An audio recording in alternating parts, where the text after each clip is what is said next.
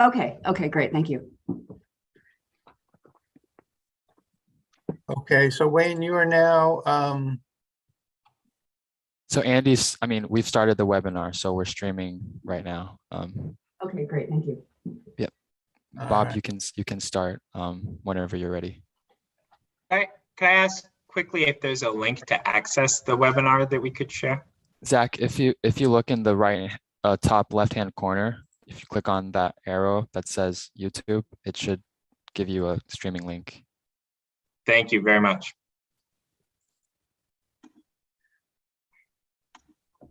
Okay. All right, good morning. Let's go on the record.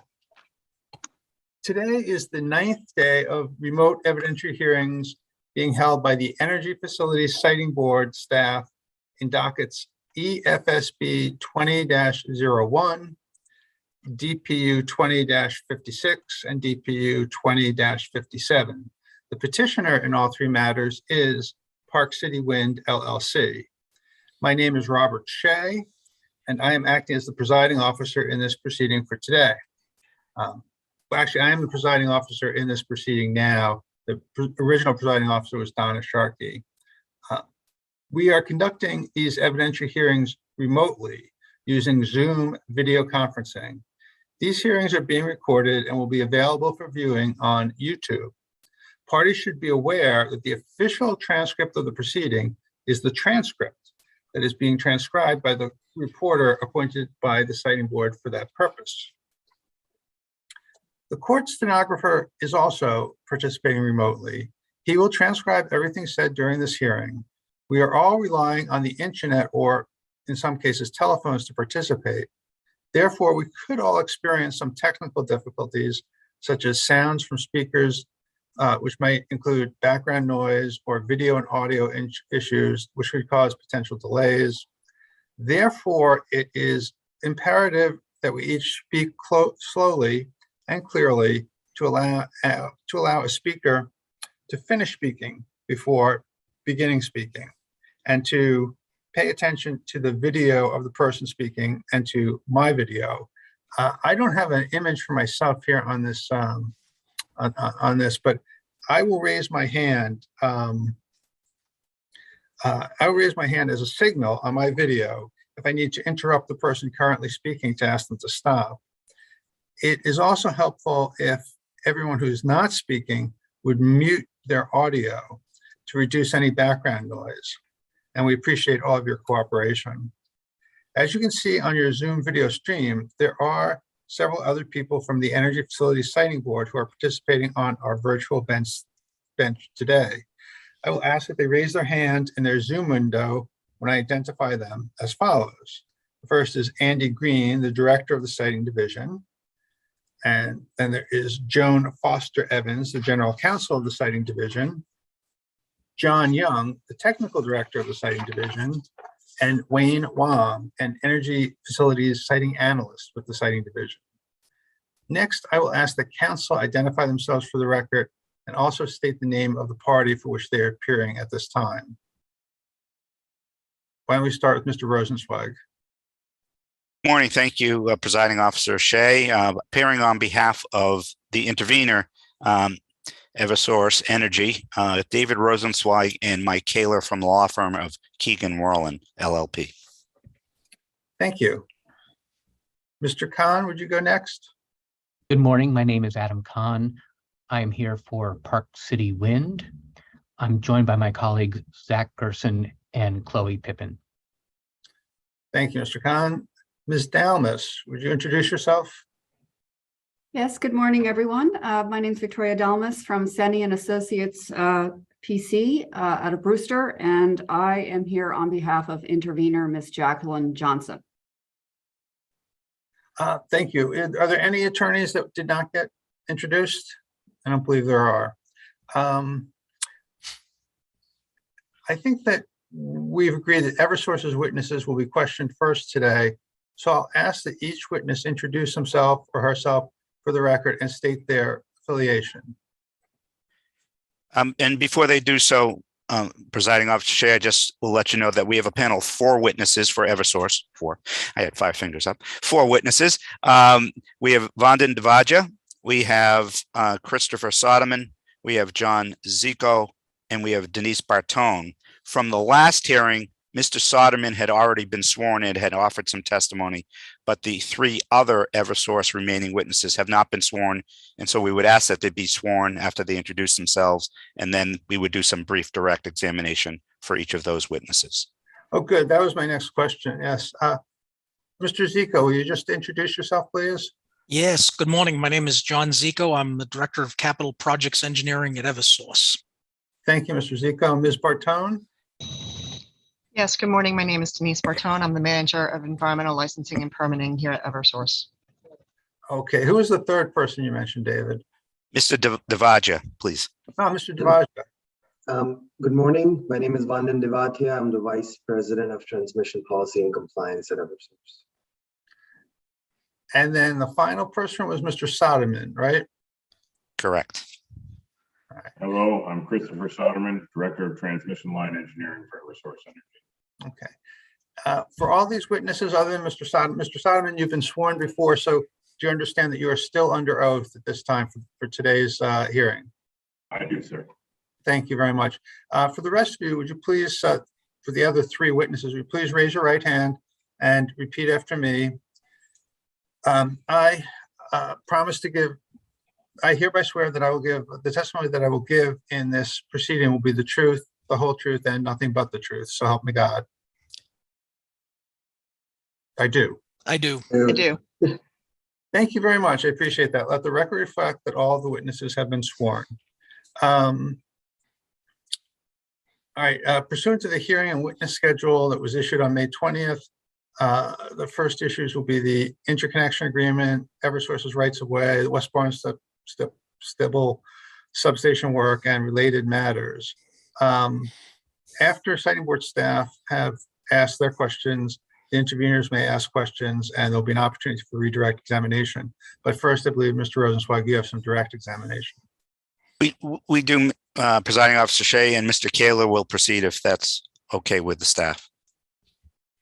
That's great. Go ahead, Mr. Kaler. All right. Good morning, everyone. Ms. Bartone, let's start with you. And you've just given your name and position with Eversource. So let's start with what has been your role on behalf of Eversource with respect to Park City Winds project that is at issue in this proceeding?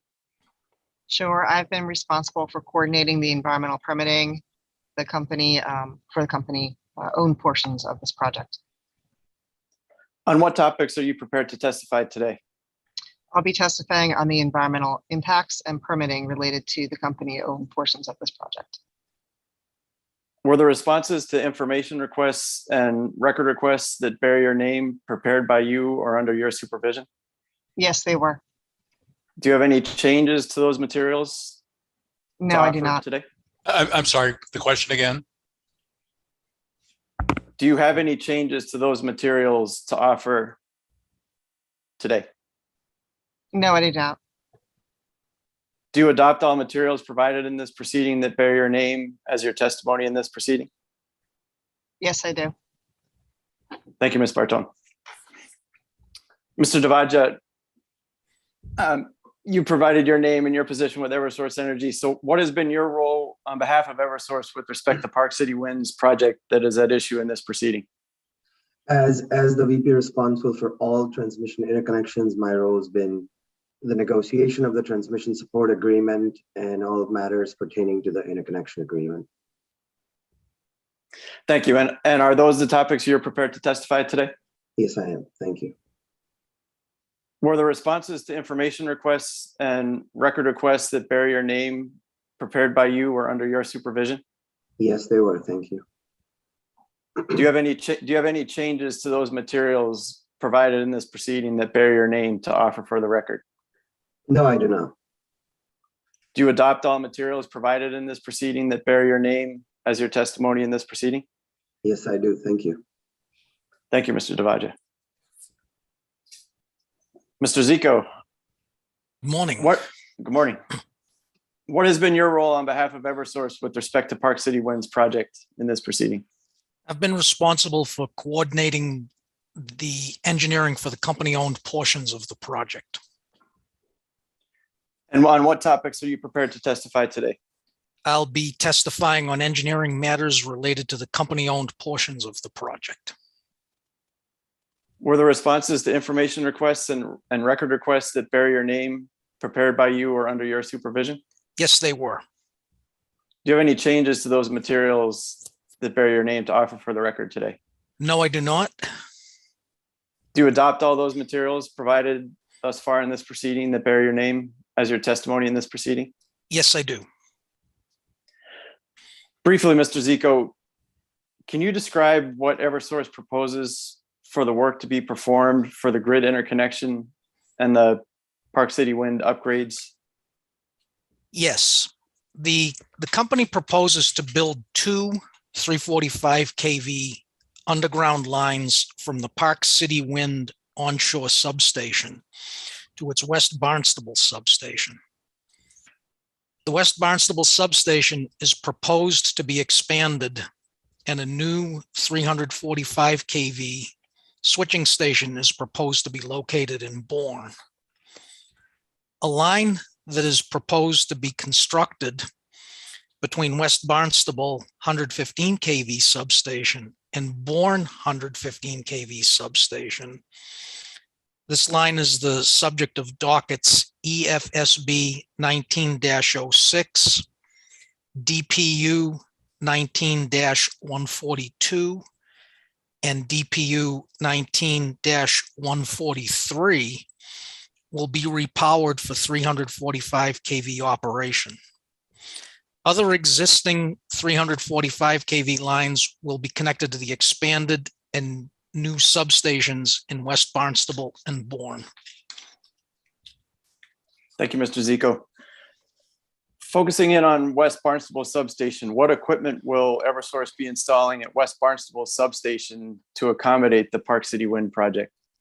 The company proposes to install a 345 kV gas insulated or GIS switching station, a second auto transformer, and associated control center. The 345 kV GIS will switch the two incoming lines from the Park City Wind onshore substation, the repowered 115 kV line that I identified in my prior reply, existing line 399, as well as the new and existing auto transformers. The 115 kV switching position created for the proposed line that is the subject of dockets EFSB 19-06, DPU 19-142, and DPU 19-143 will be repurposed to switch the 115 kV side of the second auto transformer. Thank you. And what are the company's related plans for substation expansion in Bourne? The company proposes to construct a new 345 kV GIS switching station on land that is part of the Massachusetts Military Reservation. This station will be the terminus for the line that is subject of dockets EFSB 19-06, DPU 19-142, and DPU 19-143. Existing 345 kV line 399 and line 322 that are proximate to the proposed site will be connected to the new switching station. So, Mr. Zico, recognizing that we're here today about the grid interconnection that's a part of the Park City Wind project, for each component of the other pieces of work that you've described, how does Eversource anticipate seeking approval for that work? The original West Barnstable substation and 345 kV line 399 were constructed pursuant to a decision in dockets EFSB 10-2, DPU 10-131, and DPU 10-132. The West Barnstable substation and 115 kV line 144 are expected to be constructed pursuant to a future decision in EFSB 19-06, DPU 19-142, and DPU 19-143. It is anticipated that project change notices will be required for the proposed expansion of the West Barnstable substation, the change in terminus of line 399, and the voltage change of proposed line 144. Exemption from the town of Barnstable zoning bylaws will also be sought as part of the original decisions for the West Barnstable substation. So accordingly, the company expects to seek exemption from the town of Barnstable zoning bylaws for the expansion as well. The proposed Bourne 345 kV switching station is the site of the Bourne 115 kV switching station that has been in operation since the mid-1950s. The Bourne 115 kV substation is in the process of being rebuilt on an adjacent piece of property. And once all 115 kV lines are moved from the existing Bourne 115 kV station, it will be demolished. And that will free up the site for the proposed Bourne 345 kV switching station. The need for the Bourne 115 kV rebuild is asset-based and is separate and distinct from any other needs. As the proposed site is in the Massachusetts Military Reservation, the town of Barnstable zoning bylaws are not applicable, so the company does not anticipate seeking any siting board or DPU zoning exemption for that construction. As discussed above, line 399 was built and line 144 is proposed to be built pursuant to EFSB decisions. The company expects to file project change notices for the change in terminus and voltage location. Line 322 was built with the original canal generating units and predated the existence of the EFSB. The company anticipates that a determination of applicability under Section 72 will be sought for the work associated with line 322 to bring it into the new Bourne 345 kV switching station. Thank you, Mr. Zico. Mr. Presiding Officer, the panel is available for questioning.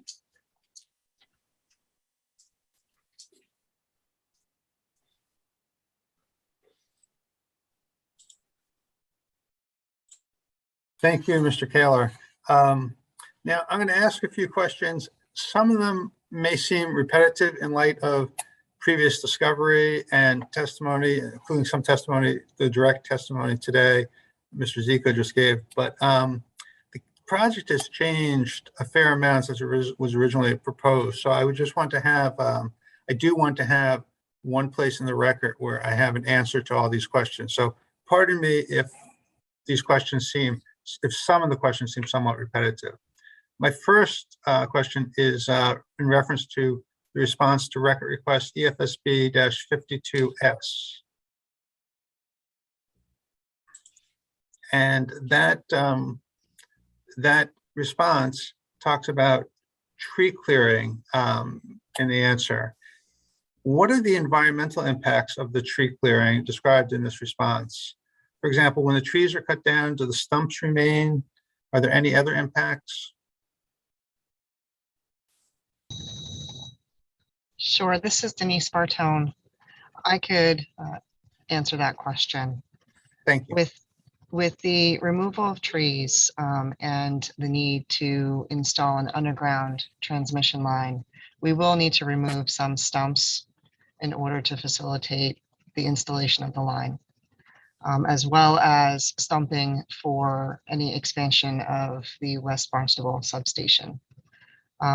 Within the right-of-way, we do not have tree removal, so it would just be shrubs and so forth that would be, again, removed from the installation of the transmission line. As far as leaving stumps outside of the immediate area, I think that will really depend upon the conditions on site. Are there any plans, when you cut down the trees, are there any plans for revegetating the area with not necessarily trees, but shrubs or something like that? On top of the existing transmission, on top of the proposed transmission line, we would look to restore with low-growing shrubs, grassy type of vegetation. We would not want to encourage the growth of trees. Okay, but you would have a revegetation plan. Yes. And these areas that will be cut, where the trees will be cut down, are they priority habitat for any animal? No, we are not in any priority habitat for endangered species. Thank you. Referring to record request, the response to record request EFSB-52S at page 6, the response refers to, quote, the addition of riser poles required to interconnect the underground transmission lines to the stations, close quotes. Now, does this addition of riser poles require any zoning relief?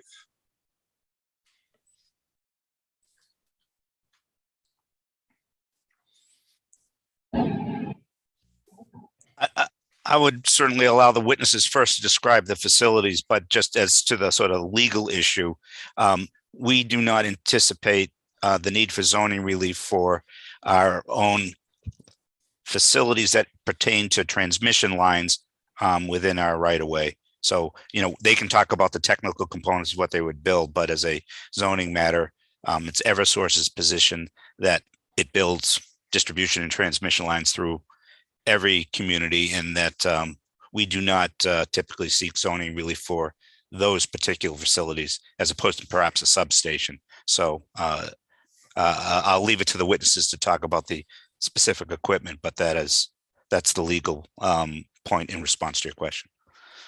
Thank you. I just wonder, and I know you do, the company does build a lot of transmission lines through every municipality, but the riser poles, they weren't really described. I don't know. Someone in one of the witnesses, tell me what the riser poles look like. Certainly, I can take that. So at the West Barnstable substation location, line 399 and the proposed new line 144 are going to come in overhead. When the 345 kV expansion is built, we have not identified a way to bring those lines in overhead, just because of the amount of congestion in that area with existing overhead lines. So what we would propose to do is bring them into this new 345 kV GIS underground.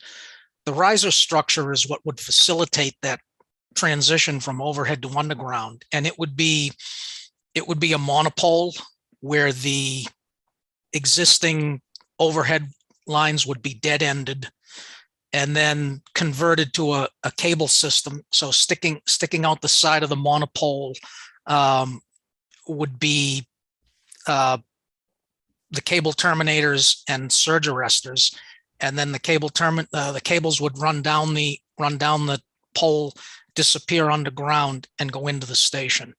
The height, we have not done the final design yet, but I would anticipate that the height would be comparable to the structures that are out there now for the 345 kV lines. Important thing to remember is that there's no, one of the things that would drive different heights for riser monopoles is that they were very close to each other. But in this particular case, we have enough room in the right of way so that you can arrange two cables to be transitioning on one side of the pole and one on the other, which would allow us to maintain our standard phase spacing. Okay, and my understanding, I know Mr. Rosenzweig, you deferred to your witnesses on factual matters. My understanding is that the zoning relief sought at least in this petition under consideration today does not include these riser poles or anything built by National Grid related to the interconnection. Built by Eversource, that's correct. None of the facilities that are being proposed on the Eversource side of things are subject to a request for zoning relief at this stage. We would apply for zoning relief, as Mr. Zico said, particularly regarding the West Barnstable substation expansion, when that is fully fledged and ready to be presented to the siting board. Thank you. I appreciate that. Bob, may I follow up on that response just for a moment, Please please? do. Please do. So under the TSA, the grid interconnection appears to be just the underground cable. Is that correct? Maybe Mr. Devaja can talk about the agreements, but I do believe you're correct, but I'd allow him or other witnesses to describe the provisions of the agreement as it relates to these facilities. So what I'm trying to get clarity about is exactly what is the piece that is the subject of this proceeding and kind of where does it end? Maybe that answers some of our questions. Where is like the termination of the grid interconnection at the West Barnstable substation that is the matter of this proceeding? I can describe. I think your question is specific to this proceeding, and the scope of this proceeding is the interconnection coming into West Barnstable substation. Everything that needs to be done at the substation is going to be part of the follow-up proceeding that we've discussed, and same with Bourne. So the two substation improvements that would be needed would be are not a subject of this proceeding. This proceeding is limited to the 3,900 foot approximately interconnection that goes from Park City Wind substation to the West Barnstable substation. I'll just clarify one more thing, since Mr. Rosenzweig mentioned the TSA, the Transmission Support Agreement, includes cost recovery for everything. So it's encompassing of the interconnection, the two substations, and any costs associated with the line. So that's really helpful. Thank you, because I think it helps define what we're talking about here. I just had one further question, and actually it goes to Park City Wind. And I'm not sure quite how to handle this because the Park City Wind attorney witnesses are not up right now, but maybe Mr. Khan can help us out with this question. Park City Wind did request zoning exemptions for the grid interconnection piece. And Eversource is saying that they're not needing zoning exemptions for that piece. I will say that Park City Wind is the petitioner here, and I'm looking to find out how we reconcile those two views of this request. And maybe it's a record request if that's the way it needs to be. But right now we have two different sets of requests on the record, and I'd like to reconcile. I think a record request in this instance would be helpful so that we can deliver a clear response. And possibly joint response, if that makes sense at all. We will look into that. Okay, thank you. Okay, I'm trying to see what I've got in terms of record requests. I think the last one was 65. So that will be record request RR-EFSB-66. And Joan, do you want to say exactly what you're looking for? My request is whether the petitioner, Park City Wind, is continuing to request an zoning exemption for the grid interconnection. Okay. Thank you. Thank you very much. Thank you, Bob. I'm done for the moment. Thank you. Thank you. That helps me a lot also. Let me refer to the response to record request RR-EFSB-52S at page 6. At this in this response, there's a reference to, quote, new access roads that may be necessary to facilitate construction of the underground line. Now, my question is, what, if any, environmental impacts will such access roads, construction of such I'm sorry, my question is, what, if any, environmental impacts will such access road? Well, will construction of such access roads cause? Sure, this is Denise Bartone from Eversource. I can answer that question. So that portion of the right-of-way has existing access roads that are in very good condition. That being said, we will need some spur roads, basically roads coming off of those existing access roads to get to the area of construction. In addition, in order to facilitate construction, we will have to have an access road that would go alongside where we would plan to install the trench for the underground facility. It would, the environmental impacts would really be grading and really ground disturbance, as minimal as possible. I don't envision a lot of digging to create these access roads. But again, this really depends on the topography and the slope in order to create a safe access for our equipment when constructing the facility. Okay, thank you. My next question has to do with, in the response to record request RR-EFSB 52S on page 3, there is a table that's entitled "The Anticipated State Approvals Required for the PCW Upgrades May Include," and then it's got a table of approvals that may be necessary with the agencies. But later, in response to record request EFSB 54B, there's a statement that the information provided in this table, the table of anticipated state approvals required for the PCW upgrades, relates to components separate and apart from the grid interconnection. So I just want to make sure if I understand the statement in 54B, the table that's in 52S does not relate to permits necessary for the grid interconnection. Is that correct? This is Denise Bertone. Yes, that is correct. Okay.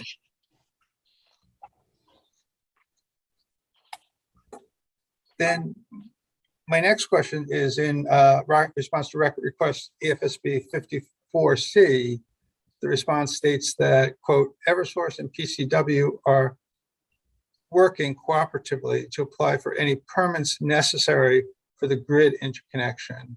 So what is your understanding of what permits will be necessary for the grid interconnection? This is Denise again.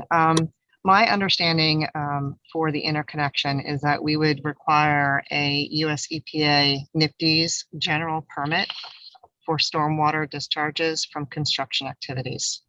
This is for land disturbance that is greater than 1 acre. And it's a US EPA, how did you describe the permit? NIPDES, NPDES. NPDES. All right.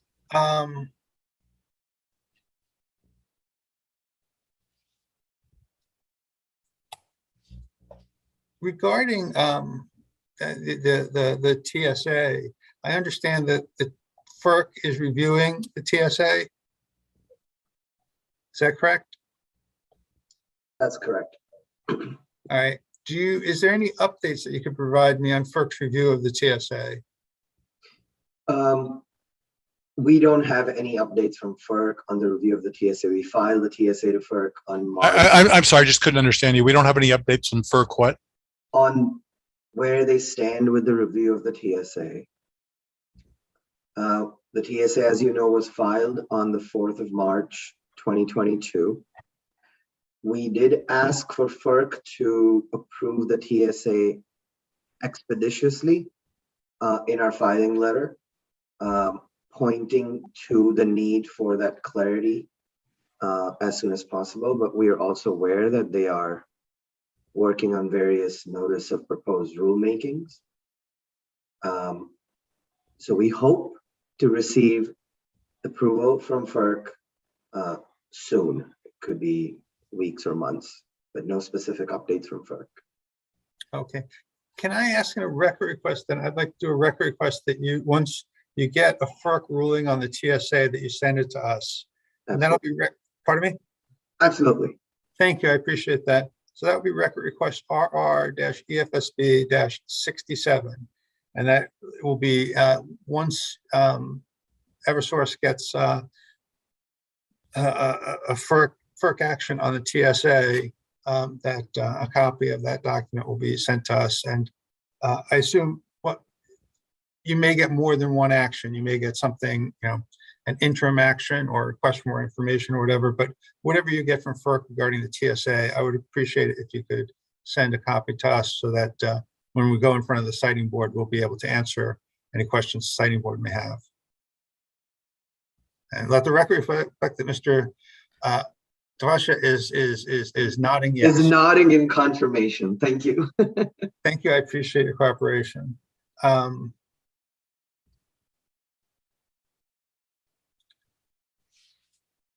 Okay, I don't have any more questions right now. Ms. Joan, do you want to do any follow-up?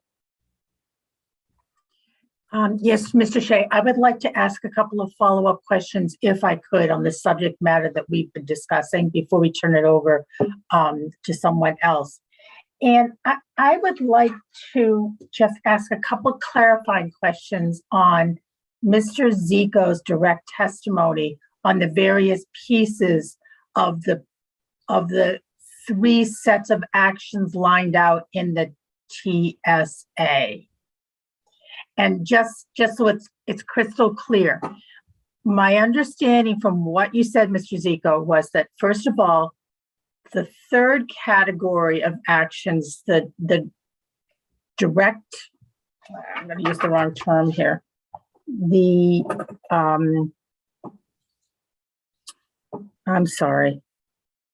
The direct assigned facilities is the same as the grid interconnection we are discussing in this proceeding. Is that correct? That is correct. As when it comes to the TSA, that's how the direct assigned facilities is a grid interconnection. And engineering has adopted the same terminology. Okay, great. And you talked about seeking approvals for phase 1 and phase 2 work as they are identified in the TSA. It's my understanding, and please correct me if I'm wrong, the phase 1 work is upgrading what we call colloquially as the Mid-Cape line to 345, and the associated work in the West Barnstable substation. Is that correct? So you're correct that phase 1, I would say partially correct. Phase 1 upgrades includes all the work necessary to upsize the Mid-Cape line to 345 kV, but still, it is still being operated at 115. So the work associated at the West Barnstable substation is not related under that to the 345 kV operation. It is not until you get to phase 2 that you include all the scope of the West Barnstable 345 kV new terminal and the Bourne new 345 kV substation. Does that make sense?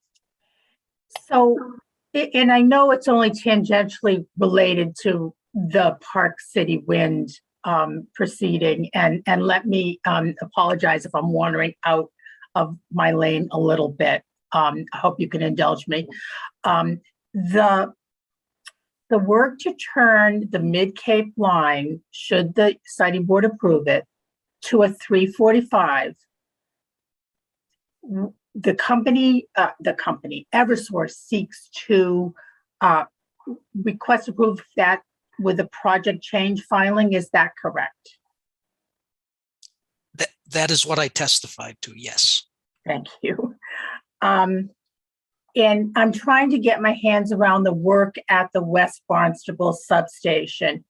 There seems to be work that would make the quote unquote mid-Cape line become a 345 line. And then there seems to be work that would make this line from Park City Wind operate as a 345, and I'm trying to see where Eversource would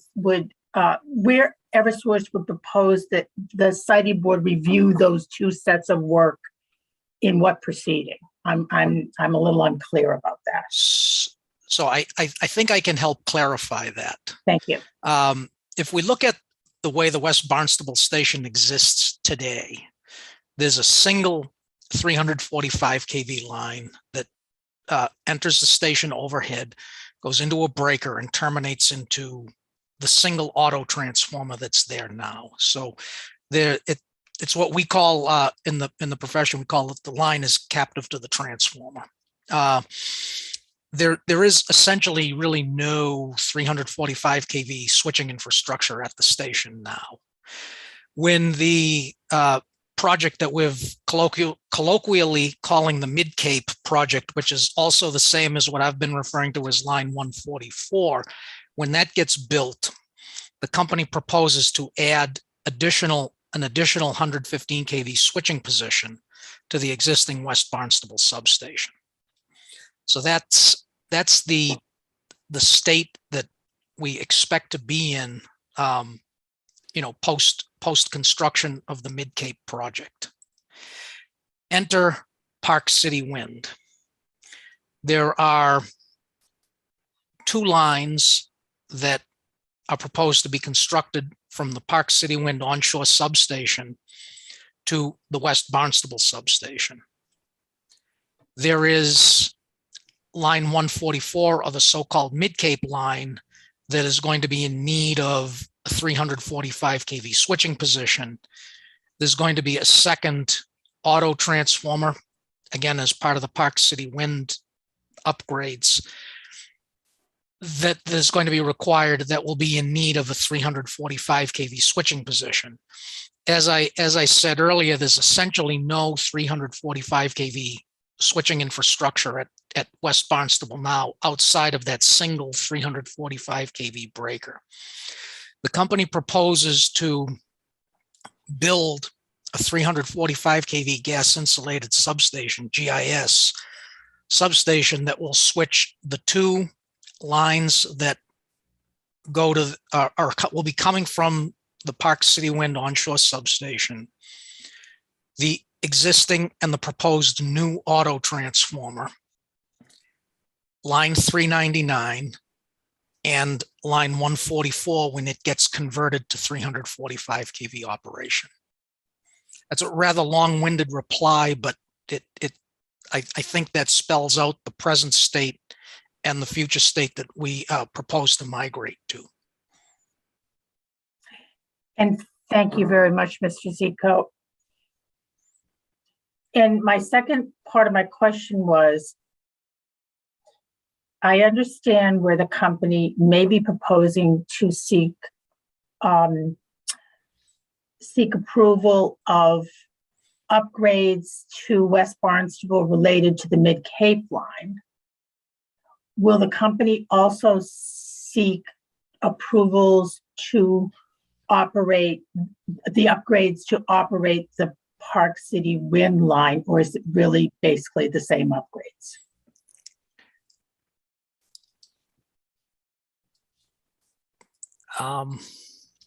So what the company would be seeking approval for in the future outside of this proceeding would be, through various avenues, would be the installation of the 345 kV GIS at West Barnstable, its associated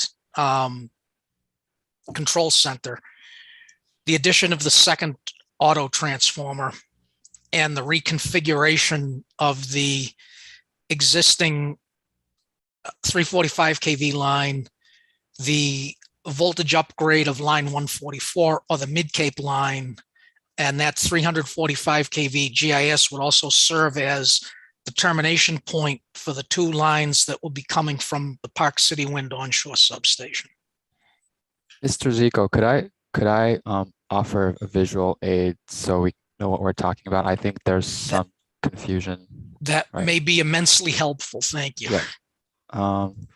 So I don't guess know. I feel like I understand what pieces of equipment we're talking about. Mr. Zico, I'm just trying to figure out where would Eversource seek approval of building that equipment if Eversource is seeking approval at all. And I'm clear on the Mid-Cape line portion, but not on the Park City Wind portion. If the grid connection includes just the lines, then there's obviously associated work at the West Barnstable station to make those lines work. And that's the piece related to this proceeding. I'm trying to figure out where would approvals, if any, come for that work. And Mr. Zico, could I confirm that the TSA does not describe any expansion on to the west of that, which would be for the Mid-Cape?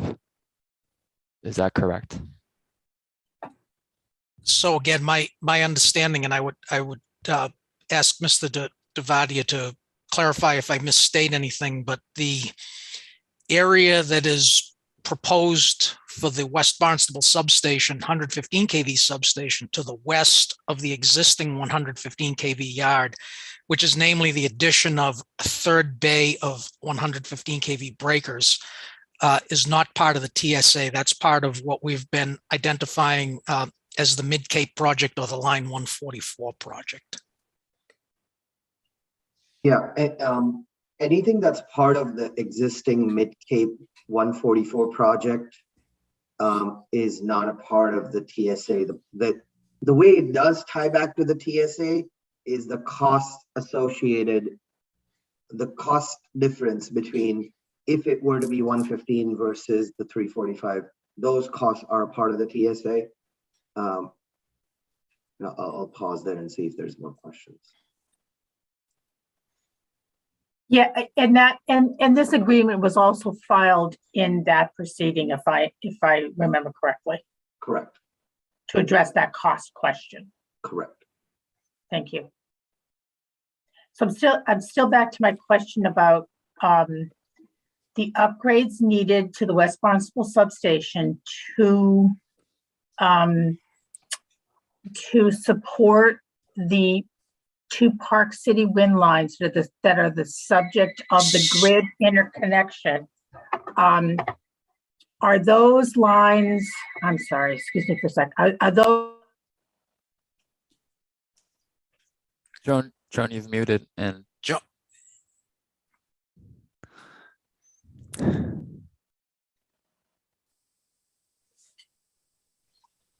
I'm sorry, folks, a little, the joys of working at home. When will Eversource seek approval of those upgrades to support the Park City wind lines, if at all? So from a timing perspective, I can answer and others can chime in on the specifics. We seek to obtain approval for anything beyond the grid interconnection, the substations, as soon as we've advanced the engineering for those activities enough. It could be early Q1 2023 timeframe. But I'd welcome others from Eversource to chime in. And I can clarify a bit. I think to address some of the outstanding items that Ms. Foster Evans may be seeking clarification on. Could I ask that Mr. Wang please put that visual up again that was part of a reply to a record request?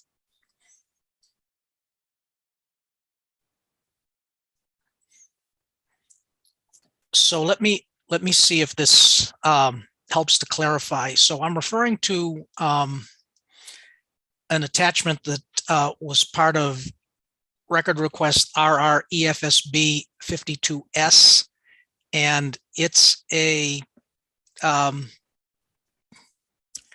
it's an overhead visual, if you will, a mock-up of the West Barnstable substation as it exists today, as well as the Oak Street 115 kV to 25 kV distribution substation.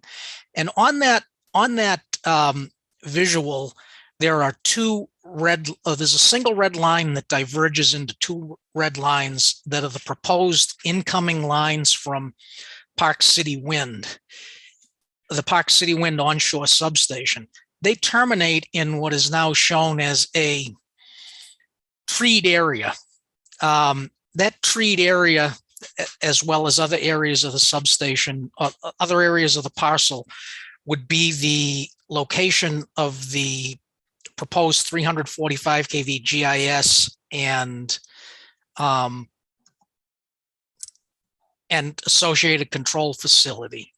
The proposed second auto transformer would go to more or less the north, is proposed to go to the northeast of where the existing auto transformer is, that can be seen in the existing fenced area. It's more or less in the upper corner of the station.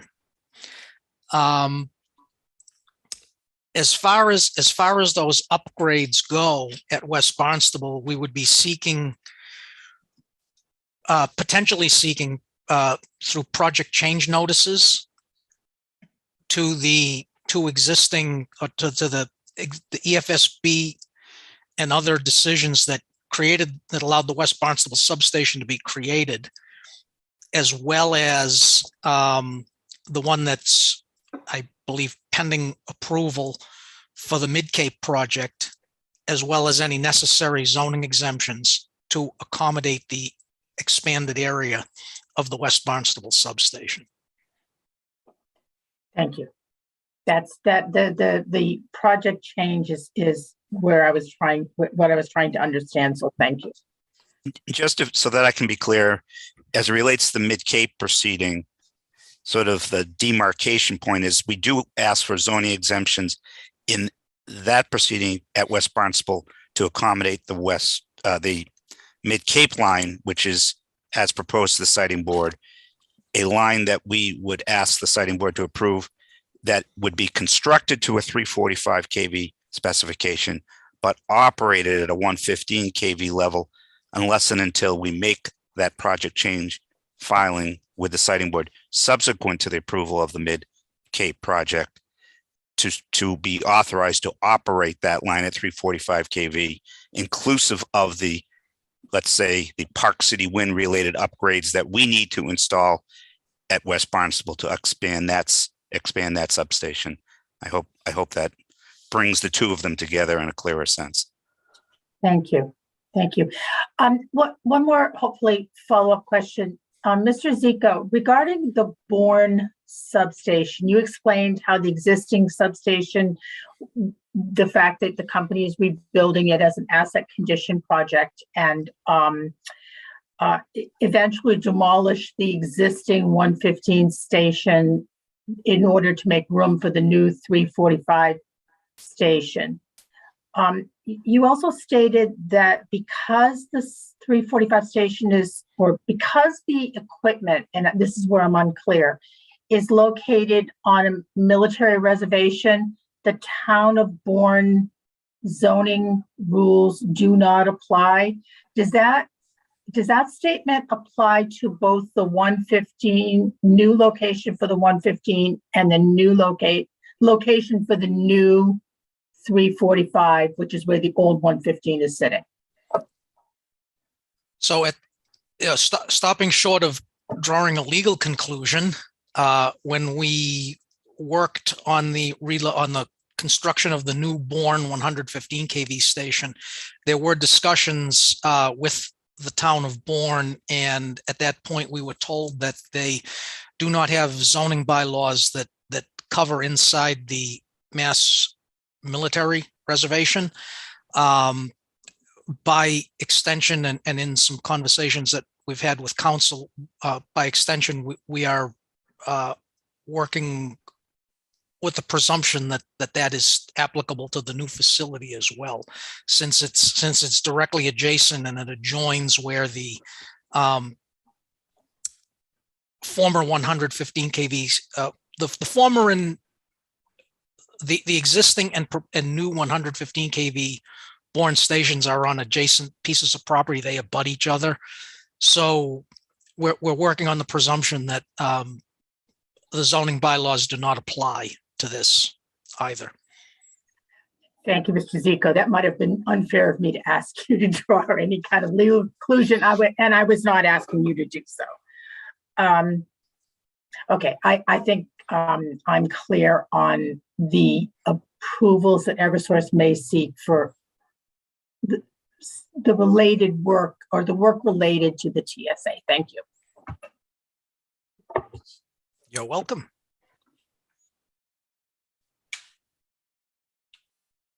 Okay, now, Mr. Wong, would you like to be next in the questioning? I had a couple of questions, but I think Mr. Young had a pressing question to ask right now. Mr. Young. Mr. Zico, a couple questions. One is, as you were designing the mid-cape to go at 115, you had some additional switching at West Barnstable at a level of 115 kV, correct? That is correct. And now, so one question is, if you're going to build it at 345 capable, you expect to run it at 115 and you would need that equipment, or is the timing such that you might build it at 345 and only use it at 345? The expectation currently is that we would build for 345 kV operation, initially operate at 115 kV. If and when a project change is approved to operate it at 345 kV in anticipation of the Park City wind upgrades, we would disconnect that line from the 115 kV at West Barnstable, and we would then reuse that switching position that was the mid-cape 115 kV line, would reuse that to switch the output of the second auto transformer. You probably answered it, but not in a way I understood. My next question, which is whether you would have 115 facilities that you had built at West Barnstable that you only used for a very short period of time before you switch over and use 345. The 115 kV at Barnstable that we would build and possibly only use for a short period of time would be limited to the section of overhead 115 kV line coming into the station. All of the equipment within the station, the circuit breakers, bus work, disconnect switches, voltage transformers, etc., would all be reused to switch the output of the second auto when that came online. So is it correct that not just the transmission line with the distances, the clearance distances on the transmission line, but also the interconnect facilities would be 345 capable? So the way I anticipate it happening is that the existing 115 kV yard at West Barnstable will be built at 115 kV. The section of line from the section of mid-cape line from its last terminal structure outside the station to the terminal bridge inside the station, the phase spacing will converge from 345 kV to 115 kV. And where it terminates in the station, that last section will probably not be capable of 345 kV operation. But again, it's a section that we would not be able to reuse because the 345 kV proposed proposed location for the 345 kV GIS is not, is in a different location than the 115 kV yard would be. So at that location in the 115 yard where you have a new position, will that become surplus? Will that be an unused position? No, that will be used to switch the output of the second auto transformer. Okay, I know you said that, but it takes a little bit to. If that helps clarify for the record, then. Yeah. And you would use the word, for nomenclature, you said new 345 switching station. And so just as far as nomenclature goes, does Eversource consider this all one substation that has both 115 and a 345 level? So it's an expansion of the West Barnstable. I mean, for instance, you have Oak Street substation that's got different voltages that's right next to it. And by nomenclature, that's a different substation, even though it's pretty close. You're going to have one fence line and it's going to be called one expanded substation. How does the wording work?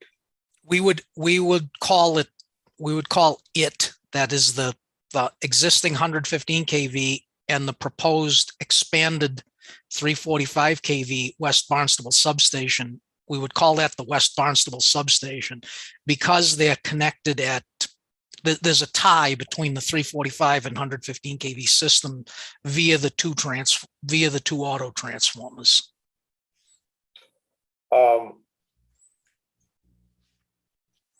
And then the voltages would still be a 115 and 345 substation. Those are the only two voltages there. It's just now that you would have switching at both voltages. That's correct. Thank you. Mr. Wong. Thanks, Mr. Young. Good morning, everyone. I had I had several just questions to clarify for the record. Please indulge me. So this morning we talked a little bit about the FERC aspect of the settlement agreement. And I just wanted to get on the record that please confirm that this TSA was part of the generator interconnection request with ISO New England. The TSA will become a part of the interconnection request with ISO New England. Once we get FERC approval on the TSA, then the IA, the interconnection agreement, will be subsequently filed with FERC. That doesn't require approval, but it does require FERC filings since it's not a typical IA. Thank you, Sorry, Mr. since it's not a typical what? IA, interconnection agreement. Thank you, Mr. Devatia. So it sounds like ISO New England will not necessarily have a role in reviewing or approving the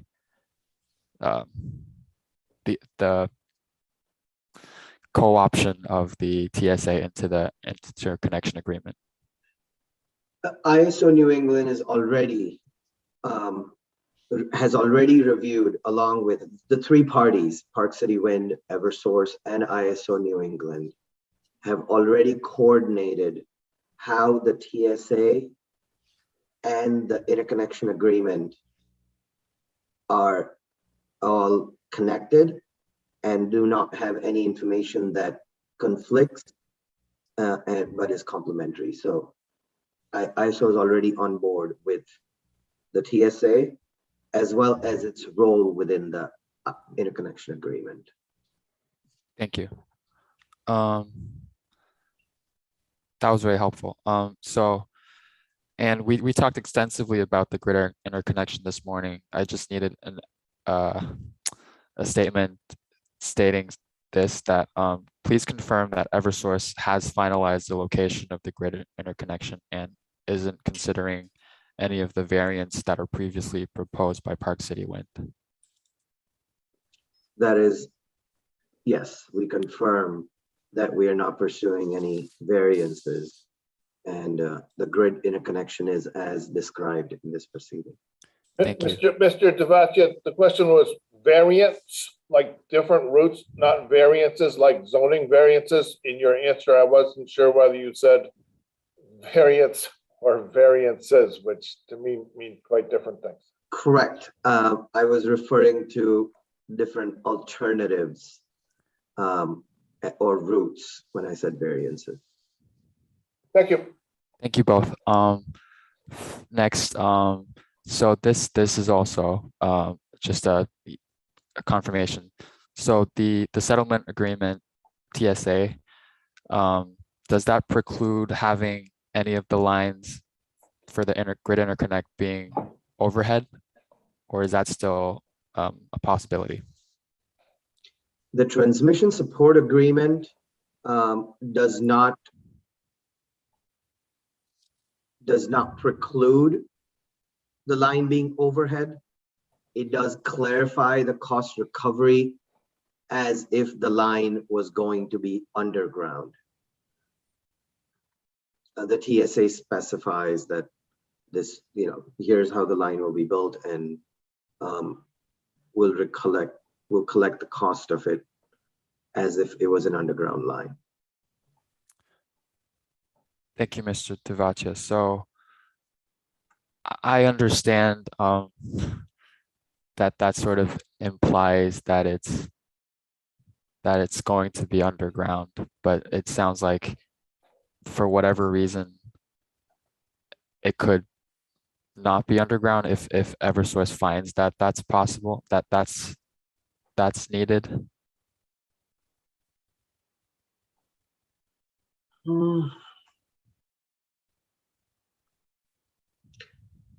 David, you're on mute. Yeah. Because I was just looking at you to help here. I'm trying to think, it's between you and Adam, I suppose. Well, I was just going to ask, I apologize for being on mute, whether the essence of Mr. Wong's question is whether the company is, and the company here being Eversource, is definitively asking for the siting board's approval of only an underground line at this point for the grid interconnect. If that's your question, I think we can answer that unequivocally. So I would let the witness answer that, but is that your question? Essentially, yes. Okay, then I confirm that we're seeking approval only for the underground designed grid interconnection. Thank you, Mr. Tavacia, and thank you, Mr. Rosenzweig, for clarifying that.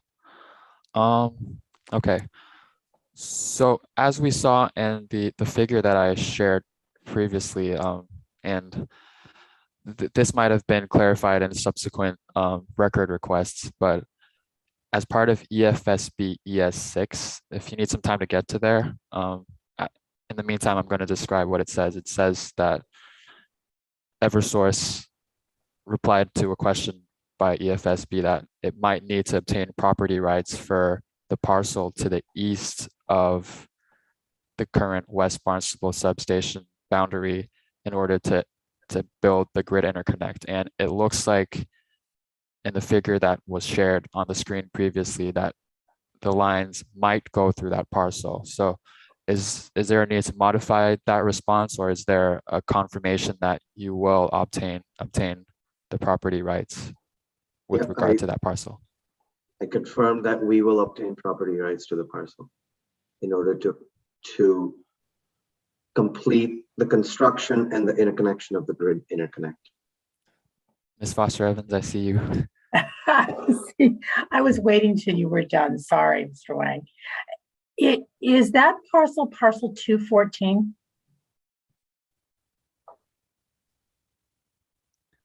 I do not recall the number of the parcel. I don't know if someone else on our team does. I was referring to 214. I don't know that Eversource would Park City Wind be able to confirm that?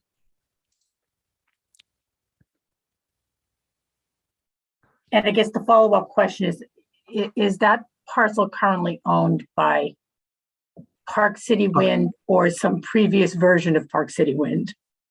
Can I? Yeah. Good. So this is the parcel 214-001, and it looked like coming from the right of way, it would veer a little bit into that and then come over here. That is correct. Miss Foster Evans, you had your second question. Would you like to restate that?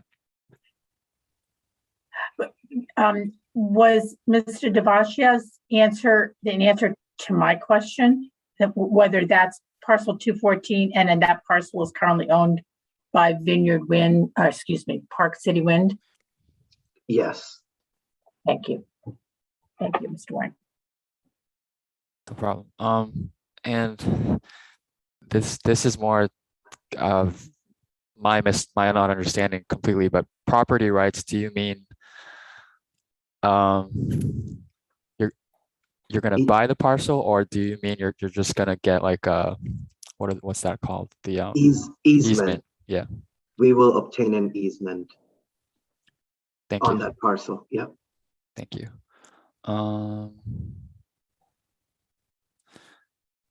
Okay. So in the record request RR-EFSB-52 supplement, the Eversource describes briefly or completely describes the extent of impacts anticipated by the company for the grid interconnection. I'll let you take your time. I'll let you get there as I get there as well. Can one of the witnesses tell me if this is the extent that Eversource sees the environmental impacts or footprint of the grid interconnect?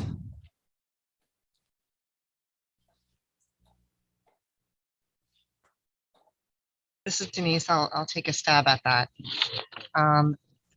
In the record request EFSB 52 per an S, we described the extent of tree removal for where the line exits the Park City Wind Station, as well as where we would enter the West Barnstable substation. At this point, it's a desktop estimate of tree removal. And it is also our understanding that Park City Wind has included the estimated 0.73 acres of tree removal in their own testimony. I believe that's true. My question was also because on page 6 of the record request, Eversource had described, for example, soil removals and such. So I was trying to understand if there were any other impacts that Eversource sees in the vicinity of the West Barnstable substation, because we've heard a lot about the rest of that part, whereas this new little offshoot that goes into the parcel is not as described as the rest of the route. Sure. So we would have the tree removal and any vegetation within the right of way, which would be again more of a low shrubby type of vegetation, removed as part of constructing the underground facility. There will be excess soil as described in the record request response, amounting to approximately 3,700 cubic yards of soil. That soil would be removed and disposed of in accordance with state regulations. And other than the tree removal and vegetation, and then the digging of the soil and ground disturbance, there would be no other physical alteration that I could think of at this time. And correct me if I'm wrong. As earlier in this morning, Eversource had also stated that there aren't any wetland features or water features in that parcel. Is that correct? Yes, that is correct. Thank you. I had one last question on this area, which is Eversource had given like a preliminary drawing for the receiving pit and the launching pit for the jacking shaft between that goes under Route 6. And it wasn't clear to me where the jacking shaft, the receiving pit, sorry, on the northern side of Route 6 would be. Would that be in the right of way, or would that be in the aforementioned parcel 214-001? So right now it appears that would be in that aforementioned parcel 214. Right, that's where the receiving pit would be, and then the trench would continue north to the new GIS gear beyond that. I'm sorry, to the new GIS what? To the new GIS switch gear beyond that. Thank you. Thank you, Mr. Soderman. And this is a simple question. I think it was described as pipe jacking, right? That was the method described in the record request. That is the preliminary mechanism for trenchless crossing to get under Route 6 that Park City Wind has evaluated in cooperation with Eversource. Because you know, obviously an open cut trench across Route 6 is just not something that's practical. And the area is not conducive to a horizontal directional drill. And just simply, yeah. Mr. Soderman, just to fill out the record, just on that point, maybe we have that already, but when you say the area is not conducive, are you talking the geology of the area, or just whether there's locations that you could line up on both sides? It's just inavailability of the land that you would need to use. So there's that, and there's also a little bit of the topography. The north side of Route 6 is at a somewhat higher elevation than the south side of Route 6. And so HDD has a limited ability. I'm sorry, and so your sound is really poor. And so HDD has a limited ability to angle downward toward getting underneath the roadway and maintaining the clearance that we need to. It has to be more gradual. Think of like what you would do as approaching a river bank, for example, as opposed to this situation where we need to kind of get down, go straight across, and come back up. That's where pipe jacking or jack and bore would be more appropriate. I'm sorry, that's where pipe jacking or jacking what? Or jack and bore would be more appropriate. So with pipe jacking or jack and bore, you're digging pits on both sides of the highway to get down to a consistent level. Is that right? That is correct. Mr. Soderman, this is for my benefit. Could you briefly describe the difference between jack and bore and pipe jacking, or is one just a refined version of the other? So there's subtle differences in how you're actually bringing the pipe forward. Often with pipe jacking, sometimes also kind of referred to as pipe ramming, you're kind of driving the pipe in and then excavating it out. Whereas jack and bore, you're kind of driving a section of the pipe with a bore head on the front that's kind of digging the hole, and then you're just continuing to advance pipe sections behind that. Thank you for that. And you had mentioned that this pipe jacking was the preliminary choice of Eversource. Would Eversource leave the option open in this instance? I just didn't want to preclude if we ran into a particular detail as we got into the more detailed geotechnical investigation to suggest maybe we might want to have a slight change of technology, but that would not be going back to something like an HDD and setup. I'm sorry, that would not be going back to what? To an HDD, and the setup that we would be looking at for the crossing of Route 6 would be the same as what we're identifying here. Thank you. Mr. Soderman, I don't know if you're going to answer more questions, but your audio is a little poor. My apologies. I'll see if I can make some adjustments on this end here. Thank you. Let's see.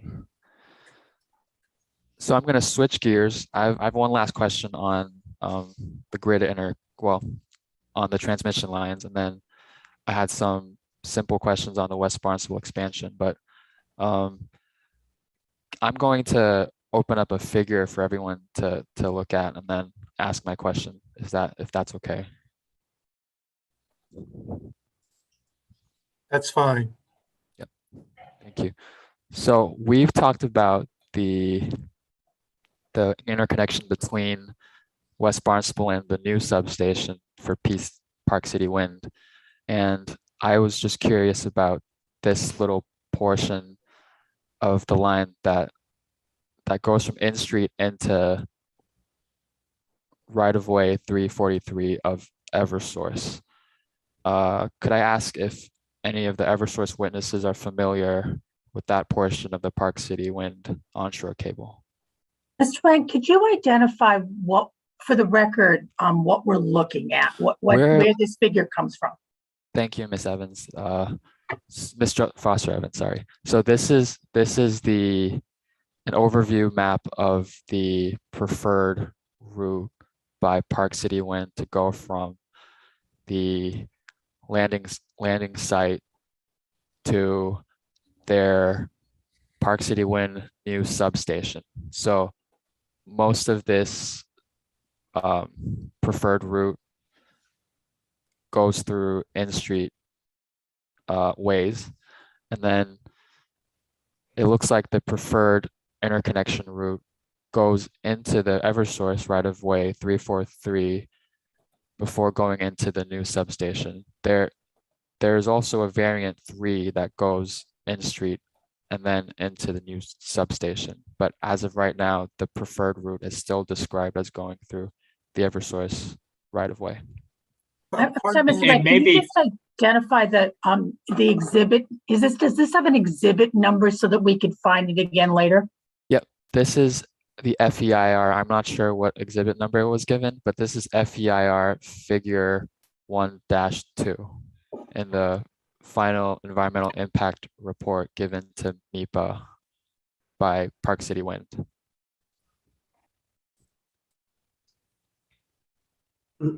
This is Vanan Devat here. I think I'm going to try to answer your question, which was, I believe, a bit generic. I'm sorry, I just can't understand you. I'm going to try to answer your question. Which was very generic, I believe, on can anyone on the call speak to this section of the line? Is that correct? Yep, that's the first question. Okay, so I can speak to my understanding of that small portion of a line that is going to be constructed in Eversource's right-of-way underground, and then entering that purple box, which is the Vineyard Wind substation, a Park City Wind substation site. Park City Wind and Eversource have been in agreement of giving access to Park City Wind to construct this line crossing in Eversource's right-of-way. They plan to construct it underground, and I don't have the specifications of it, but that's a question Park City Wind witnesses could certainly answer.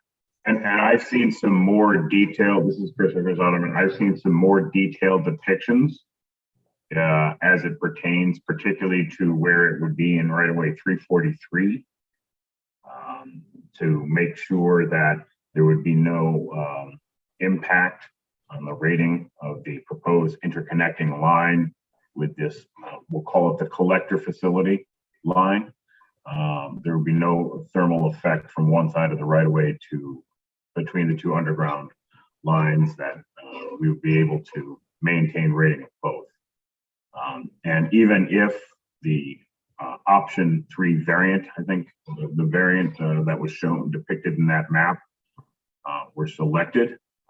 The new facility proposed for the interconnection should still be able to maintain its rating, and we would calculate any sort of derating effect from that crossing, but it would be minimal because it's a singular transverse crossing as opposed to a parallel occupancy. Thank you both for that. This might have been on the record already, but is there a co-location agreement for that small portion of the line, or if is that co-op, is that integrated into another co-location agreement? I will have to circle back with you on specifically which agreement it is. It's short enough to be a crossing. So we enter in, it might not be a co-location agreement. It's an agreement similar to what we enter into when we have utilities crossing our rights of way. Do we need to do this as a record request? I believe so, Mr. Shea. All right, so this record request would be RR-EFSB-68. And Mr. Wong, would you just concisely articulate what it is you want to receive? Thank you, Mr. Shea. I would like for Eversource to tell the siting board where an agreement for the short portion where the Park City Wind line goes into the Eversource right-of-way would be located, be it in the form of a co-location agreement or as a crossing agreement.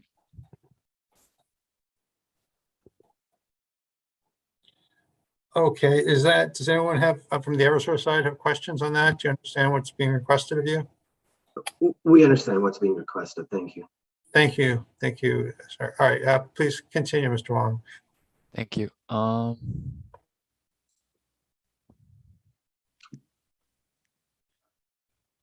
Okay. I think I'm done with the grid interconnection questions. I did say I had a couple follow-ups on the West Barnstable expansion, but I see that it's been an hour and a half. How should we handle this, Mr. Shea? That's a good that's a good observation. I was thinking the same thing. I think it would be appropriate to take a 10-minute break here, and then we'll continue, and we'll see. We'll stop at some point for lunch if we need to, but maybe we'll get through it by the early afternoon. So is there anyone that has an objection to taking a 10-minute break? We don't. Thank you. Okay, Mr. Khan, are you okay with that? Yes, that's fine. Okay, I'll see you back here. I've got 11:30. I'll see you back here in 10 minutes. Thank you very much.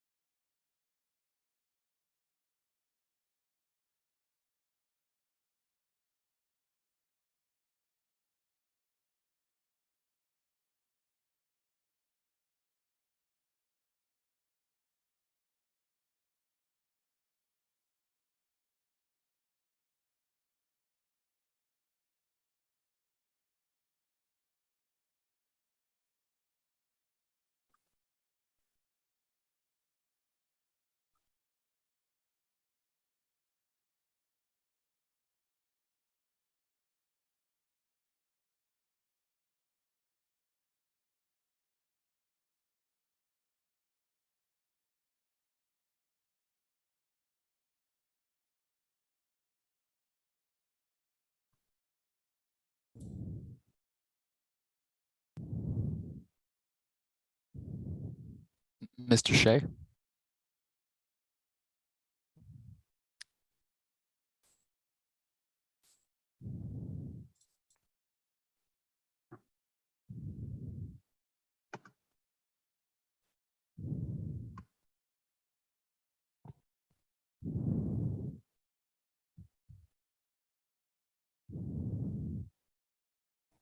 Out there, sorry, I was muted. All right, ready to go back on the record. I was trying to connect to the real-time transcript, but let's see. So we have heard. Mr. Wong, do you have more questions? I reviewed my question. Yeah. I'm sorry, are we back on the record or no? Yes, please. Let's go back to the record. Excuse me. Mr. Shea, I reviewed my questions and I have just a couple on the West Barnstable expansion. Please go ahead. That's okay. Yeah. Please go ahead. Yep. I understand that this the West Barnstable substation isn't part of this proceeding, but I had just a few questions to fill out any holes we might have on this record. So could Eversource confirm that the possible environmental impacts or any impacts from the West Barnstable substation expansion related to the Park City wind upgrades would be described in any subsequent proceeding for that?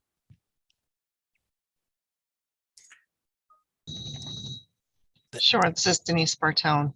Yes, it will be in future proceeding. Thank you. And this is also just to confirm some things on the record. If I could refer everyone to the FEIR. Mr. Gerson, could you refresh my memory what that exhibit is? I believe it's Vineyard Wind or VW 11 currently, unless we've renumbered to PCW. Thank you. So I'm referring to VW 11, the FEIR at figure 110, sorry. And we may just need a minute, Mr. Wong, for our witnesses who are less familiar with the former Vineyard Wind, current PCW exhibits to get that information to them. So you may ask your question, but just give us a moment to get to the right document. Thank you. Let me know when you've gotten there.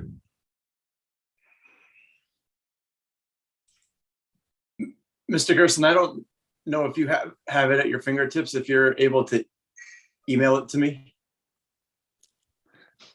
I believe it's over 100 megabytes. Never mind. I'll also throw it up on the screen. I just wanted to ask this question to get some hold on. Give me 1 second.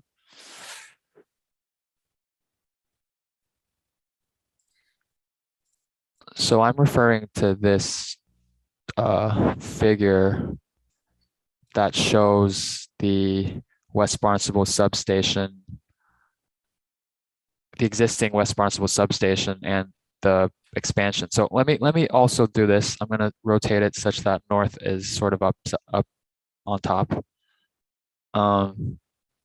So this drawing was provided as part of the FEIR Vineyard Wind VW-11, and it shows the extent of some works that Park City Wind had said. So sorry, well, I'll walk that back. So Park City Wind had made a statement that these boundaries were, to their knowledge, the indicative of the ultimate design expected for the expansion of the West Barnstable substation.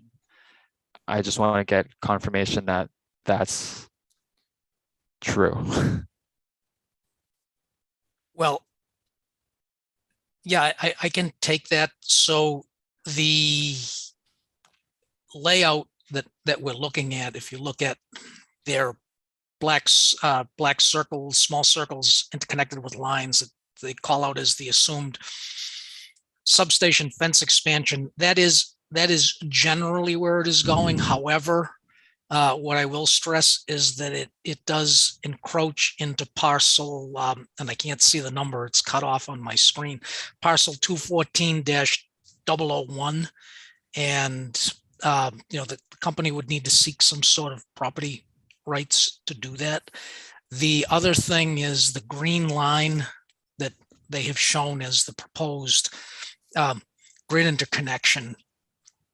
The way that it's shown now, it's headed straight for the middle of the gas insulated switchgear, and it would not be possible to terminate it that way. So what we would end up having to do is we would end up having to swing that to the east, and make, I guess, for lack of a better word, a right angle bend in it, albeit a very large radius right angle bend, so that it would come into the gas insulated switchgear generally in the east-west direction. Thank you. Yeah, I think I appreciate your answer. This is more just a general idea of it. And another quick question was, would all the equipment previously described for the West Barnstable expansion fit into the proposed general outline of the expanded fence line? Well, with the proviso that it will encroach down into the parcel to the south, and that part of the fence line is not shown.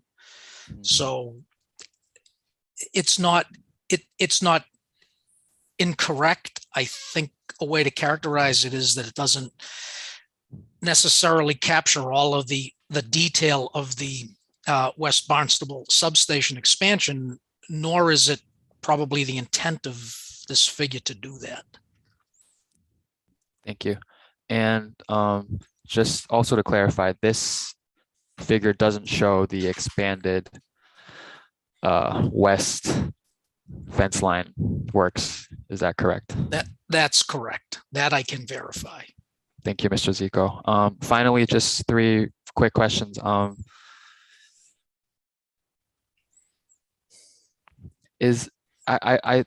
We saw some figures with satellite images, but could you confirm that whether the land is currently cleared or not for the new fence lines? It's a mix.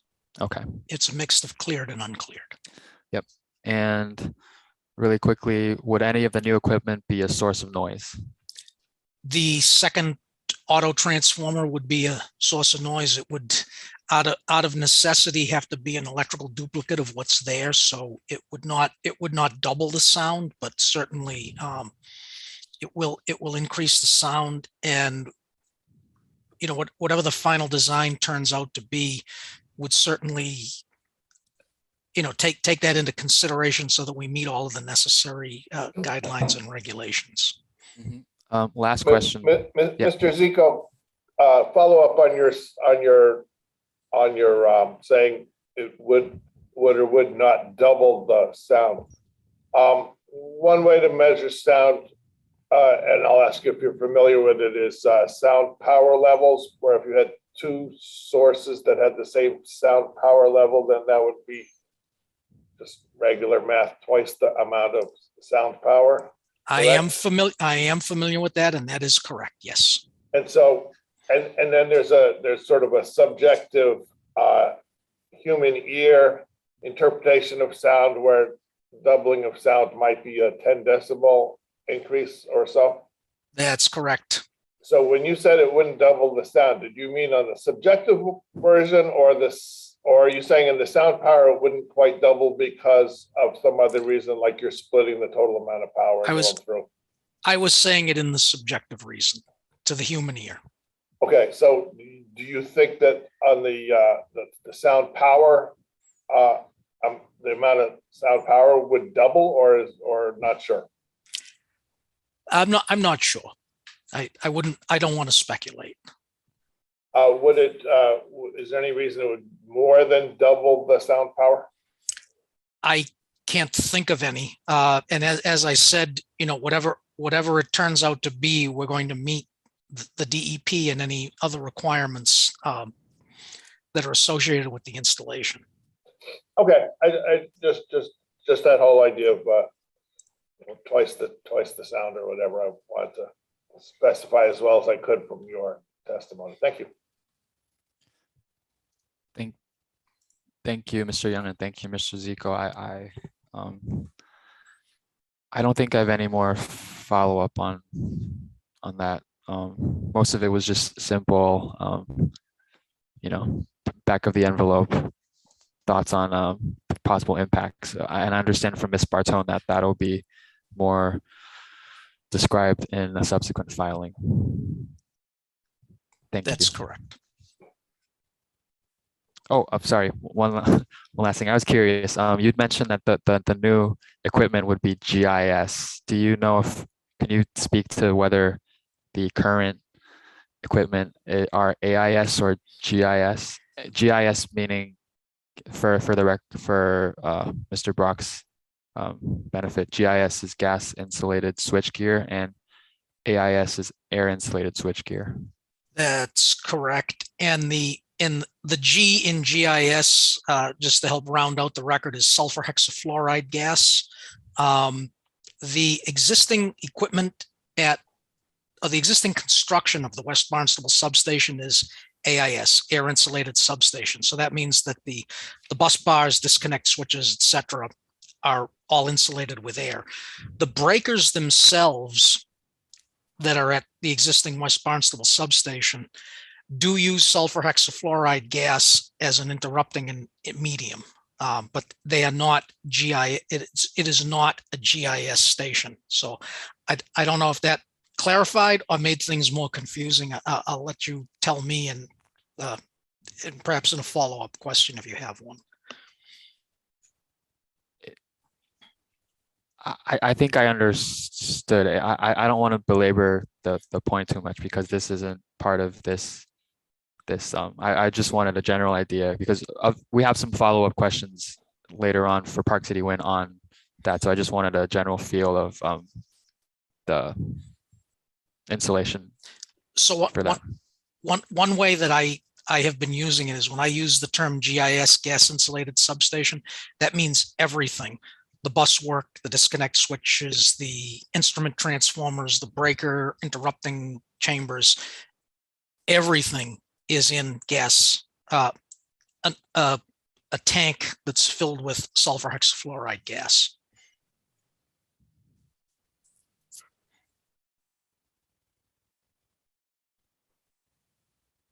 Mr. Young, do you have anything?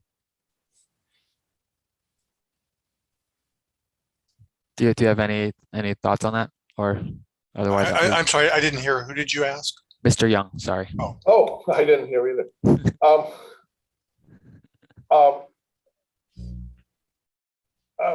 Mr. Zico, I had been looking at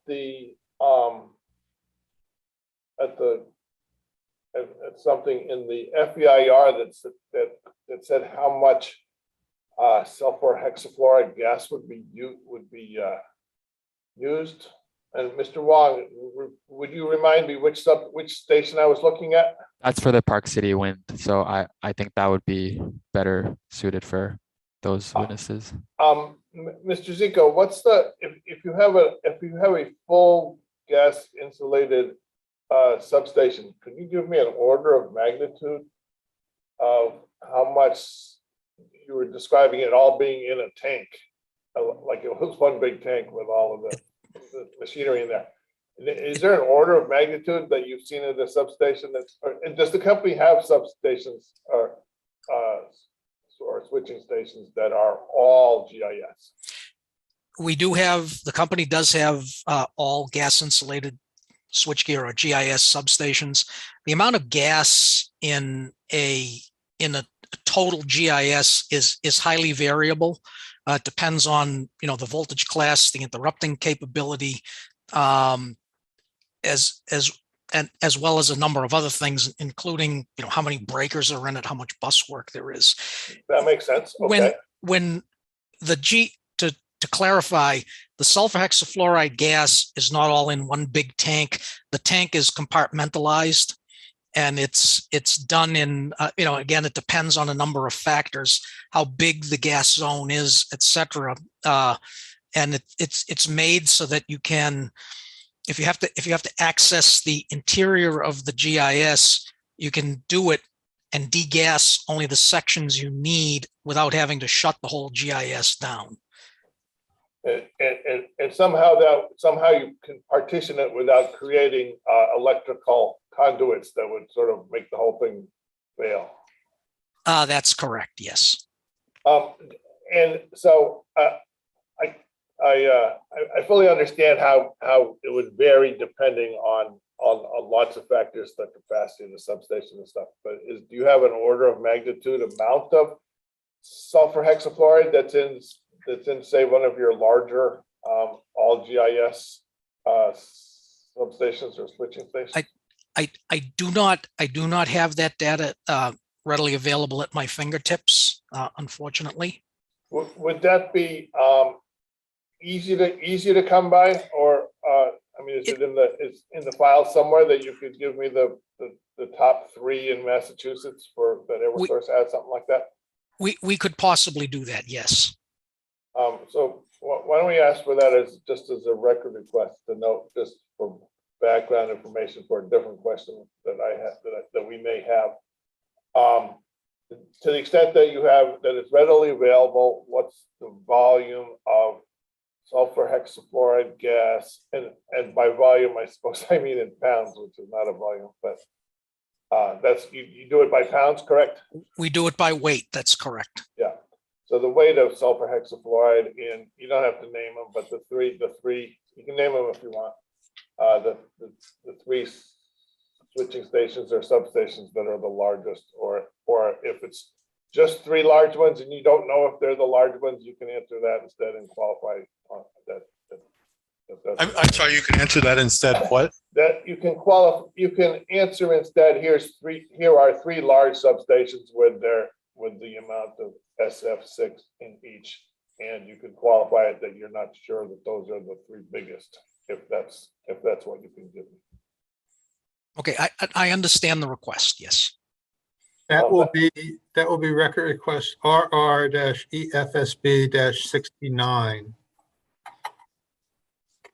Thank you.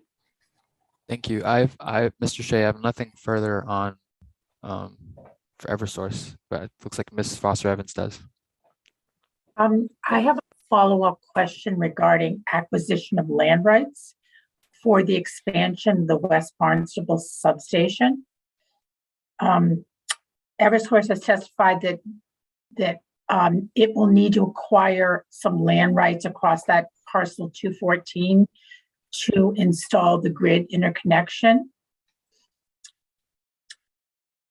My question is, besides the land rights that Eversource needs to acquire across parcel 214, will all the rest of the grid interconnection and the West Barnstable substation expansion take place on Eversource property? Or are there other land rights that need to be acquired in order to construct either the grid interconnection or the West Barnstable substation expansion? John Zico, please chime in if I misspeak here, but we don't anticipate requesting any additional land rights besides the easement that would be needed on parcel 214. That's my understanding as well, based on the current design. Okay, thank you. Just another follow-up. Would the jacking pit require a temporary or a permanent easement on the parcel? I understand it's just for construction, but I don't know if there's a difference between construction, difference between the underground line and also the construction work with regard to easement. So In this particular case, one of the things we would want to make sure is that we have enough access. So we would have to define whatever that easement area would be to get to do the excavation if we ever needed to kind of break out the duct bank. So that would be something that would be kind of ironed out as the more detailed engineering was completed. Thank you. That's all.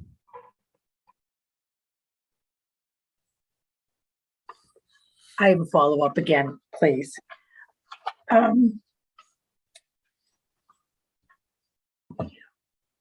Where is the closest property to the west? Now I'm going to get my sides wrong. To the closest property, how close are the closest properties to the West Barnstable substation expansion?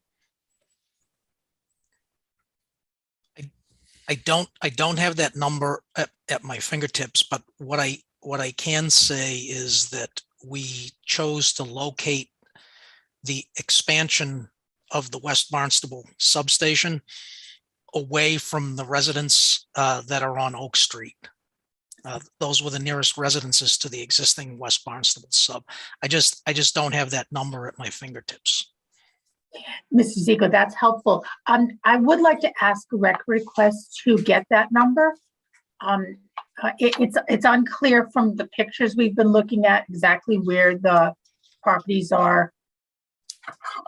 And I want to say it's to the, if I'm looking at this map correctly, the west side of the West Barnstable substation, which I believe is where the expansion is going.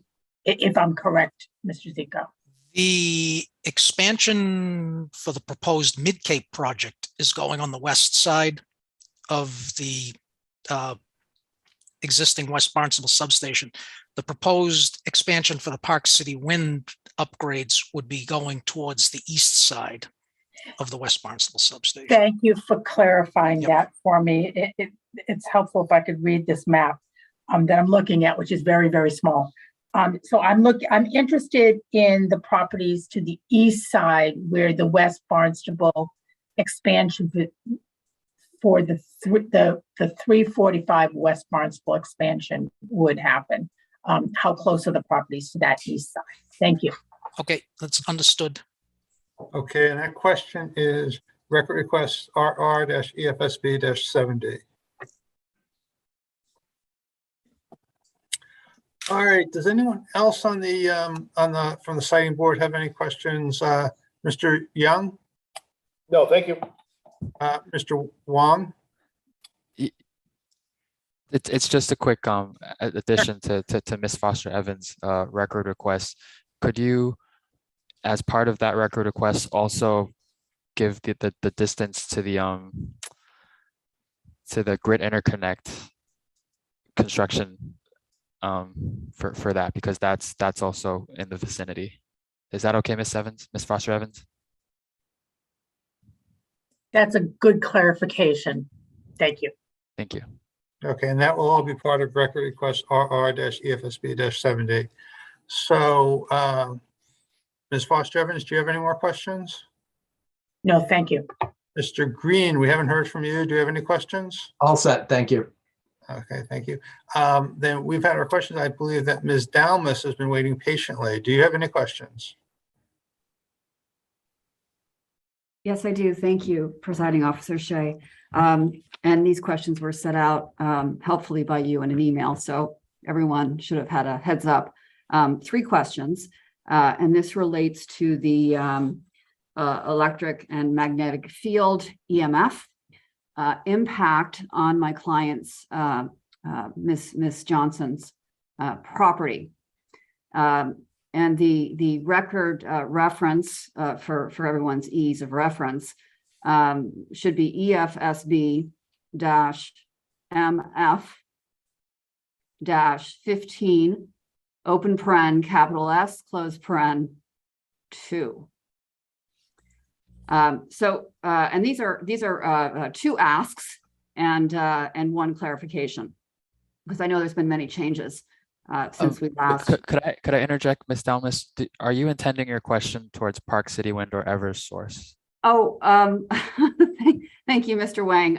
That's a great question. I think it should be directed to Eversource, given my understanding that the row adjacent or abutting Miss Johnson's property now it's solely within their jurisdiction. Is that right?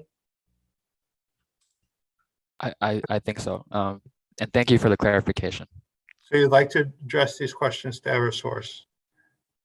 Attorney Dahmus, if I could just ask for our witnesses' benefit, if you could identify the address of where your client lives so they can get in relative terms from where your perspective is, these questions are being asked relative to the facilities they may ultimately construct and operate. Let me just pull that up. It's the property that's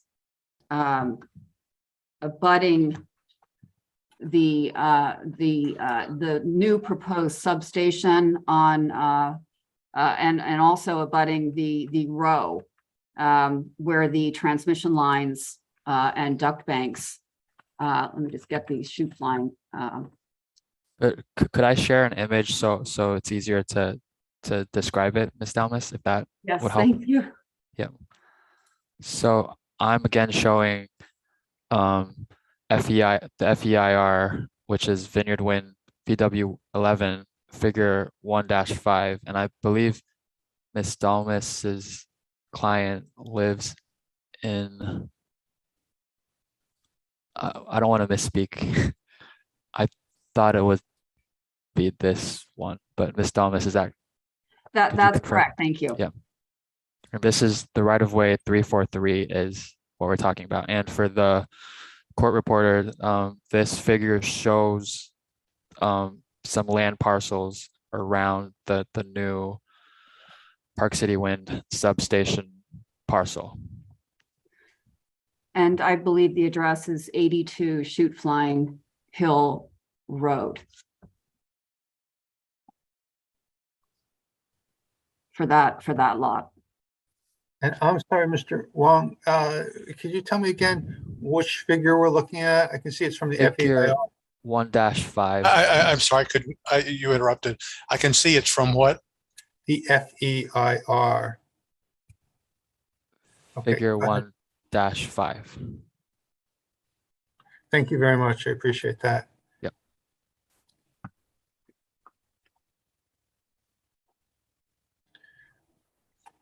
Okay, Mr. Rosenzweig, is that answer satisfactory?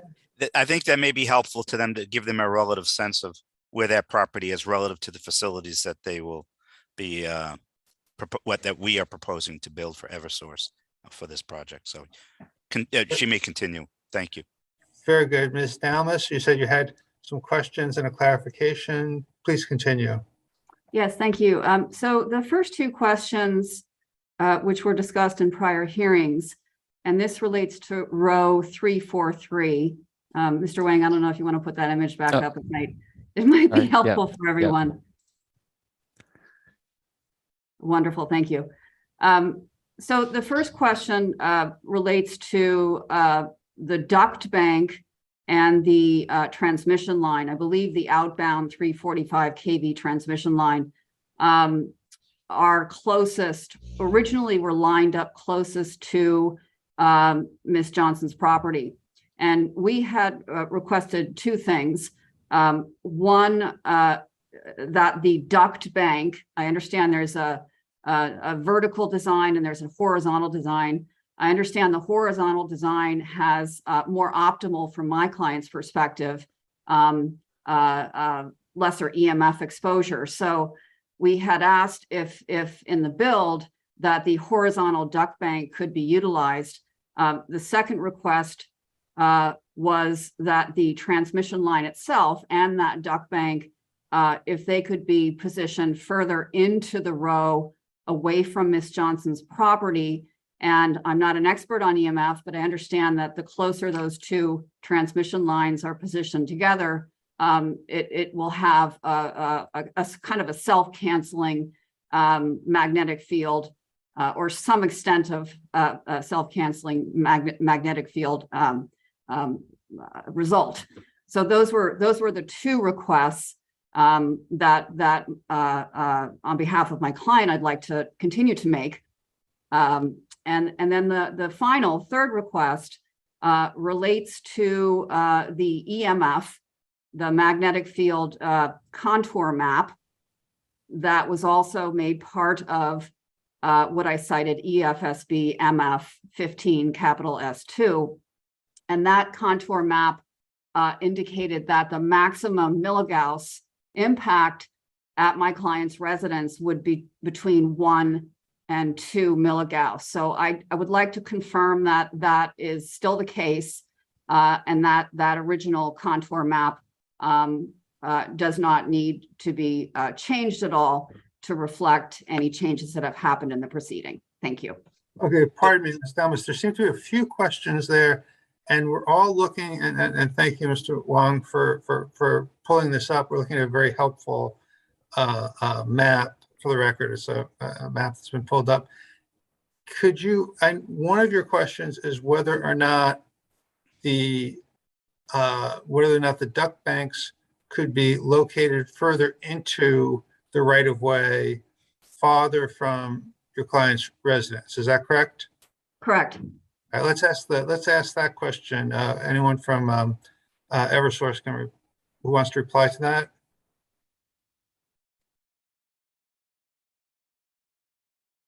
So this is Christopher Soderman here. Presently, our transmission line is anticipated to be at least 20 feet inside of the easement. At and beyond 20 feet, the contribution to the magnetic field in that area from the underground transmission line will be almost virtually immeasurable, right? Less than 1 milligauss of change. The rest of the magnetic field exposure would be really driven by other overhead transmission and distribution lines that already exist. Do you have a follow-up to that answer, Ms. Dalmas? Follow-up question to that answer? Yes, I do. Thank you. I mean, I think the concern here of my client is she's bordered on on the south. If we're looking, I'm not sure where the arrow would be, but based on the view here, there you go. So her home, if you can see the impact here, her home is not only going to be exposed by virtue of the new substation, but she's got on the base where the row is, she's also going to get impacted by these transmission lines and overhead lines. So this is a request that is also coming at this with, there's a lot of exposure happening at this residence. So to the extent that we can chip away at minimizing, that is the basis for this. So if you compartmentalize each thing and say, well, that one thing only has this degree of impact, we're coming at it with more of a universal, there are lots of things causing impact at this residence. Thank you. So right now it is anticipated. So looking at this drawing here, and I don't know if you can see the access roads that appear underneath in row 340, right away 343. So right now the existing line, the line is anticipated to come out of the substation area about where the access road actually kind of comes almost to where it reaches the edge of the right of way. So again, it's going to, in that case, also be much more and many times more than 20 feet away from the property. So the contribution to the magnetic fields, both from the portion heading east-west on the right of way and the portion heading north-south out of the right of way, will be much less than you could probably measure with a meter at that point. All right. Now, Ms. Dalmas, I can't speak to the effect of the of the equipment inside of the substation. That would be a question for Park City Wind, right? But the remaining portions of the exposure would really be as a result of the overhead transmission and distribution lines that are already in existence today. So Ms. Dalmas, that was okay. That was a response to your question about locating the duct banks further into the right of way. If you don't have any more follow-up, I'd like to go to your vertical versus horizontal question. But if you do a follow-up, go ahead. No follow-up. Thank you. Okay. The next question I believe you asked was about using a vertical rather than a horizontal array for the transmission cables within the duct bank. And is that an accurate statement of your question? Yeah, in the cited EFSB MF15S2, there were two different types of duct banks, one vertical and one horizontal. And apparently the horizontal has a lesser, it's further in the ground and has greater buffering by virtue of that and how it's built. So we had requested if instead of the vertical duct bank, the horizontal duct bank design could be utilized. Does anyone want to address that from the from Eversource? So again, this is Chris Soderman. So when we provided those types of calculations, being the quote unquote vertical versus the horizontal appearing duct bank, oftentimes what it's probably referring to is the calculations at a splice vault location where the cables would be configured vertically to go through a splice vault. And that of course would be limited to the immediate vicinity of where the splice vault would be. There is a splice vault anticipated just off the right of way in that figure that was just shown as we're heading into the station. And we do kind of need to kind of keep that one there to keep our pulling tensions down. But as it traverses east-west throughout the right of way, south of the Attorney Dalmas's client and that residence there, that will be in a duct bank configuration. So kind of more along the lines of the quote unquote horizontal configuration that she had mentioned previously. Thank you. Now, Ms. Dalmas, I believe that then a third question about magnetic fields and a graph that showed an exposure of 1 milligauss at your client's house. Which document does that relate to? Yeah, so that was part of that same EFSB MF15S2, and it was figure 9, Vineyard Wind 2 substation magnetic field contours. The question is to confirm that, well, first of all, that the magnetic field contours, as I understand when I look at the image, that they represent the overall impact of both the substation and what's happening in the row. And then secondly, have there been any changes since the hearings of last year to alter the maximum 1 to 2 milligauss impact at my client's residence? Let me see if I can call that up and do the screen sharing, which I'm not the most technically sophisticated person, but I think I can do that so that we can look at the document that you're referring to. And that might be helpful. Bob, I'd have to do it for you because you're not a co-host yet. Okay. All right. Well, it's always been my ambition to be a co-host, but I'll have to postpone that ambition for a while. Mr. Wong, if you could possibly do it, I'd be grateful to you. Ms. Dalmas, could you repeat the exhibit number? I'm sorry. Yep. EFSB dash M as in Mary, F as in Frank, dash 15, open paren, capital S, close paren, number 2. Thank you. You're welcome. Okay. Coming up. You said the figure, any figure in particular? Figure 9. Figure 9. I'm just going to open it and scroll to it.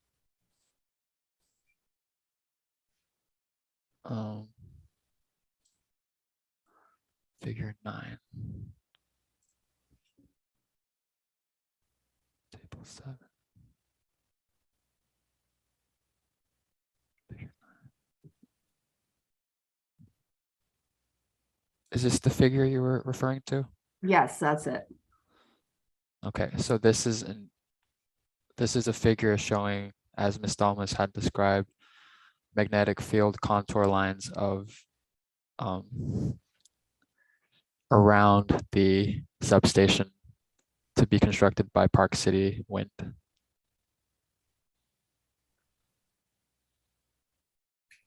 Okay, in this particular case, this is not an Eversource prepared document, and I think this question would be more appropriately directed at the Park City Wind witnesses when they appear.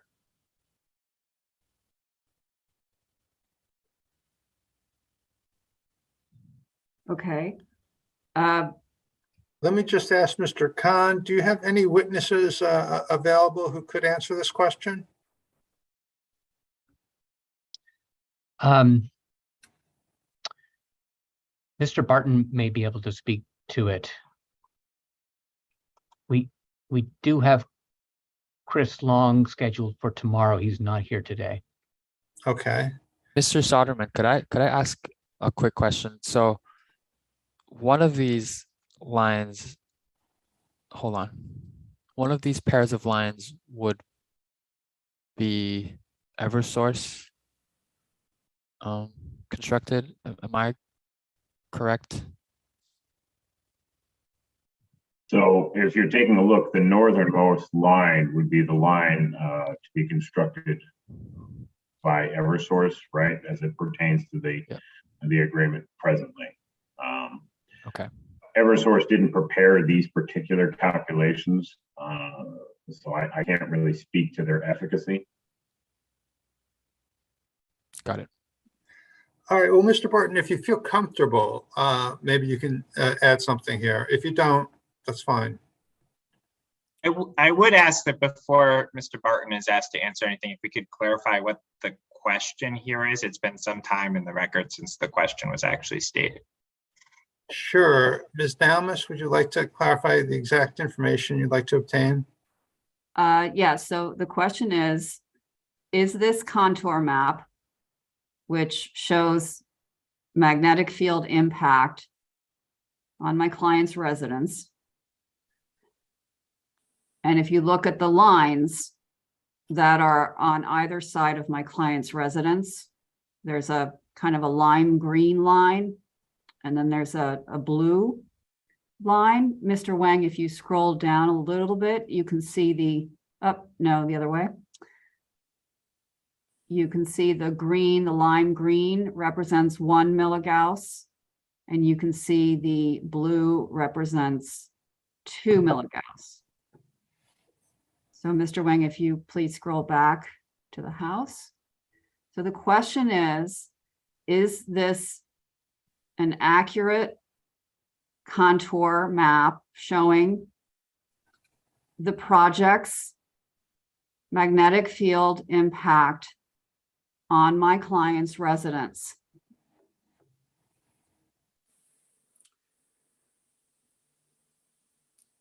So this is Ted Barton. I can certainly speak to that.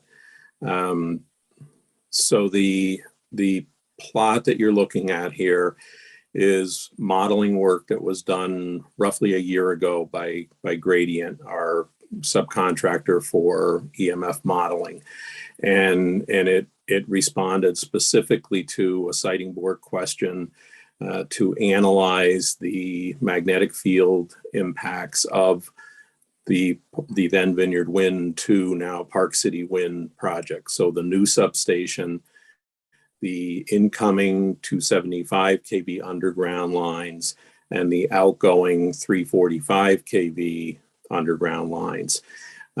So this work is still accurate. And as you correctly described, your client's home is basically in between the 2 milligauss and 1 milligauss contour line, the 2 milligauss being the kind of bright blue and the 1 milligauss being the kind of a lime green as you described it. So this set of modeling results reflects everything running at at full capacity, so full 800 megawatts. So it is a conservative calculation to some extent, but it remains accurate. Pardon me, Mr. Barton. Have you been placed under oath in this proceeding earlier? Yes. Okay, so do you realize that the testimony you just gave was you remained under oath? Yes, I do. Okay, do you have any now you know that, do you have any alterations or any reservations about the testimony? No, I don't. Okay, I just wanted to make sure that you understand that. I appreciate that. Ms. Dalmas, is that an answer for you? Yes, what I heard, just to clarify, is that this is an accurate representation of the maximum milligauss impact on my client's residence. Again, between 1 and 2 milligauss. Mr. Barton, am I understanding what you said correctly? As described in the response from the Park City Wind project, yes, that's correct. Okay, as described in the, okay. That doesn't tell me that today, with all the changes that have happened, this remains an accurate calculation of the maximum exposure at my client's residence. Just, I believe the witness said earlier that changes have not happened since this was prepared. The changes have not happened since that changes have not happened. So this remains an accurate measurement of the maximum milligauss magnetic radiation at my client's property. Correct? Correct. Thank you. I have no further questions. Thank you, Presiding Officer Shea. Okay, before I ask whether anyone has, whether Eversource has redirect, is there anyone from the siting board who has more questions? Ms. Foster Evans. Of course. Could I ask just a follow-up question on that figure we were just looking at? With the agreement for Eversource to build the interconnection line between Park City Winds substation and the West Barnstable substation, has the location of that interconnection line changed since last summer? As it comes out of the Park City Wind substation?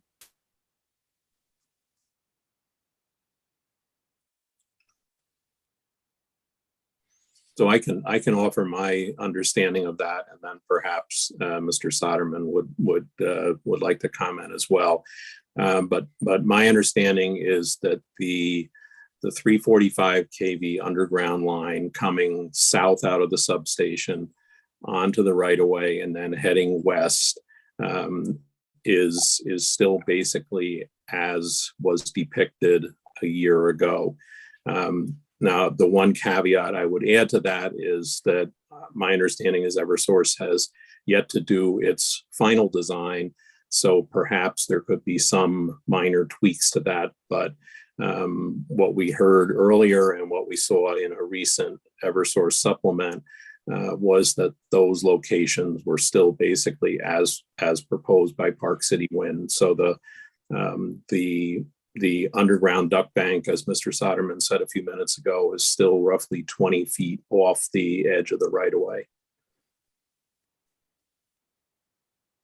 Yeah, I'm sorry, I missed the original question, and if there was a follow-up for me, I would appreciate it being repeated. So Mr. Soderman, I was just trying to ascertain whether, with the change of who is constructing the grid interconnection, whether the location of that line or those lines coming out of the Park City Wind substation has remained the same as the location of those lines that we discussed last summer. Okay, thank you. Yeah, so the only thing I can say is that it won't be closer than 20 feet to the edge of the right of way. As for where it enters in the right of way, it's kind of dictated by how the substation is kind of laid out. We're just going to come straight out to the right of way at that point. And that not having been changed, our design would continue on in that regard. Okay, thank you.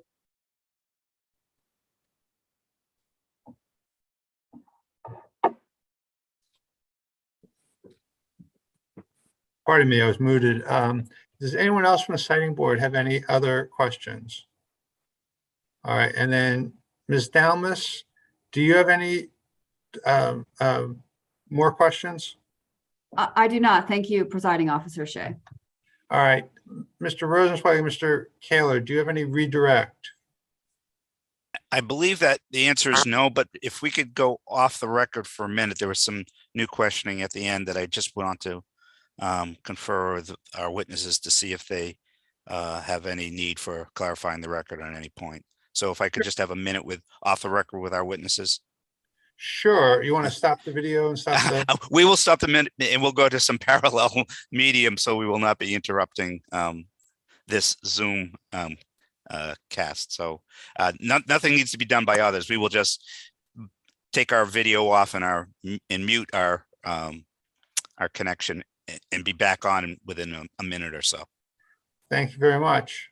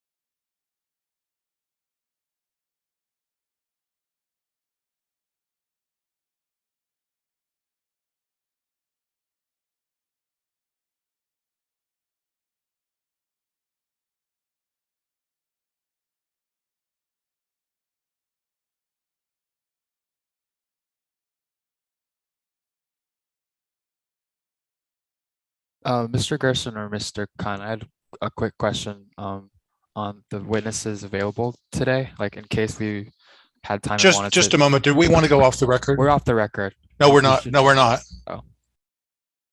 Okay, yes, Mr. Brock, let's go off the record right now. Sorry about that, Mr. Brock. Just in case we wanted to in light of if we end the main questions earlier today, if we wanted to go into a little bit of the Friday questions, would there be a problem based off of the witnesses available?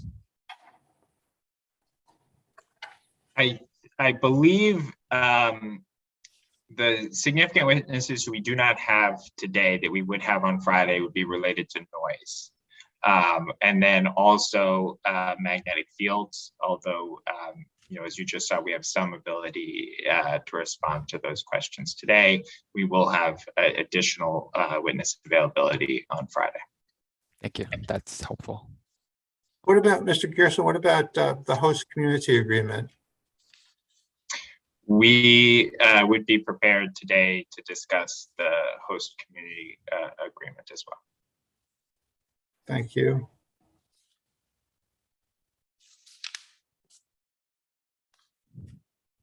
If we finish up with Eversource early, which it appears we're going to do, I don't know whether or not it would be a good idea to go into questioning Park City Wind or not. Does anyone else have an opinion on that? Well, perhaps we want to the extent that we could do some of our questions this afternoon, and folks have already blocked off the time on their calendars. It'd be nice to be able to finish on Friday. So to the extent that we could finish up, we have time to ask some questions this afternoon to make Friday shorter. Maybe that's a good idea. Okay, that sounds fine. What do you think about that, Mr. Khan and Mr. Gerson? I think I agree. If we can handle some things today that we would otherwise handle on Friday, that's fine. And if you'll just, and there may be times when we can indicate we don't have the right people on the panel on a line of questioning. But right now, it's only noise that we see as a definite problem right now. All right, my other question though is, it's 12:36. Should we break for lunch before we go into questioning Park City Wind? Ms. Foster Evans is saying yes. That's my concern. I don't want anyone to faint from low blood sugar, and but it's also, just kidding aside, it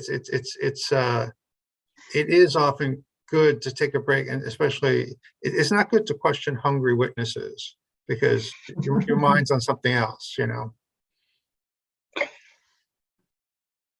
So I think that sounds like a good idea. Why don't we, unless someone has a strong objection, after David Rosenzweig and Mike Kelly get back, and they may or may not do redirect, why don't we take a lunch break, and then we'll come back after the lunch break, and we'll go through. I've got some questions about the host community agreement, and we'll see what questions we can ask. Would that be acceptable to you, Mr. Khan, Mr. Gerson? Yes. Yes. Okay.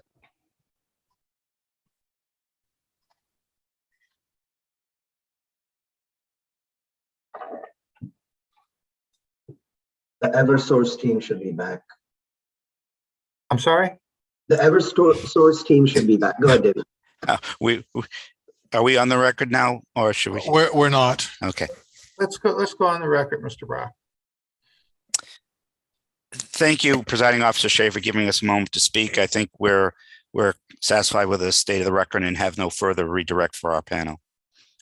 Thank you very much. Mr. Rosenzweig, Mr. Kaler, while you were gone, and other Eversource members, while you were gone, we talked about what we should do next, and there seems to be a consensus that it would be good to ask some questions of the Park City Wind witnesses this afternoon, so that we can make Friday possibly shorter. And we recognize that not all Park City Wind witnesses will be here, but nevertheless, what we can accomplish, it would be good to accomplish. But first, we'll break for a lunch break. Mr. Keller and Mr. Rosenzweig, do either of you have a strong objection to that procedure? No, that sounds like an efficient way to go. I just would want clarification that as we break for lunch, our witnesses will not be needed when we return from lunch for the balance of the hearing today. That's a good question. Does anyone have any more questions for any of the Eversource witnesses? We do not.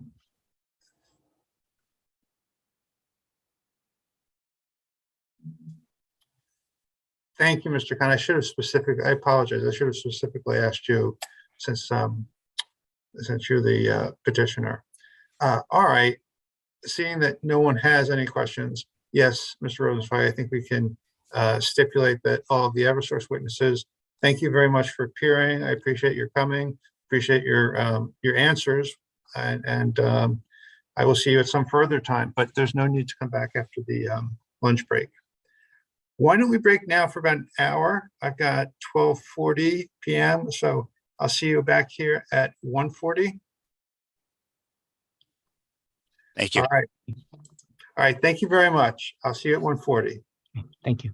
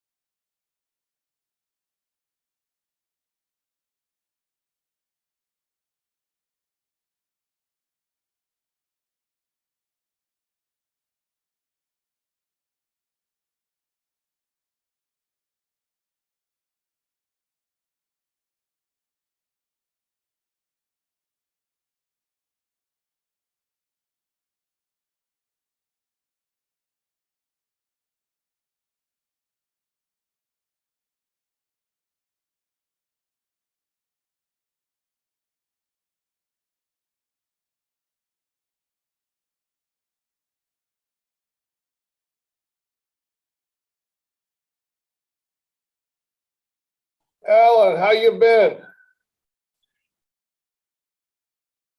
Hello there, Mr. Young. How are you today? About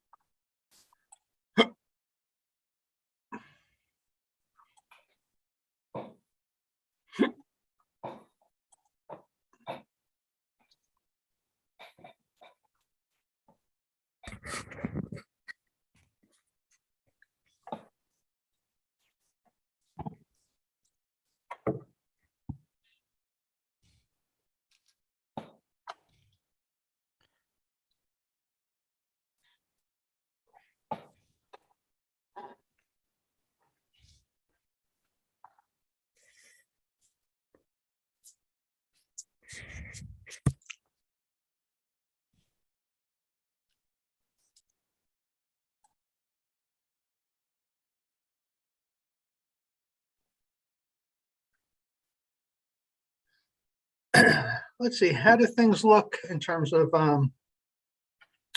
people being back? We're off the record, Alan, excuse me. Mr. Rosenzweig, is there anyone from Eversource that's not here that you think should be here? We are good to go. You're good to go? Mr. Khan, are you good to go? All present and accounted for. Okay. Then I have some questions about the, we're still off the record. I have some questions about the host community agreement, but if any of my colleagues want to go first, they have urgent matters and want to talk about other than the HCA, let me know. Mr. Shea? Yes, Mr. Khan. We have two witnesses that have not previously been sworn. Oh, that's good. Well, thank you for mentioning that. Who are those witnesses? Mr. Zarnomsky and Mr. Van Lingen. Aha, okay. Well, let me first ask any of my colleagues if they have questions or whether I can go first on the HCA. Does anyone else have questions that they want to ask first? I'm sorry, Mr. Shea, are we on the record? No, we're off the record. I think you can go ahead, Bob, first. Okay. Yeah. With the HCA, all right. So Mr. Zarnomsky and Mr. Van Lingen are not yet been sworn. Why don't we go back on the record then? Okay, we're back on the record after a lunch break. It is still June 1, 2022. And I understand that we have two witnesses here from Park City Wind who have not been sworn. Hans Van Lingen and Mr. Douglas, excuse me, Janowski. I'll ask you to unmute yourselves and will you raise your right hand and repeat after me? I promise the testimony I will give in this matter will be the truth, the whole truth, and nothing but the truth. I do.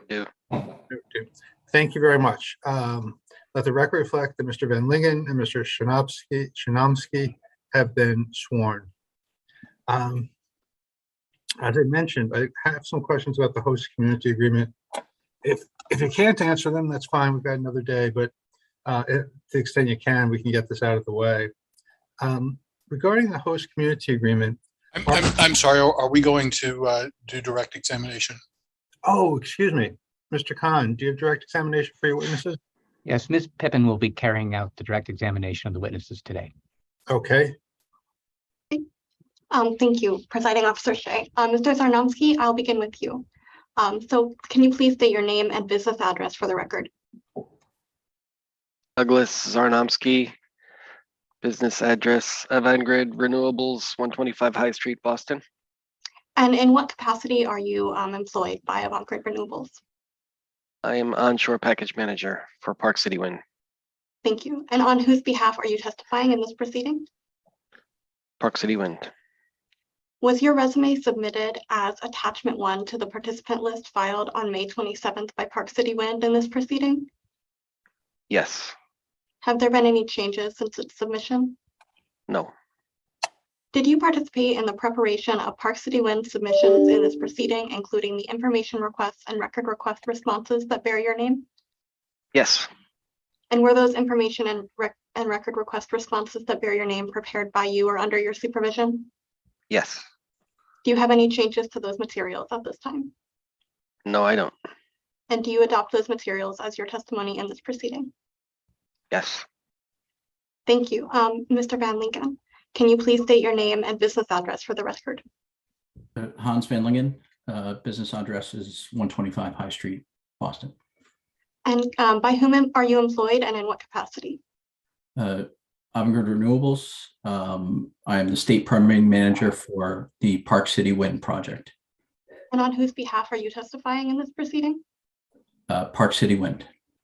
Was your resume submitted as attachment to the participant list filed on May 27th by Park City Wind in this proceeding? Yes, it was. Have there been any changes to that submission?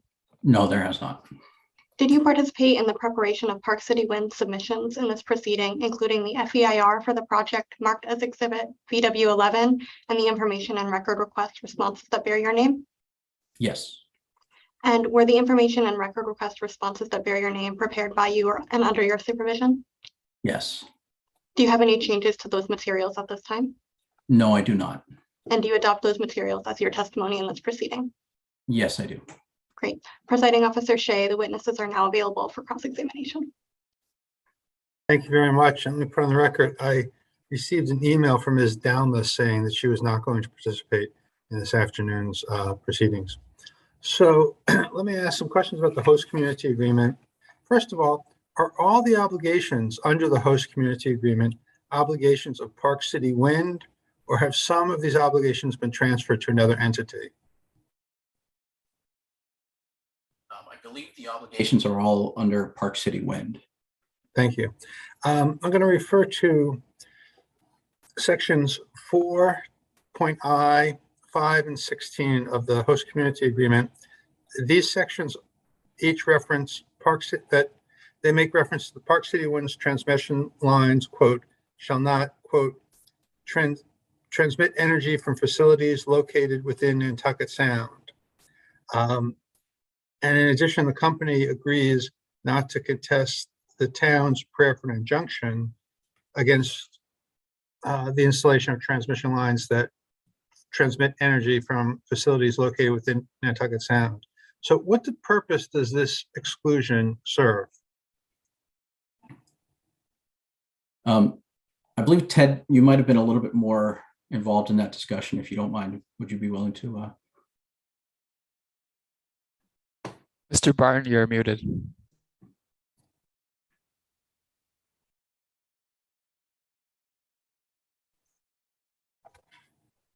As unofficial project historian, I'll give you a little bit of back flavor for this. So this really stems back to the very early days of the first project, and when discussions with the town of Barnstable began, there was some concern on their part that if they were to support the construction of Vineyard Wind 1 and the necessary transmission cables to bring the power ashore and then up to Barnstable switching station, that there could be some scenario under which a resurrected Cape Wind project or a corollary to that project might try to piggyback, if you will, on those cables. So at the time, we assured them that the cables were being sized and designed solely to accommodate Vineyard Wind 1, that there was absolutely no intention on the project's part to go down that path, but they wanted to make sure that was abundantly clear in the written documents. So that was put into the HCA for the first project, and it's essentially carried over into the second project. I thank you. Now, there are some references in the host community agreement to Article 97 property, especially Section 6A route selection and Section 8B, which is Title 9, Article 97. Which is what? Which is entitled Article 97. I'm sorry, Section 8B is entitled Article 97. What property used for the project is subject to Article 97? So the landing, the Craigville Beach parking lot is subject to Article 97. I believe there's also part of the variant route that is proposed that may also require Article 97. Holly, are there any additional ones that I missed? As Mr. Van Lingen was describing, for the preferred route, it is really the Craigville Public Beach landfall site, both the beach and the parking lot. Obviously, we're not proposing to disturb the beach, but the HDD conduits would be installed beneath the beach, so would still require Article 97 approval. And as he also indicated, variant 2 of the preferred route may pass within Aaron S. Crosby Park, which is Article 97 protected. That's at one of the sharp bends in variant 2 of the route. Thank you. There are a list of easements mentioned in section 6B. Has the town council voted yet on granting those easements?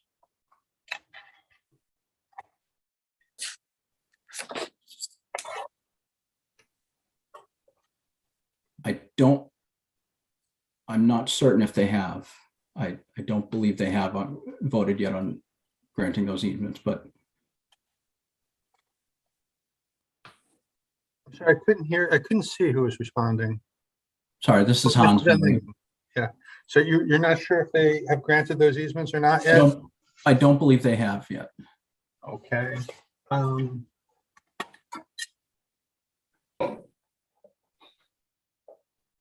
I'd like to make a record request just so that when the easements are granted, assuming that they are granted at some point, that we would get a copy of them so that we could have a more complete record to submit to the siting board. So this would be record request RR-EFSB-71. And that's there are easements referred to in section 6A, section 6B, excuse me, section 6B refers to a number of easements. When the town council votes on granting the easements, to grant or not grant the easements, please send us a copy of the vote that you receive. Thank you. So that would be RR-EFSB-71. Now, there are a list of authorizations listed in section 8D of the host community agreement. Have these, and their 8D is called easements for subsequent duck bank use. Have any of these easements been voted upon?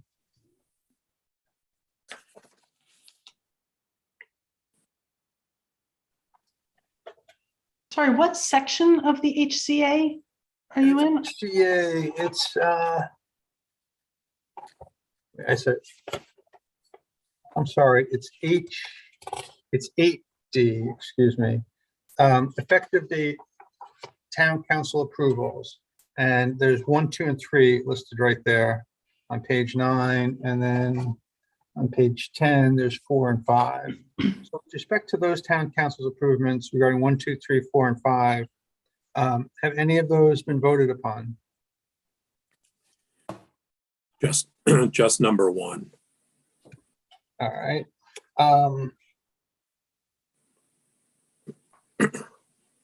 Just number 1, and what was that result? Was it approved? Yes. So the town council voted to authorize the town manager to execute the HCA, and the town manager subsequently did so. And that's how this document got completed in early May. All right, I'd like to ask a record request, RR-EFSB-72, for a copy of the vote authorizing the town manager to execute the host community agreement. And as part of the same record request, whenever the other 2 through 5, whenever the other votes are taken, when you receive a copy of the vote or some document that indicates the vote was taken, I'd like to get a copy sent to us at the siting board. Was that acceptable? Does anyone have an objection to that? No. No, okay, all right, good. I just wanted to get that on the record. So you would send a copy, of course, to us, and then a copy to everybody else on the service list. So that would be record request RR-EFSB-7B2, and it relates to the votes listed in section 8D, D as in David, of the host community agreement, pages 9 and 10.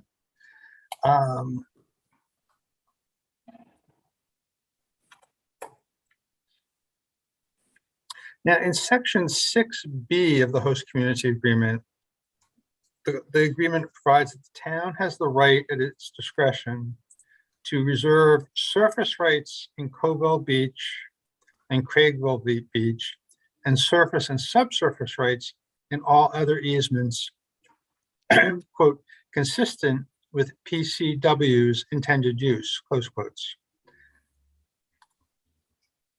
Do any of you involved in this believe there's a potential for dispute about what particular rights may or may not be reserved by the town?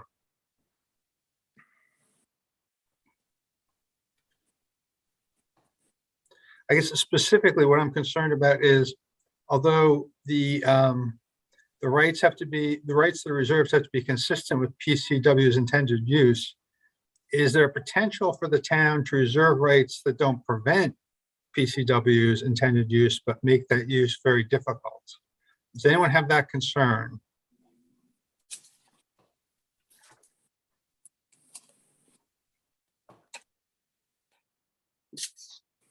That certainly would be inconsistent with the spirit of the whole HCA. So I don't believe we, as a project, we have a concern in that respect. Okay, thank you. Section 6D of the host community agreement, there's a reference to, quote, any subsequent PCW project. And this is memorialized as the subsequent use portion of the easements. What subsequent PCW project might that section be referring to?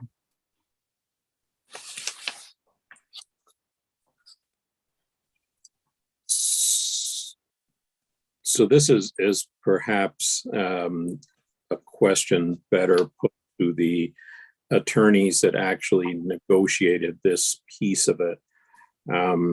But my general understanding of this is the town was trying to think ahead to the possibility that there could be a second Avangrid project, basically in the south portion of what was Area 501. It's now been renumbered 534, but there is a plan to put a further project in that remaining part of the lease area. And if that were to come to pass, that's what this passage is intended for. But as I said, I think the attorneys that negotiated this for Avangrid could give a much more coherent explanation to that. So it might be a good subject for a record request. All right, that's right. Oh, and Mr. Barton, when you talk about possible subsequent use, do you know has a name been assigned to the subsequent use, or is it still in the planning stages, or maybe not even in the planning stages? I believe the project does have a name, and Hans, could you fill in the blank there? Yes, the project I'm assuming this refers to would be the Commonwealth Wind Project. So that was the project associated with the Mass 3 bid. All right, associated with what? The Mass 3 bid. Thank you. Okay, so as you say, Mr. Barton, I should do this as a record. Thank you very much for your answers. I appreciate them. But I'll do this as a record request in case there are other people with more information. And the record request will ask for information about the subsequent PCW project that is referenced in section 6D. Specifically, what can anyone tell me about that in terms of whether it's at the planning stages, whether it's submitted a bid, what stage is that project at? And that record request will be RR-EFSB-73.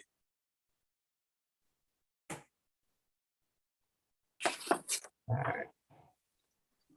Now, turn to section 11B, the host community agreement payments.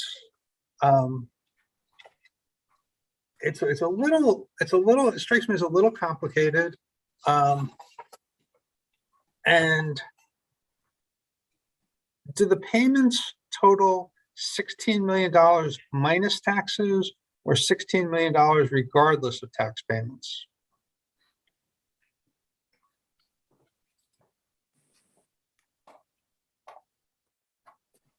Sorry, you said that was in 11B? 11B is in boy, yes. I believe that may actually be section 9B. I'm sorry, 9B. Thank you very much. That was my mistake. No Yes, problem. the host community agreement payments. Yes, is it $16 million minus taxes or $16 million regardless of tax payments?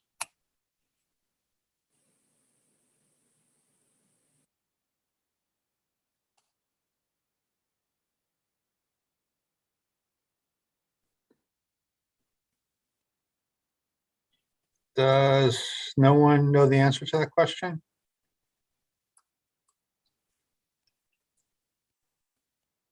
So I think we'll take that as a record request. They'll confirm that.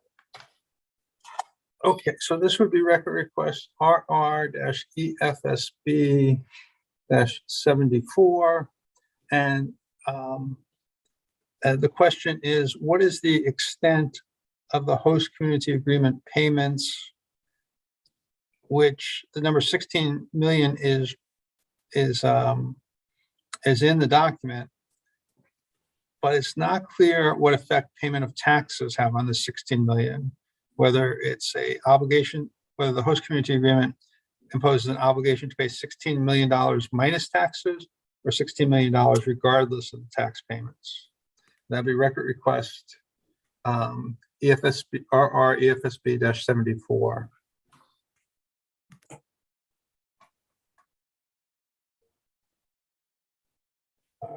All right.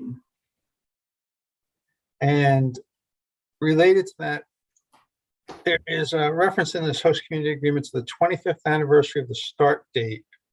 And I just asked anyone if they know, what is the obligation that occurs on the 25th anniversary of the start date? Is that when the balance of the 16 million is paid, or is it some other obligation?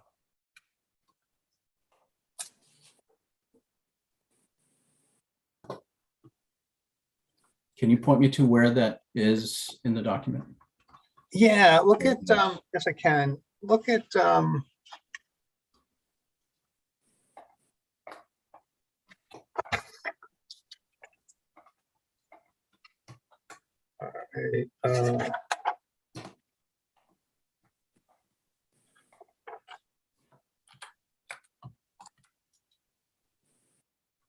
right, I look at page 12 of the host community agreement at the very bottom. Let me read into the record what it says. This is what's subsection B under section 4 under, I guess section 9, financial agreements, subsection B, host community agreement payments, subsection 4, the non-Craigville beach route, and subsection B, which I'll read into the record. And this is at the bottom of page 12.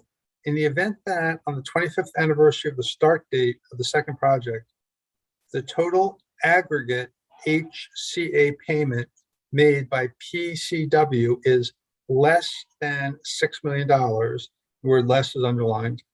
PCW shall on that day pay the difference between 6 million and the total aggregate HCA payment made to that date, resulting in the aggregate of all HCA payments being 6 million. And I'm not really sure, I'm not clear on what that sentence means. Mr. Shea, if I might, on page 11, the same language appears, but in reference to the Craigville Beach route, and instead of 6 million, it refers to the 16 million. And Right. my reading of this is that the 25th anniversary is kind of a true up date. So if for some reason the full 16 million hasn't been paid at the end of 25 years, the balance is squared at that point.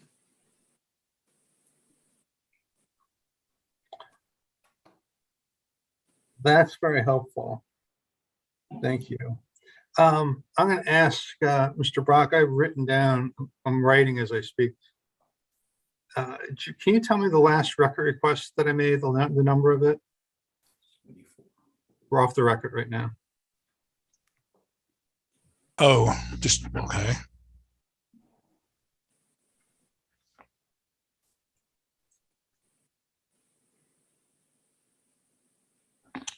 The last one was 74. Okay. We'll stay off the record. I mean, Mr. Barton, your explanation makes sense, but given that I've just asked a record request 74 about the 16 million, I'd like to ask a record request just to see that I get something from Avangrid's, probably Avangrid's attorneys, unless Mr. Zarmowski or Mr. Van Lingen wants to say something on the record. No, we'll get that. Okay, so let's go back on the record. Let's go back on the record. Record request RR-EFSB-75. There is a reference on page 11 of the host community agreement to the 25th anniversary of the start date of the second project and the sum of $16 million. And there's a reference to on page 12 to the start date and the sum of $6 million. And it's not completely clear to me under what circumstances these sums have to be paid and how much have to be paid. So if I could get clarification on that, I'd be very appreciative. And that's record request RR-EFSP-75. All right. This is a minor matter, but at the bottom of page 13, there is a reference to VW, which I think refers to Vineyard Wind. I think that's a typo. I think it should be PCW. Does anyone want to confirm that for me? You said page 19? 13. No, I'm sorry, page 13, excuse me. The third line from the bottom on the right-hand side, VW is there. Yeah, that's a typo. Okay, so it should be PCW? Yes. Okay, I just wanted that on the record. Thank you.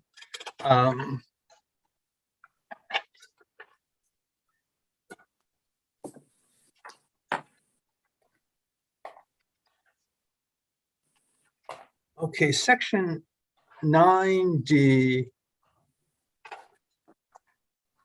is entitled Special Mitigation, and there are two paragraphs. The second paragraph talks about payment of $100,000. Is this payment part of the 16 million or $6 million payments that have been referred to elsewhere, or is it independent of those payments?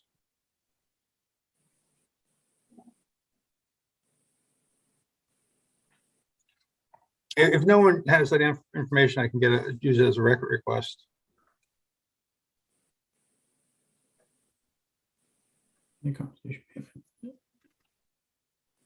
I think we'll need to take that as a record request. Okay, so thank you very much. I appreciate that. The reference to $100,000 on near the top of page 14, is that part of the other sums that are referred to, either 16 million or 6 million, or is that independent of those sums? And that's the record request RR-EFSB-76.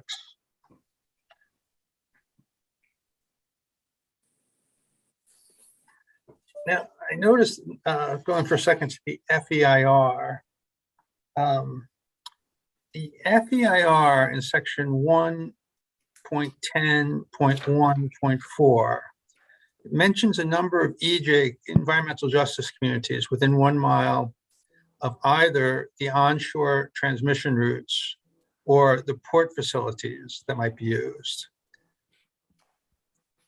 Now, section 16 of the EJ policy, in effect, requires enhanced public participation if the project site is located within 1 mile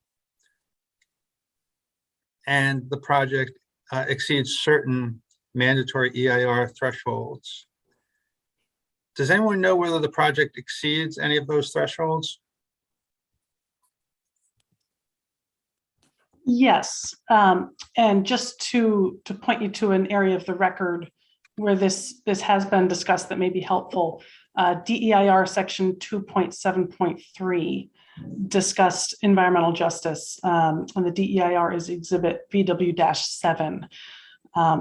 It may also be helpful to look at figure 2-15 of the DEIR. Thank you. It's DEIR 2.7. What? 2.7.3 was the previous location in the record that discussed EJ. All right. And then what figure are you referring to me? Also in the DEIR, it is figure, sorry, let me get back to the reference. 2-15. 2-15. All right. That's correct. And this figure shows EJ communities within 1 mile of the proposed upland routing. The upland routing is not within any EJ community. It is within 1 mile, kind of located southwest of an EJ community that is mapped for both minority population and income. Okay. But specific to your question regarding any thresholds, the project does not exceed any review thresholds for air, solid and hazardous waste, or wastewater and sewage sludge treatment and disposal. The project is not anticipated to cause any adverse impacts on human health to any population groups, and construction will not disproportionately affect EJ communities. The discussion of EJ in the FEIR, which you referenced, was focused on ports that the project may utilize for construction. However, the proponent will not implement any port improvements, although there may be financial support for ports redevelopment as part of an economic incentive package, for example. Any port would be developed independent of the project and could be used by multiple developers, offshore wind or other marine projects. And as far as you're aware, I appreciate you've already answered this question, but I'm going to ask it more concisely. As far as you are aware, does the environmental justice policy require either enhanced public participation or enhanced analysis of impacts and mitigation in this case? No, it does not. Thank you. All right, those are the questions that I have. Thank you very much for responding. Mr. Wong, do you have questions? I had questions on general permitting, but not the HCA, if that's okay to proceed, unless my other colleagues have questions on the HCA further. Please proceed, Mr. Wong. I don't think anyone else has questions on the HCA. Thank you, Mr. Shea. So I'm going to refer the panel right now to the FEIR VW11 at table 1-6. That's on page 1-29. I'll give you some time to get there. In the meantime, what I'm asking the panel to look at is a table that has that's an updated, looks like it's the most updated version of a table with all the permits required for the Park City Wind project. Could one of the witnesses confirm that? Yes, that is true. Thank you. And so that was, the FER was filed in November 2021. Are there any updates to be talked about? Yes, there are a few updates to this table 1-6 from the FEIR. Let me take you through those right now. Thank you. Let's start with the row pertaining to the Massachusetts Environmental Policy Act. So that begins on page 1-30, 1-30. The update I would give here, and all of these updates would be in the third column of the table. The update I would add is that the FEIR certificate was received on January 28th, 2022.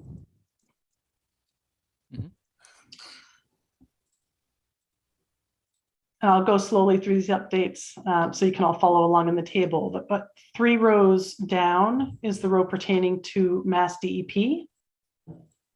We did file a joint application. So that was a joint Chapter 91 and Section 401 water quality certificate application on April 5th, 2022. Excuse me, does it make sense to share this table so that we could all follow along, or? Do you mean on the screen? That's what I meant, yes. Okay. Really quickly, okay, so thank you. For the sake of the record, this is, I think I've already described it, but right now I've just put up a table that shows the permits. That's right. Thank you. That's correct. And the row right at the top of your screen, I would add an update that the FEIR certificate was received on January 28th, 2022. And 3 rows below that under Mass DEP that we filed a joint application April 5th, 2022. Miss Johnston, when you say joint application, it's joint Chapter 91 and water quality, right? That's right. A joint Chapter 91 license and Section 401 water quality certification application was filed to Mass DEP, with Mass DEP, I should say. The row pertaining to the Natural Heritage and Endangered Species Program. This warrants an update as well. We did receive our Massachusetts Endangered Species Act determination from the Natural Heritage and Endangered Species Program on April 1st of this year. And that has also been submitted as part of the record as Exhibit PCW-14.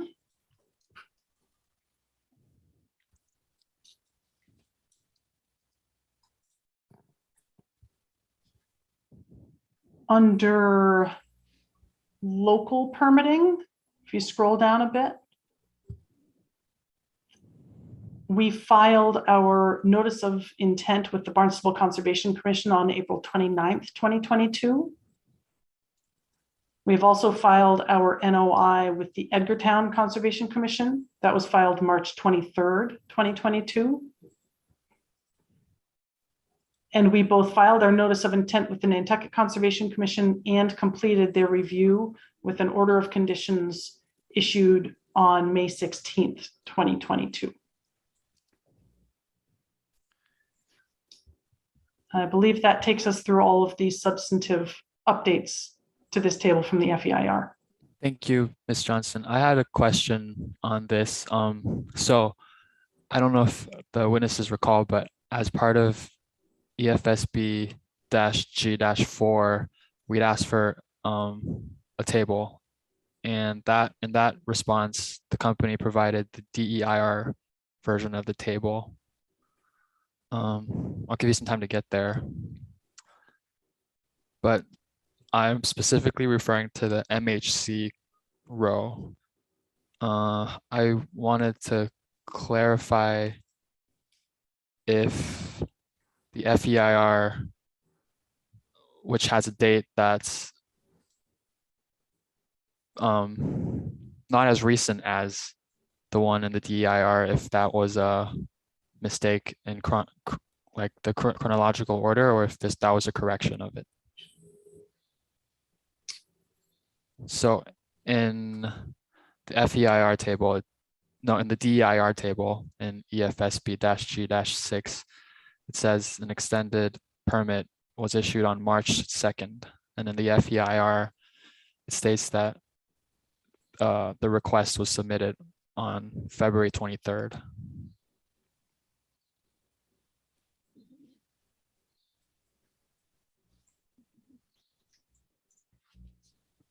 The FEIR says it was submitted February 23rd. Yes. Oh, wait.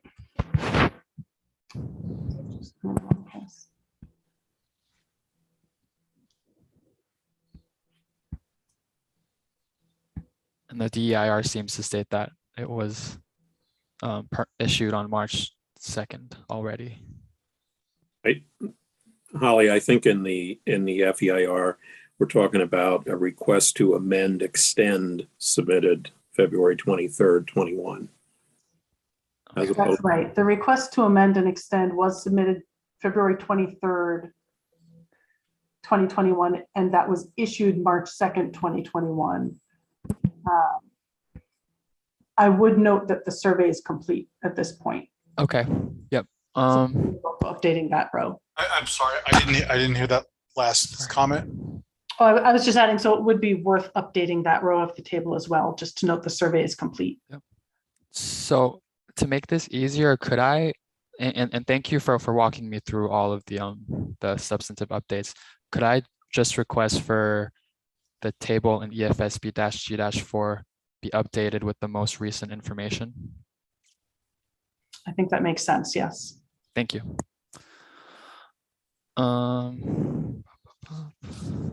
Okay, so a couple. All right, Mr. Ryan, I just want to put in the record, the record request number, which I think I'm going to check with Mr. Brock. I think my last one was 75. Mr. Shea, would it be easier to just have a supplemental for that information request, or would I'm not sure what the best way to do it. Oh, we could ask for a supplemental for the information request. That's fine if that's all right with council. That would be fine. We'll do it however you want it. I think it may be simpler to just supplement, but we'll do it however you would like. I think that's an excellent idea. Okay, so we'll just supplement. If you would supplement, I'd be very grateful. Thank you. Thank you so much. And to add on to that, sorry. So Ms. Johnston, you'd stated that some NOIs were filed. If it's possible in your supplemental response, could you state your expectation? I mean, I know it's not up to Park City Wind, but any expectations of when order of conditions might come down for the Barnstable and Edgartown NOIs, that would be helpful as well. Certainly, we could give it kind of a best guess at this point. And one of the reasons why the timing is a bit uncertain is, although we have filed the notice of intent with the Barnstable Conservation Commission, we will not actually be in front of the CONCOM until after we complete Cape Cod Commission review. And in terms of the Edgartown Conservation Commission, we need to complete Martha's Vineyard Commission review at the regional level before we're in front of the Conservation Commission. So the timing is more uncertain for those two Conservation Commission processes than it was for the Nantucket Conservation Commission. Could you for my benefit, talk about that Cape Cod Commission?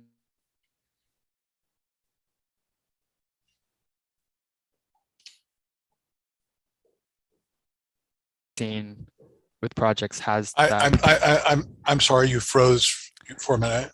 Sorry. So I'm going to repeat the question. So could you talk a little bit about the Cape Cod Commission review process? Because I'm not sure that for a lot of projects that the municipalities all have that level of review in addition to the CONCOM review. This is just for my benefit. I want to understand that.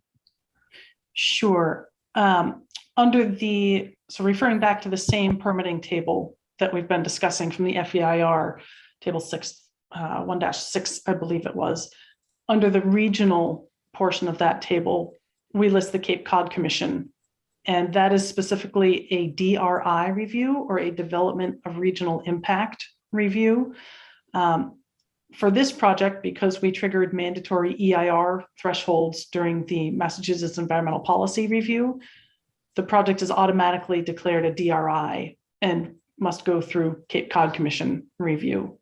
So now that we have completed MEPA review, we will be submitting a Development of Regional Impact application to the Cape Cod Commission. Following that review, and that pertains to all project elements within Barnstable County, we will then turn to the Barnstable Conservation Commission for its review of the notice of intent. And it's the same case for Martha's Vineyard Commission, because that's a different jurisdiction to the Cape Cod. That's right. Regional. The Martha's Vineyard Commission DRI review, or Development of Regional Impact review, would pertain to, in our case, it's all the project elements within Edgartown municipal boundaries in Dukes County. Thank you. Appreciate that clarification. And a couple more questions on just confirming some information from the FEIR, which is could you refer to the FEIR at 1-31? Yeah, so it gives the most recent, I mean, to that time, the most recent construction schedule, like a loose schedule of when construction is expected. Could you confirm that that's the most up-to-date expectation from Park City Wind? Sure. Why don't I begin, and Mr. Van Lingen, you may want to jump in as well. So this is referring to section 1.9 of the FEIR. At that time, we had anticipated onshore construction would likely start in late 2023. I believe that is still the case, but we had also anticipated offshore construction commencing in 2024. I believe that is now 2025.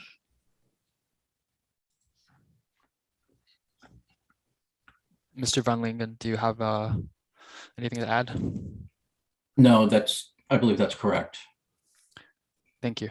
And then one more similar question at the FEIR at 3-2. I'll get there and then ask the question. So in the first paragraph of that page, about in the middle, there's a sentence that says it's currently expected that the installation of the 2 cables for Northeast Wind 1 connector / Park City Wind will take place over approximately 9 months. Again, I just want to confirm if that's the most up-to-date estimation of construction duration. That is, I'm not aware of any change to that. Thank you. Okay, final question on the permitting side. So I believe this information might already be in the record request that Mr. Shea asked for, RR-EFSB-73, on the status of the Commonwealth Wind project. But just for the record, or maybe answer this as part of that record request, could you state that that project is tied to,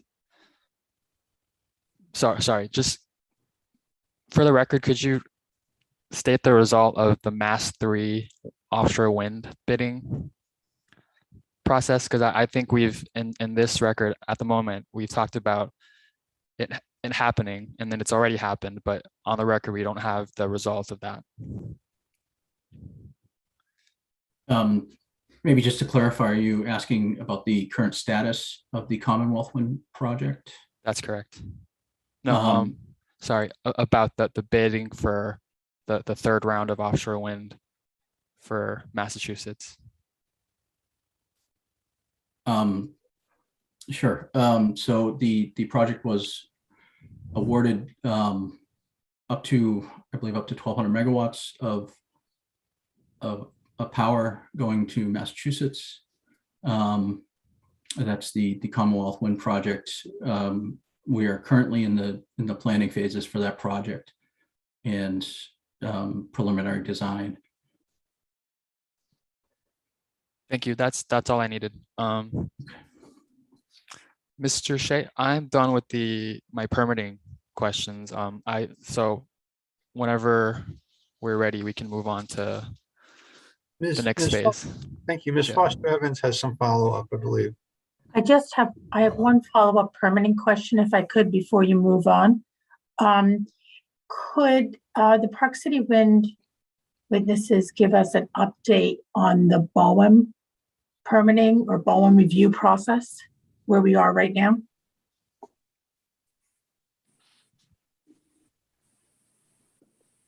Sorry, is that BOWEN?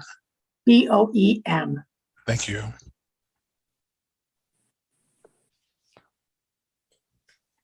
Holly, would you want to give a status on that? So I can start, and Okay.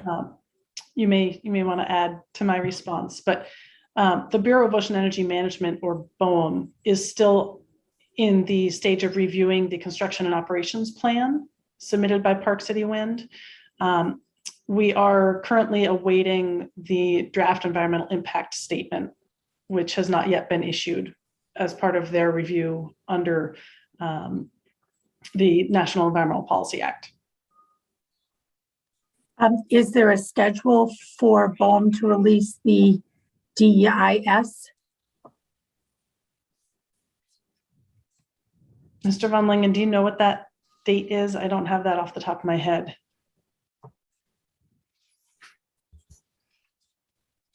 If you could give me 1 minute, I think I may be able to find it.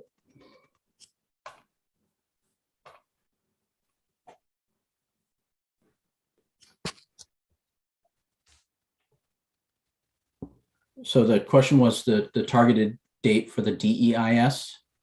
Yes. That is currently anticipated October 28th, 2022. And is there a further schedule for the BOEM review past that stage?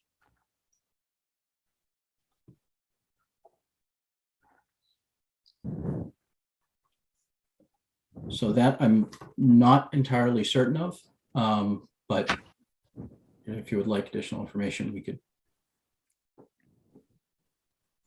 I would like that information on the record. I mean, I can look it up on the website myself, but yes, I'd like it on the record, and the record request will be for an update on the status of the BOEM review and anticipated dates in that review, such as that they're set right now. I'm sorry, such as what's that right now? Such as they're set right now.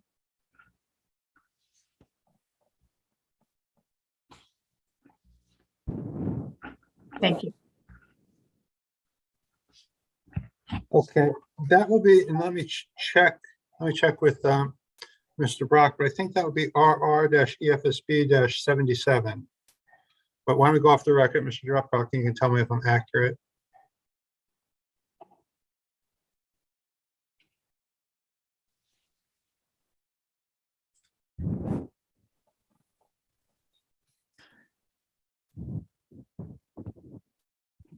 You are. Okay, so it's record request RR-EFSB-77. Thank you. Mr. Young, do you have any questions on this line? No, I do not. Thank you.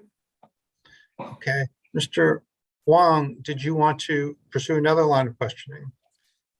Yeah, if we have the time and appetite to continue. Sure, it's only 2:30. Okay. So the next questions, as telegraphed in the in Mr. Shea's emails, is based off of the FEIR.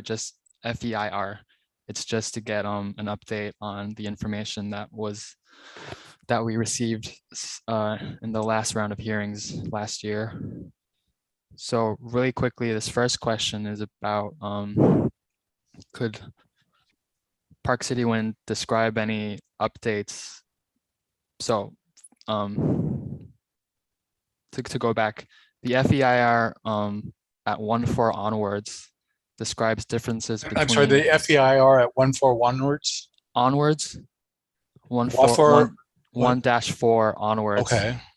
Describes differences between the FEIR, or rather updates in the project between the DEIR's filing and the FEIR. Could the witnesses offer any further updates that have happened to the project design, if any, since November 2021?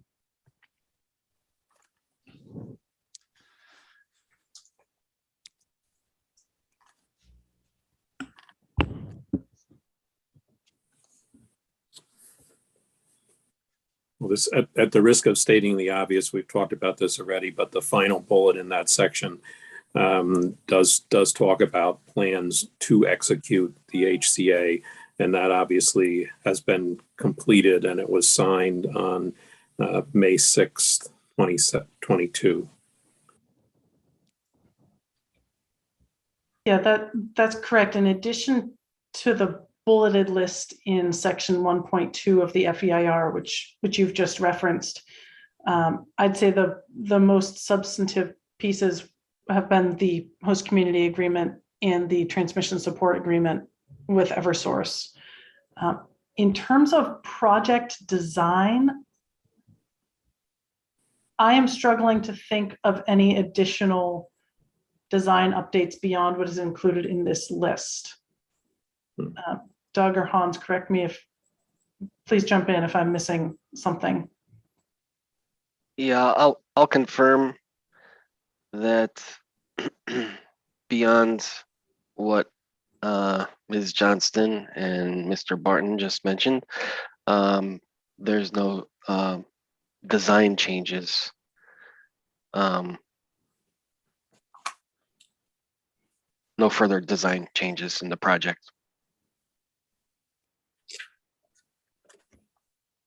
Thank you for confirming that. So I will go ahead and ask questions on the changes that are discussed in the FEIR. I think I'm going to start with this question since it's most recently discussed this morning. Could I refer the company to the FEIR at 1-12? And while you're getting there, this page provides information that was also previously provided to the siting board as part of our information request on the amount of sulfur hexafluoride. So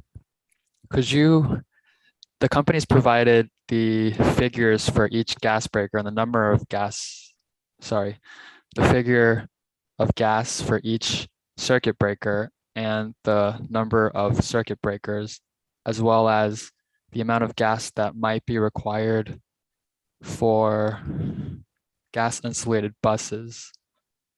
I'm going to start with asking about the second part, which is in that sentence in the middle of the paragraph on the second paragraph of the page.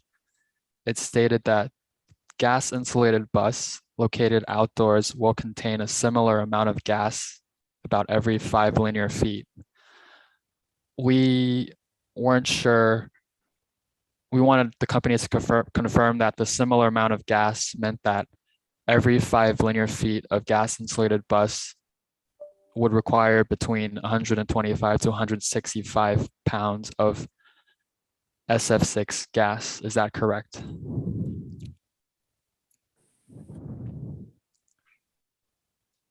Yes, that's the intent of, that's the meaning of that. Yes. Thank you. Could the company either now or in a record request calculate out that total pound total weight of gases for us? Certainly. While we could crunch the numbers right now, it might be better taken as a record request just so we can confirm that math for you. Okay, but for purposes right now, to discuss a little bit more, could we do a back of the envelope calculation for that? If you could indulge me, thank you. And then if we can confirm that in the record request, whether our discussion was salient or not. Of course, we actually predicted this may be your upcoming question. So we have done a back of the envelope calculation, which we can confirm in a record request, but it's just over 39,000 pounds. So 39,252 was the math that was the total we came up with. And that's using the 125 pound per breaker value or the 165 pound per breaker? It's actually an excellent question. That's for the lower, the 125. For the upper, for the 165 pounds, it would be 52,140. And so since you've anticipated this question, did you also calculate for the insulated bus figures? I believe those totals are for both the breakers and the gas insulated bus. Thank you. So it'd be a total of 39,000 to 52,000. And I believe you might have anticipated this question as well, which is how does that lump total compare to other substations in your experience?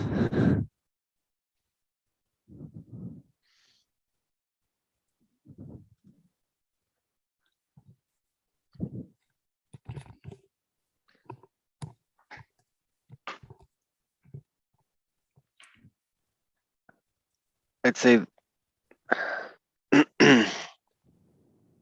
obviously the amount of gas is proportional to the number of breakers and length of a bus.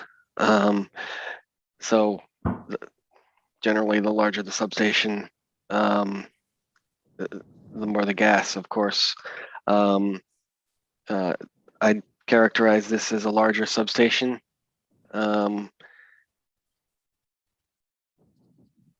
At the 345 and 275 kV level. So it's on the higher end of what you would typically see in the power industry for general substations. Can we go off the record for just a moment for a technical non-substantive issue? Yes, let's go off the record. I just wanted to note, Alan, I believe you may be identifying Mr. Zarnomsky as Mr. Van Lingen in some places in the transcript. I'm glad you told me that. Just a moment, please. Sorry, I did want to get that before we got too far along. I appreciate that. It's the same windmills in the background. Seriously, that was my cue.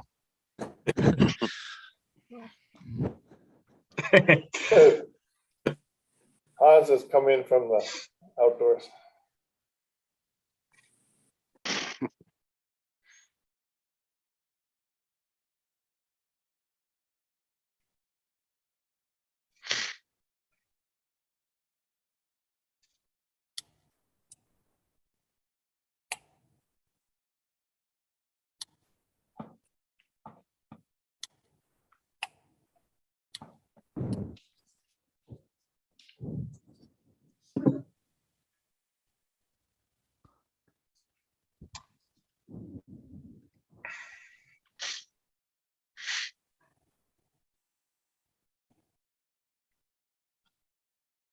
Well, there may have to be an errata on this.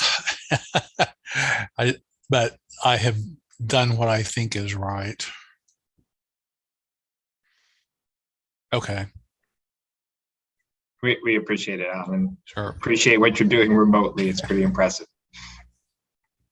While we're off the record, Mr. Wong, did you still want a record request relating to the SF6 information, or did you get the information that you wanted? I think I'd still want it for completeness. All right, so why don't we go back on the record and we'll address that first.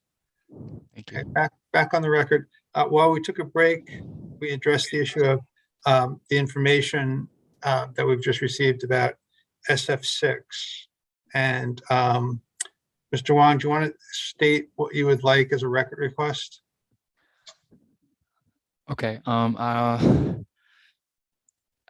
I believe we had asked for the calculations of the amount of SF6 required for the proposed new substation by Park City Wind.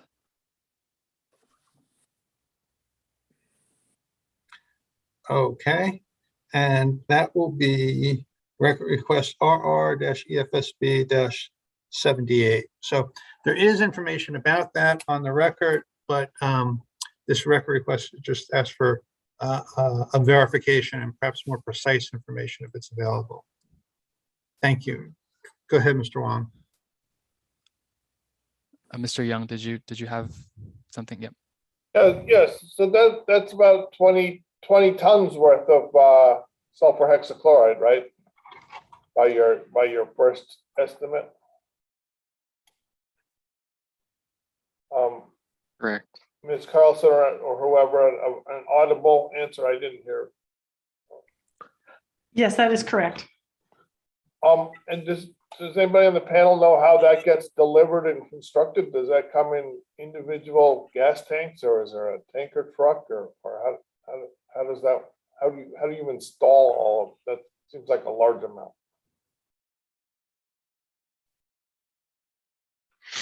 I mean, it's perhaps not something anyone has expertise in, and you've just planned it out, and maybe that's something that you could. Is that better for a record request, or does somebody know how they do that?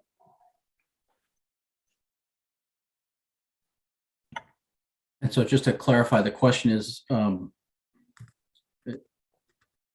question, how does the SF6, how does that get into the breakers, or how is that maintained in the breakers? Yeah, well, I suppose I might imagine that the breakers might be pre-manufactured with the SF6 in it, which you could say, but if that was the case, but I would think that bus bars, if you were installing those, I just personally visualize those as not being pre-manufactured in an SF6 blanket, since you have to attach them all to each other. So somehow or other you would be getting 20 tons of SF6, which is a gas, heavy gas, at some pressure into all the electrical equipment at the substation. And my question is, how does it come and how do you get it installed? I presume you want to have a very high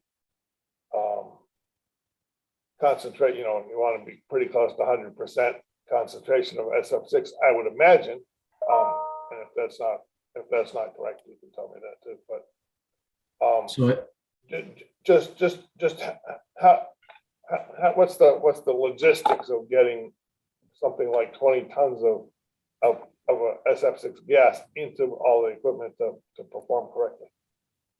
So I think we'll take that probably best as a record request, and we'll elaborate on the process through that. Okay, so that record request would be RR-EFSB-79, and the question is how the SF6 is delivered to the Park City Wind substation and installed there? Delivered and installed, yeah.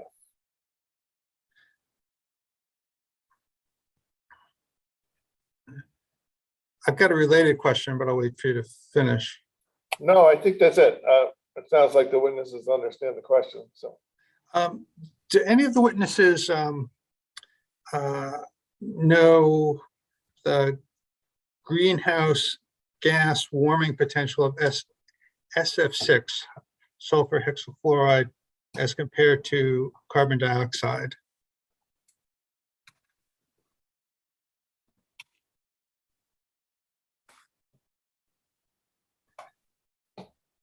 Okay, because I think that's important for the record, because I'm looking, and this is not part of the record, since it's not part of the factual record, since I'm not under oath.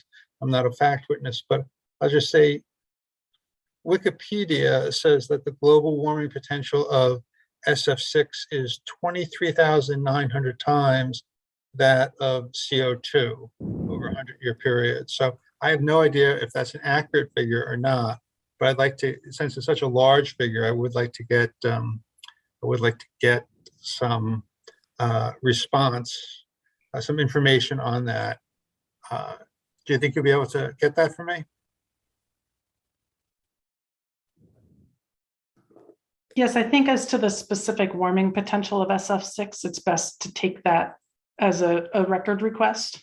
I do not know the specific number, certainly not off the top of my head. I will point out that that is one of the reasons why there are strict regulations and standards about a little to infinitesimally small, or rather a 0 to infinitesimally small leak rate of SF6 from this equipment. I'd be very grateful if you got me that information. Thank you. That will be record request RR-EFSB-80. And the question is about the SF6 and the global warming potential as compared to carbon dioxide. So thank you very much. That's the only question I've got. Thank you. I'm gonna add one more record request, unless the witnesses have this information on hand. It's similar in the line of questioning that Mr. Shea had, which is, do the witnesses have any information on other types of gases used for GIS, for breakers and insulated buses? If not offhand, then as a record request, just a brief summary of what's available and why SF6 might be the prevailing choice.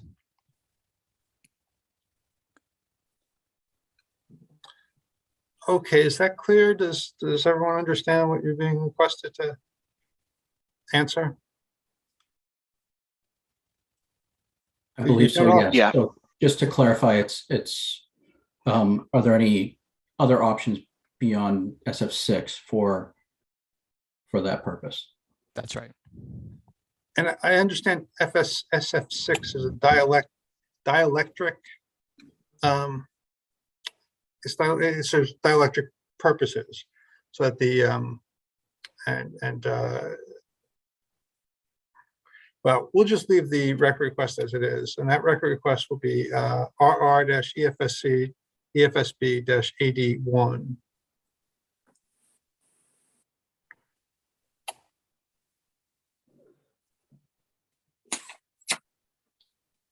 Mr. Shea, my other questions are going to move on from the GIS information. Is there anyone else that wants to ask questions on this? Okay. Okay, why don't we move on? Thank you, Mr. Wong. Yeah. And feel free to interject when you think it's time for a break as well. Okay. So this was something else that we sort of touched on this morning, but it's not related to the exact area. So could the company walk me through the differences between an HDD and microtunneling, specifically with regard to the Centerville River crossing? Like, this may have been discussed previously, but I just want like a concise description of why microtunneling for now is selected as the preferred way of crossing the Centerville River.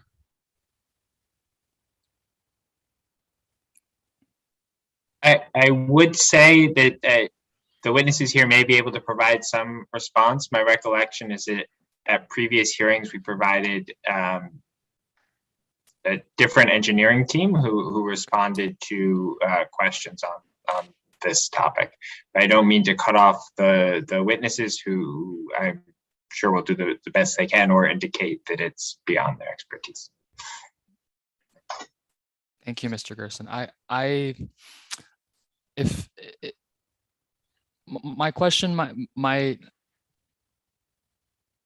I was looking for a more generic answer, but I understand that maybe the on the ground situation, for example, conditions at Centerville River might dictate why. But if you could start general, and then we can see if that needs to be developed further, that would help. I would be happy to start in pointing you towards, I think, what will be a helpful location in the record for this information, and then we can see if that satisfies your question, Mr. Wong. But if you look at EFSB-CM-21, this question, I think at least, is very similar to the question you're asking now in terms of comparing and contrasting microtunnel and HTD and explaining why microtunnel is the preferred method for the crossing. Significantly, microtunnel will have a smaller construction footprint in comparison to horizontal directional drilling. And it does mean that using the property at Two Short Beach Road, we can largely avoid impacts on Craigville Beach Road itself due to the trenchless crossing of the river. For example, we can avoid a lane closure on the existing bridge. It also will have a shallower depth of cover due to the horizontal directional drilling. It'll be covered with a minimum of 10 feet from the riverbed to the top of the microtunnel. Whereas horizontal directional drilling, because it is an arced trajectory, it would result in a greater burial depth beneath the river itself. Hence enhanced electrical performance associated with the microtunnel versus the horizontal directional drill. And also due to the difference in trajectory, the project engineers assessed microtunnel as having less of a risk to existing bridge abutments than a horizontal directional drilling crossing would. I'm not sure if Mr. Zarnowski may have anything to add, but that was a relatively complete part of the record, I thought. Hopefully I appreciate that. I appreciate that, Ms. Carlson Johnston. And just to connect some dots, the smaller construction footprint, for example, is due to microtunneling being like two vertical shafts and then having the tunnel sort of in a straight line in between. Is that correct? That's right, exactly. As opposed to horizontal directional drilling, where you have an entry pit where everything is extended at an angle up from that entry pit in order to achieve the arced trajectory. Thank you. And this I wasn't that clear about, which was enhanced electrical performance. So with less depth cover, the lines are likely to be less exposed to temperature differences, or could you connect those dots for me? Sure, we're getting a little bit out of my wheelhouse towards more of the engineering side. Mr. Barton may be able to assist, but the burial depth is related to cable heating and the ability to dissipate that heat. So Mr. Barton, you may have more to add. So I can add, Yeah, in general, one of the chief design considerations is getting the heat out of the cable closer to the surface you are. Generally, all else being the same, the more heat you can take out of the cable, so you get higher ampacity capability without overheating the cable. Regarding a deeper depth,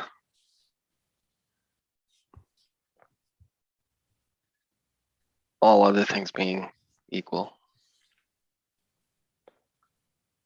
Thank you both for that. I'm trying to find. I had a question on the temperature monitoring for the cables. If you could give me a couple seconds. So this is, if I remember right, the distributed temperature system is for this part of the line. Is that correct, for the river crossing, or is it for most of the line? The distributed temperature system is for the offshore export cables. I'm not sure whether it would also be available for the river crossing. Mr. Zarnomsky, are you aware?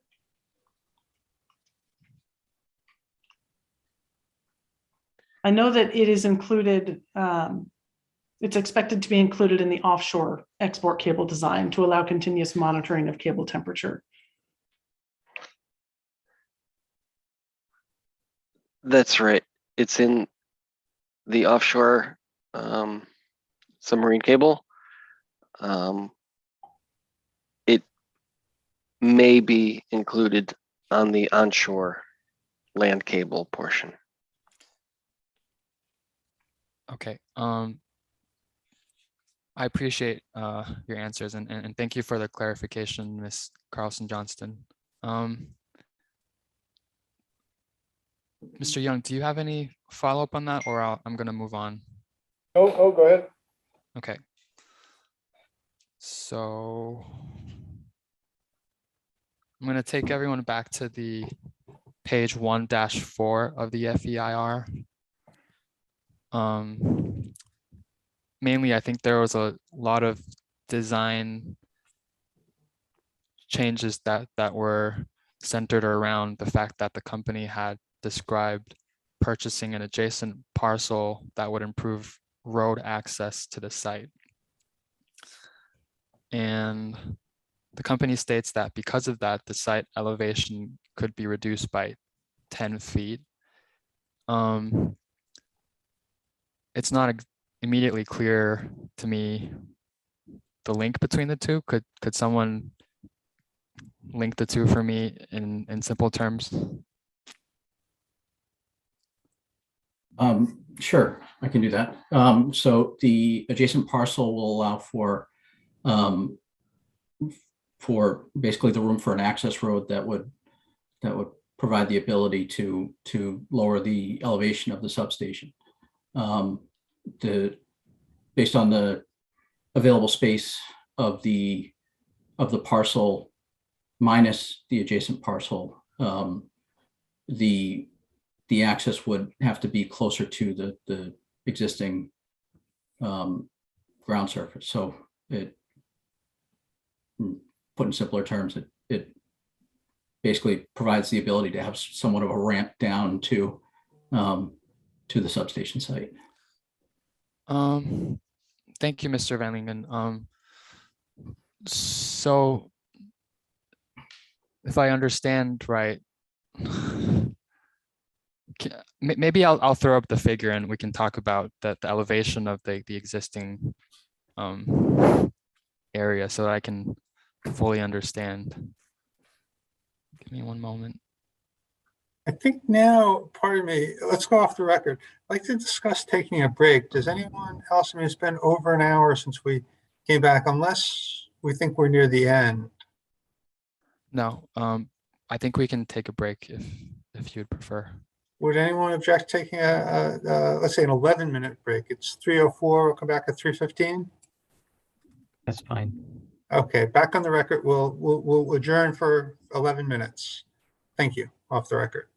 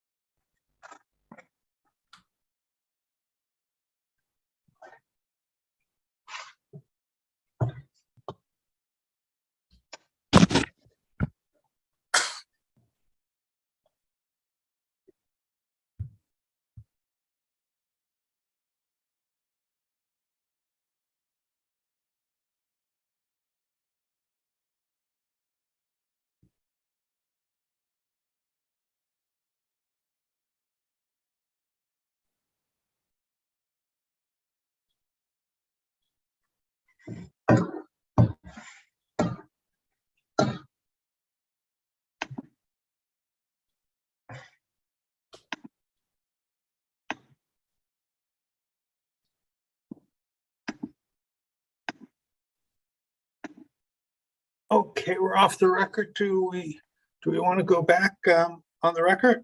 Resume questioning? Yep. Mr. Wong? Yep. Okay, are we waiting for anyone? I don't see Mr. Green. But he I did- don't think he's been on camera for a while. Yeah, oh, I see his icon. All right. All right, so why don't we go back on the record, Mr. Brock, and why don't you resume questioning, Mr. Wong? Thank you, Mr. Shea. So before the break, I had said that I would share a map to just to understand the change to the site. So I'm going to share my screen right now.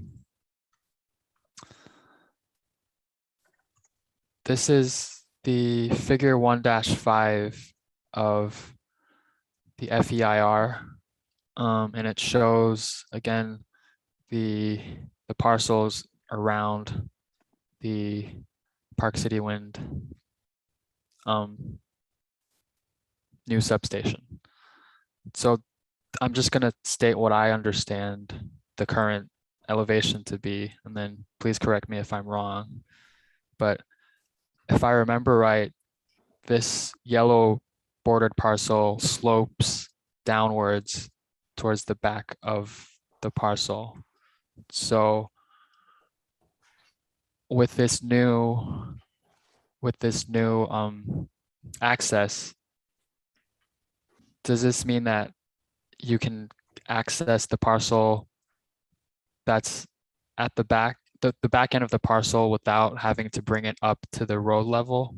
That was my question. Like, why does this new access point allow for the parcel to not be filled up to the rest of the parcel height?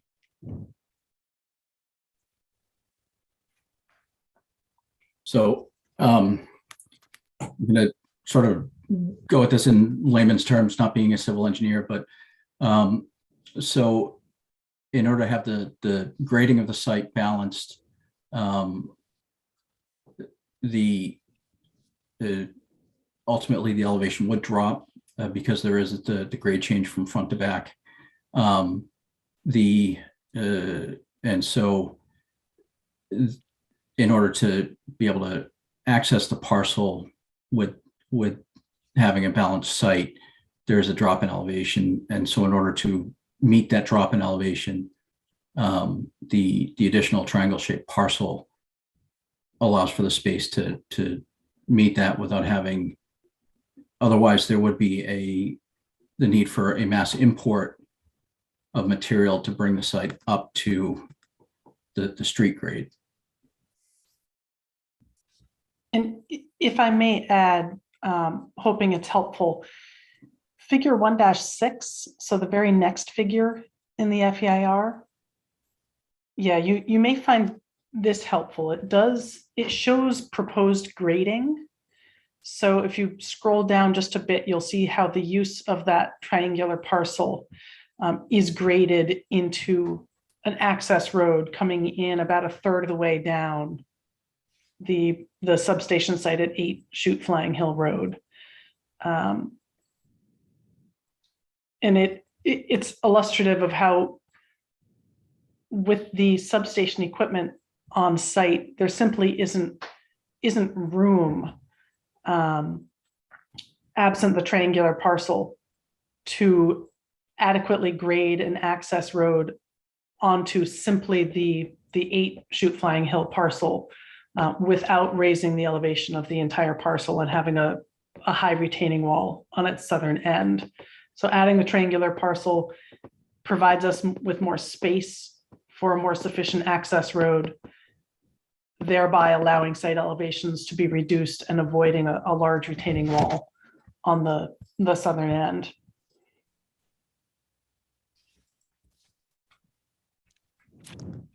It also, and this was described in that bullet list in the FEIR in section 1.2. There are a couple other benefits to this new access road. It does allow for a wider turning radius into the site. And it also moves the vehicular traffic further from the residential abutters to the west of the proposed substation. Thank you. Thank you for pointing me towards that figure and also the layman's explanation, Mr. Van Lingen. Okay, so on to a similar line of question. Well, a similar question, which is the company has stated in the FEIR that the purchase of the site isn't, I believe it stated that the purchase of the site hasn't been finalized. It says that the current owner has requested release. Is that still the case, that it hasn't been resolved? That's correct. We have not, there's language in the deed that the Mass DOT has right of first refusal. We're still awaiting for that confirmation. And just to confirm, if you're not able to purchase the site, then you'll have to use the previous design. Is that correct?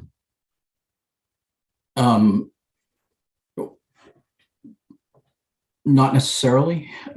We may have the ability to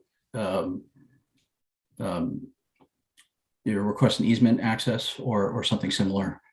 But you know, the preference is to get the response from DOT and be able to purchase the parcel outright.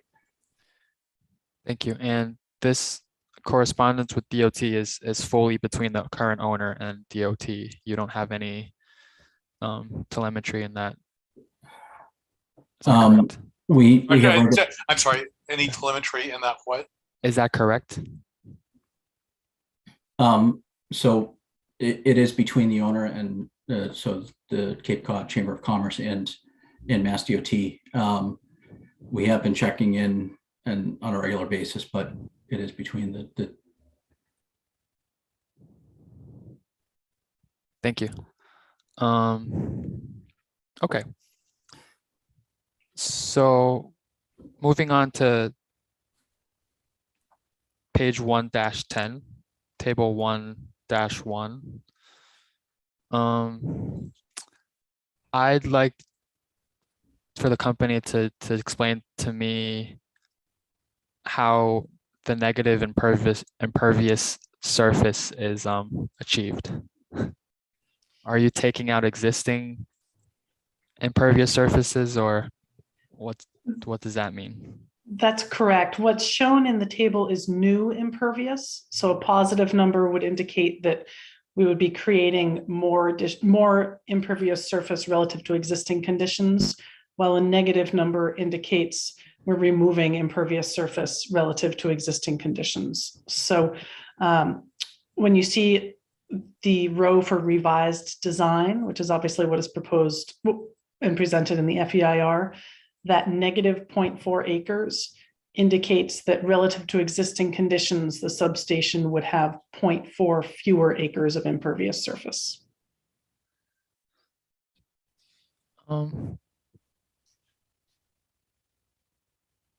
So currently the site has the Nights Inn Motel, and the impervious surface are currently related to that parcel, right? That's right. So it would be both the hotel roof and also the paved parking around that existing motel. Okay. And the company is proposing gravel driveways, which are not considered impervious surfaces. Correct. Thank you. And then in that same table, there's tree clearings on the Chamber of Commerce parcel. I think most of that parcel is forested. Is that correct? That is correct. And to the extent of tree clearing, it's just for the access road. Is that correct? And maybe the abutting section of that road. Yeah, so what we've shown here is the maximum amount of tree clearing that could ever occur on these parcels, which does indicate the full parcels may be cleared. On 6 Chute Flying Hill Road, that triangular parcel, the clearing would be for the access road, the kind of construction zone around the access road, as well as for construction laydown, because the space is constrained on 8 Chute Flying Hill Road for construction laydown as well.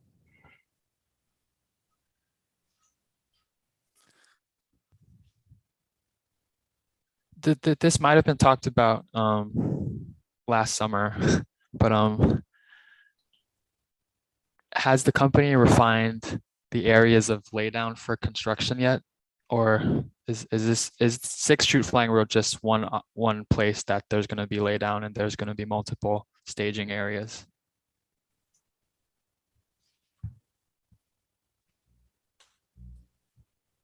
So I think we've identified the 6 Shooting Fly Hill Road as just logistically something that makes sense. Beyond that, I don't believe we've identified additional staging or laydown areas at this point. That's right. I would add the one exception is obviously with the horizontal directional drilling at the landfall site, where staging would be right there in the paved parking lot as shown on figure 2-10 of the FEIR. And again, refresh my memory if the company's intention for laydown areas for construction is that they will be revegetated after, or they'll be maintained as they were cleared.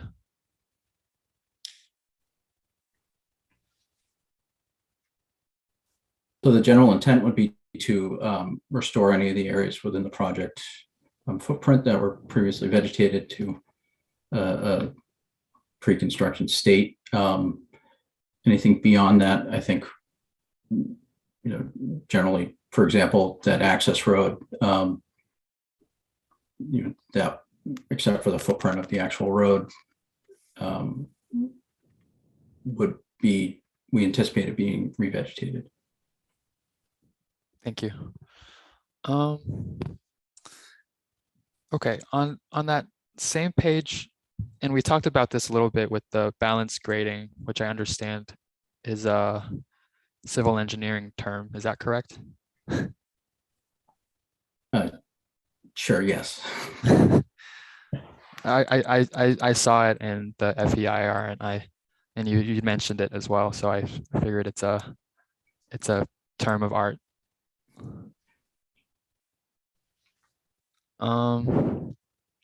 So, and you've already touched on this, but just to confirm that in order to achieve that grading planned in figure 1-6, that the company still expects to remove rather than add fill to the site?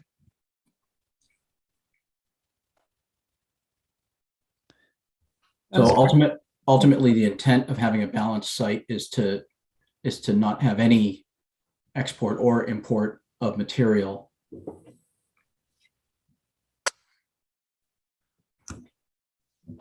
But with that design presented in the FEIR, that would result in some removal of fill from the site. Thank you. Thank you both. Now I sort of understand more the balance grading. It's sort of moving between the site to make it level. Is that the intent? Thank you. So if there's going to be some fill removed, would that soil that's removed be treated similar to how the company would treat soil removed from trenching excavation of its pipelines? I'm not pipelines, of its cables, I'm sorry. Yes, I anticipate it be handled very similarly. And at the moment, does the company expect to encounter any hazardous waste or buried waste at the site that might need to require further treatment? So to date, we initial environmental assessment that was done, there was no recognized environmental conditions that would indicate that there's been any sort of release to the site. Should we encounter anything of that nature during construction, it'll be managed appropriately.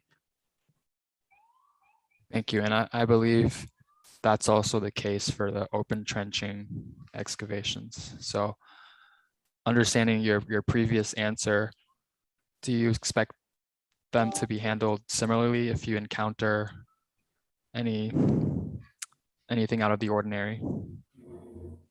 Yes. Anything that would be encountered along the route, we would retain an LSP and ensure that it was managed or disposed of in an appropriate manner. Thank you. So I sort of gestured a little bit about the balanced grading approach. Could the witnesses explain my gestures in words, defining balanced approach grading? I can take a stab. So basically it's moving dirt from one part of the site to another to get a level surface to be able to construct the substation. I mean, I don't know if anyone else wants to elaborate. Mr. Barton, you're muted right now. It's probably a little easier to visualize if you think about building a road or a railroad.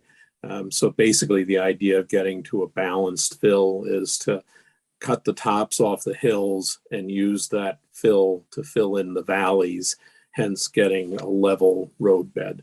And same idea for the substation, except it's a large rectangle as opposed to a linear facility. Thank you both for filling out the definition. Okay, so on to the next page at 1-11, I'm sorry. The company describes vegetative screening, and it appears to be different or an updated version of that described in the analysis for the initial filing, which is at 5-59 of the analysis. I may be misspeaking, but could you confirm if they're the same or if there's any updates to it?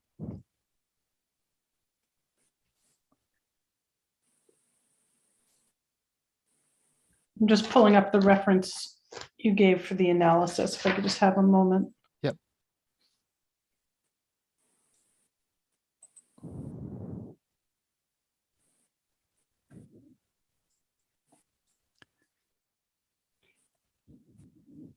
Yeah, the description, and I thought this was the case, the description for vegetative screening remains consistent.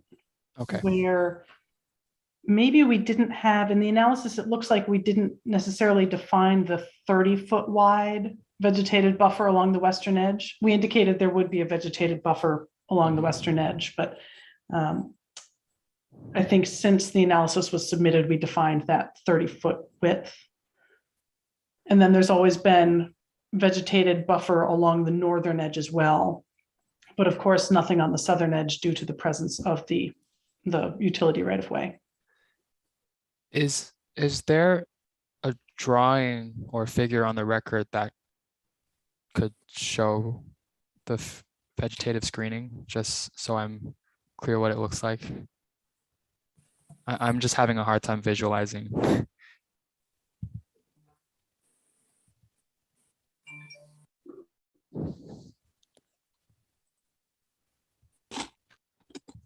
Trying to pull something up for you, just a moment.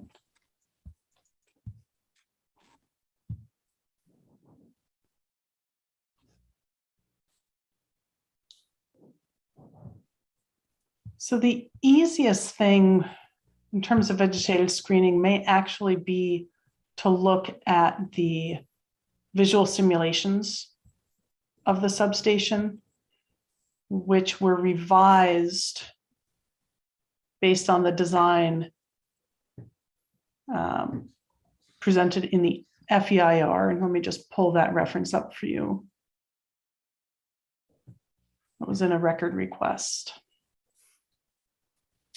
It's RR EFSB 6(1) would be those photo simulations.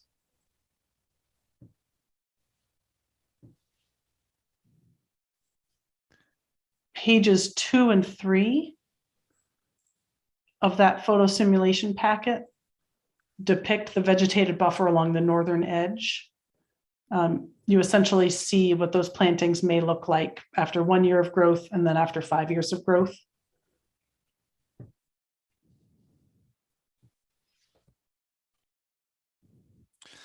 Appreciate that, Ms. Carlson Johnston. I'm currently pulling that file up. It's a big file apparently. Pages 2 and 3, you said? That's right. Pages 2 and 3 of that kind of packet of photo simulations. Okay. Show the vegetated buffer along Shoot Flying Hill Road, so along the northern margin of the proposed substation site. Got it. Okay. Thank you. Okay. So moving on to page 1-13 of the FEIR.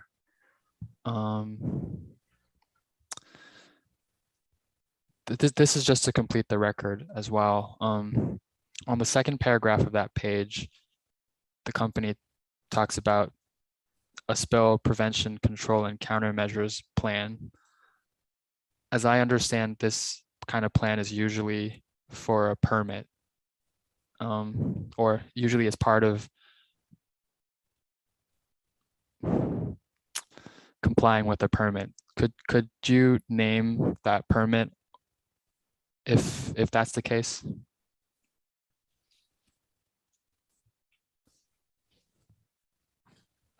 We have not, to my knowledge, formulated an SPCC plan, but I do know that we would have it as part of our construction management plan, which I expect may be a condition of a number of approvals, including the Cape Cod Commission's approval of our development of regional impact application. Okay. Yep, that's what it's stated. It says it's for a construction management plan.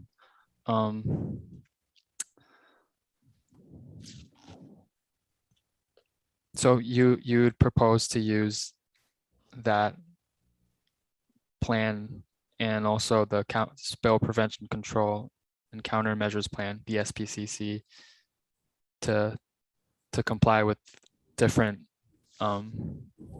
permits. Is that correct? I just wasn't sure if it was tied to a particular permit or not. If I might, the SPCC plan is actually a standalone requirement for facilities that store over a certain amount of oil or oil-like substances. And in this case, it's triggered by the dielectric fluid storage in the transformers and other major electrical equipment.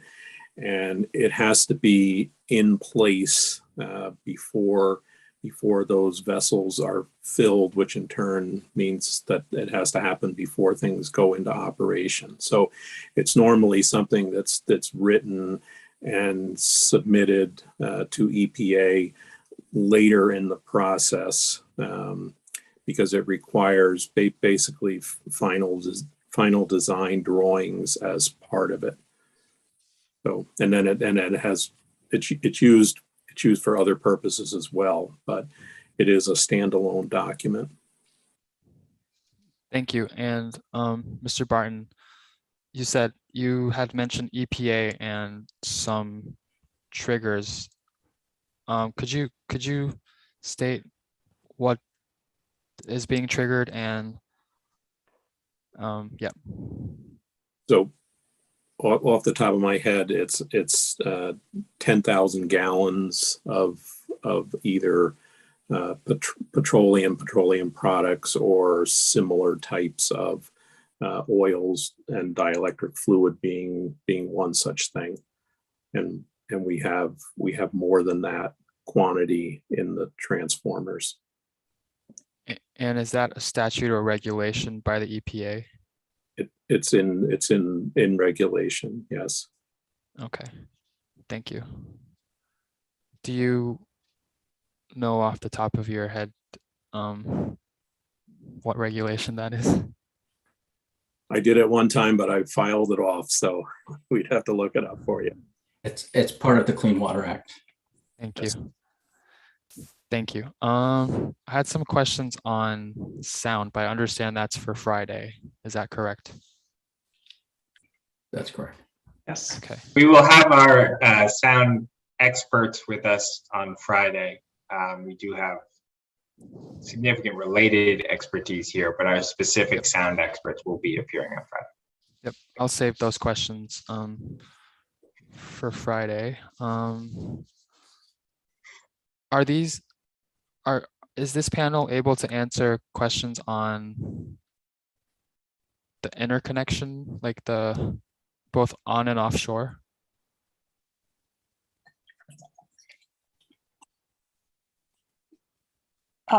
Depending on the topic, we can certainly address questions onshore and offshore, although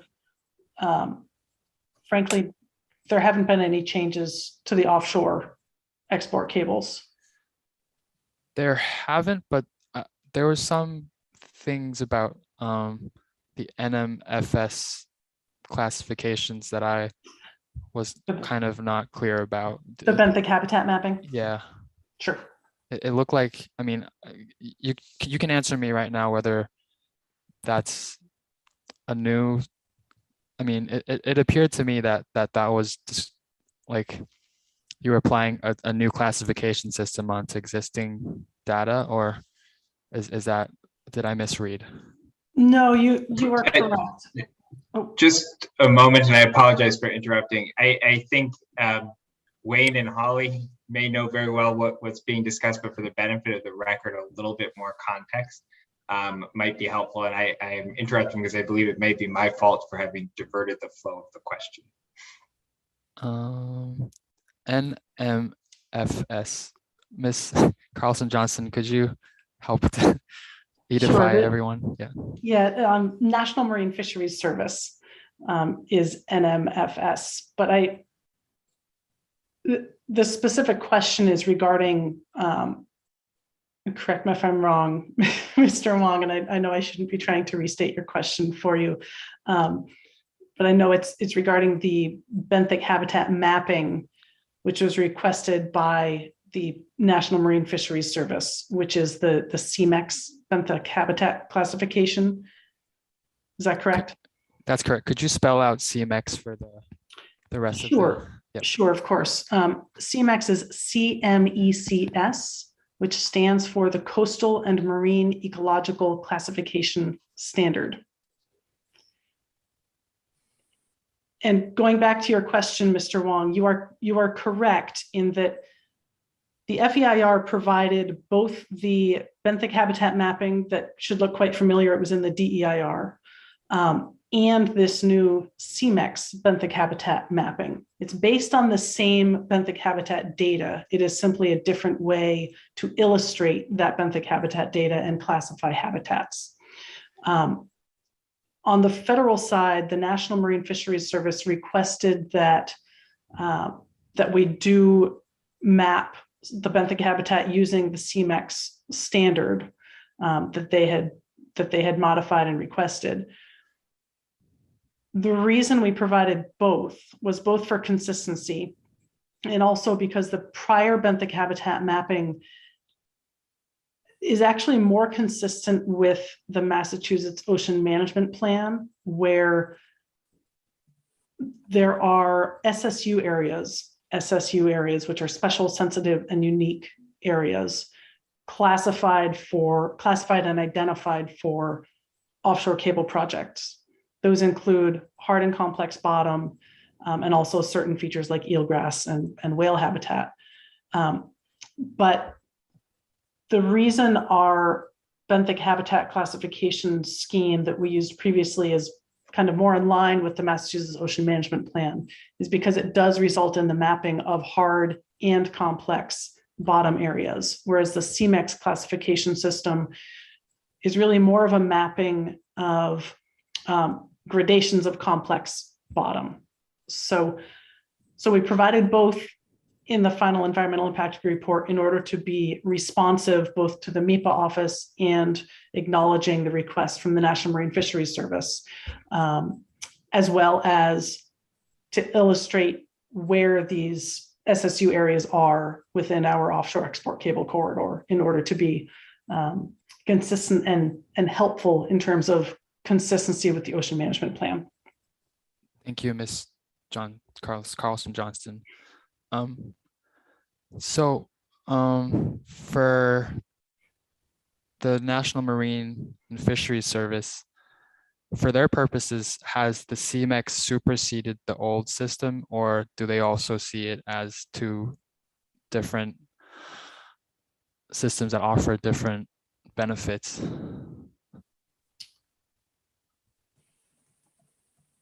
I simply don't know internally at National Marine Fisheries Service whether the CMEX system has become the single go-to method for classifying benthic habitat. I know it is certainly one of them. Thank you.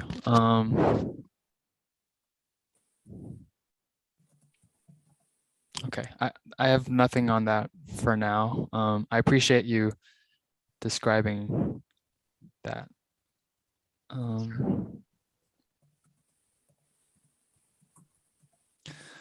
I had a note on page FER, page 2-8 of the FEIR. I'm just going to scroll to that really quickly and see if it hasn't already been answered by your description.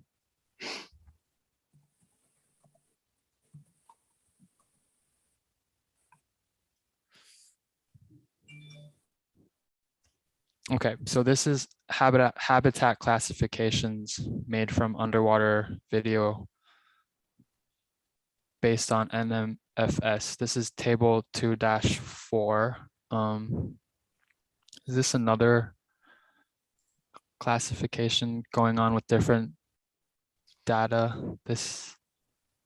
No, this is more of a description based on video and benthic lab analysis for the organisms identified along different portions of the offshore export cable corridor. So it is not an additional classification system in terms of benthic habitat. This is the habitat description, whereas the previous ones that we were talking about were the surface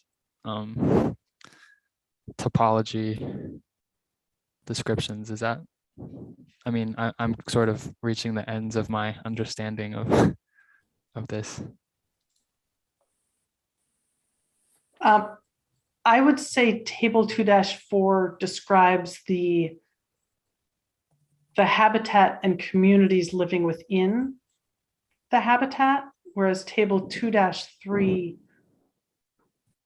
defines the actual CMEX classification scheme modified by the National Marine Fisheries Service that is used in the CMEX mapping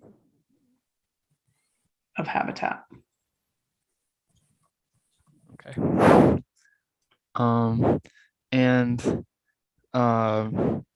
Similar note, the company states earlier in the FEIR at page 2-1 that it collected further fish trawl data in August 2021.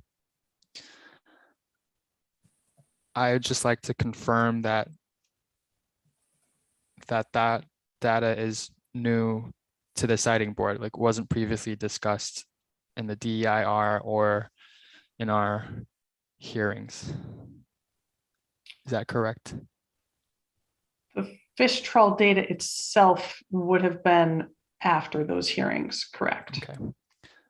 And for completeness, was this additional data collection conducted as part of another permit review, or this was just a regular data collection for Park City Wind? So Park City Wind did not perform the fish trawl. Rather we obtained fish trawl data collected by DMF. So that's what we meant, but when we said we queried fish trawl data, we didn't actually perform the trawl, but we simply collected data gathered by the state. Thank you. And I guess you can tell me if this was just to make sure that the data that Park City Wind has is up to date, and like you probably regularly query for the newest data until your design is 100% complete. That's correct. And also in this case, it was a specific request received during the MAPA review process that we simply go back and query the latest fish trawl data from DMF. That's why we did that. Thank you. I appreciate that.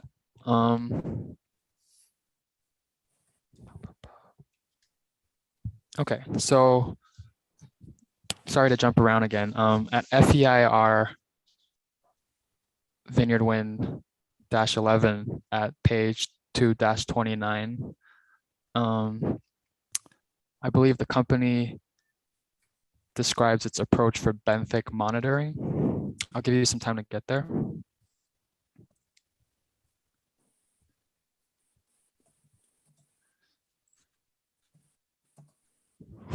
Okay. So this, it describes, sorry, I'm trying to get there as well.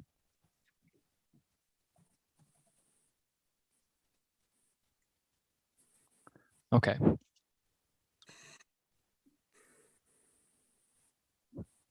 So this whole section preceding this page describes two options for benthic habitat monitoring, and it in the middle of the paragraph it says that based on initial feedback received during the October 2021 meeting, the proponent expects to further discuss details regarding how bathymetric changes will be assessed, etc. My question was, is there any update since October 2021 on the benthic monitoring approach?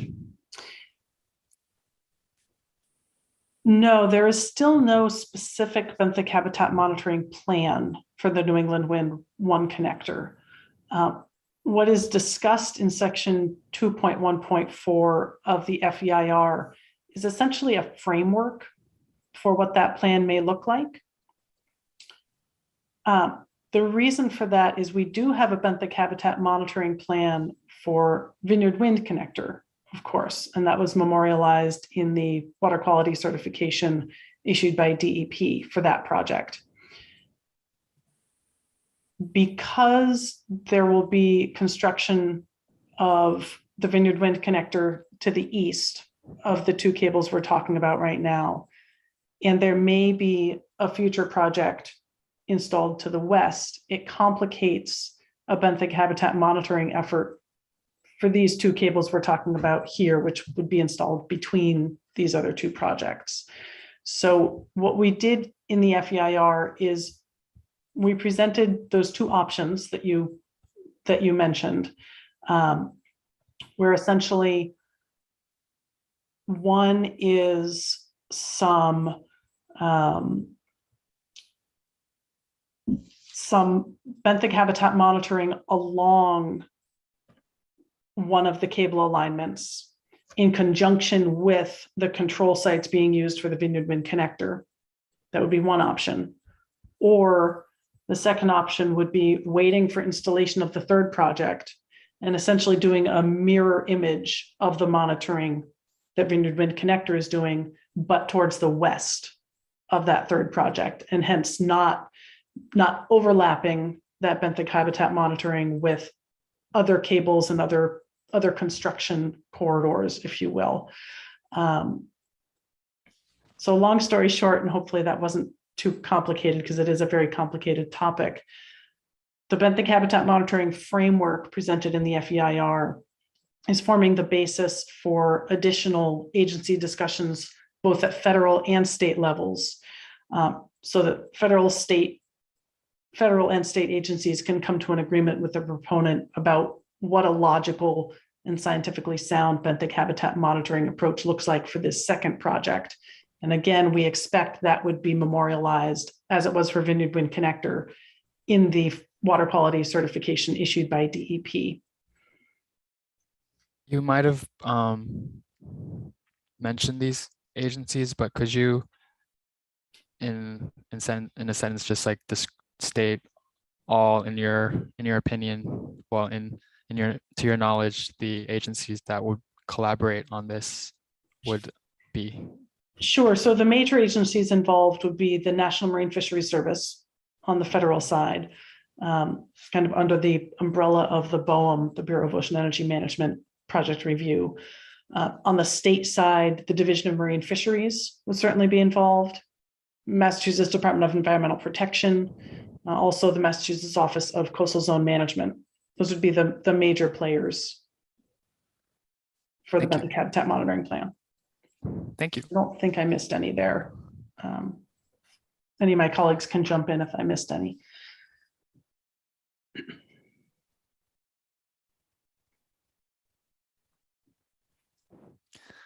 Okay, this is a parallel discussion, but could I refer the company's witnesses to the FEIR at page 3-10? While you're getting there, I will describe that this page, at the top of the page, it states that it describes the framework for avian and bat post-construction monitoring. Sorry, for avian and what? Bat post-construction monitoring. Bat post-construction. Yeah, avian and bat post-construction monitoring.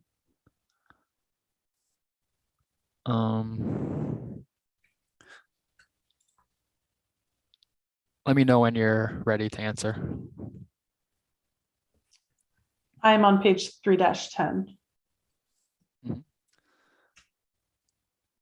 So my question was just similar to my last question, which is the company states that there's a few federal and state resource agencies, including NHESP, which stands for Ms. Carlson Johnson. Could you? The Sorry. National Heritage and Endangered Species Program. Thank you. So it stated that it includes that agency that carries that out. Could you describe the other? Could you state the other agencies that might be part of that review?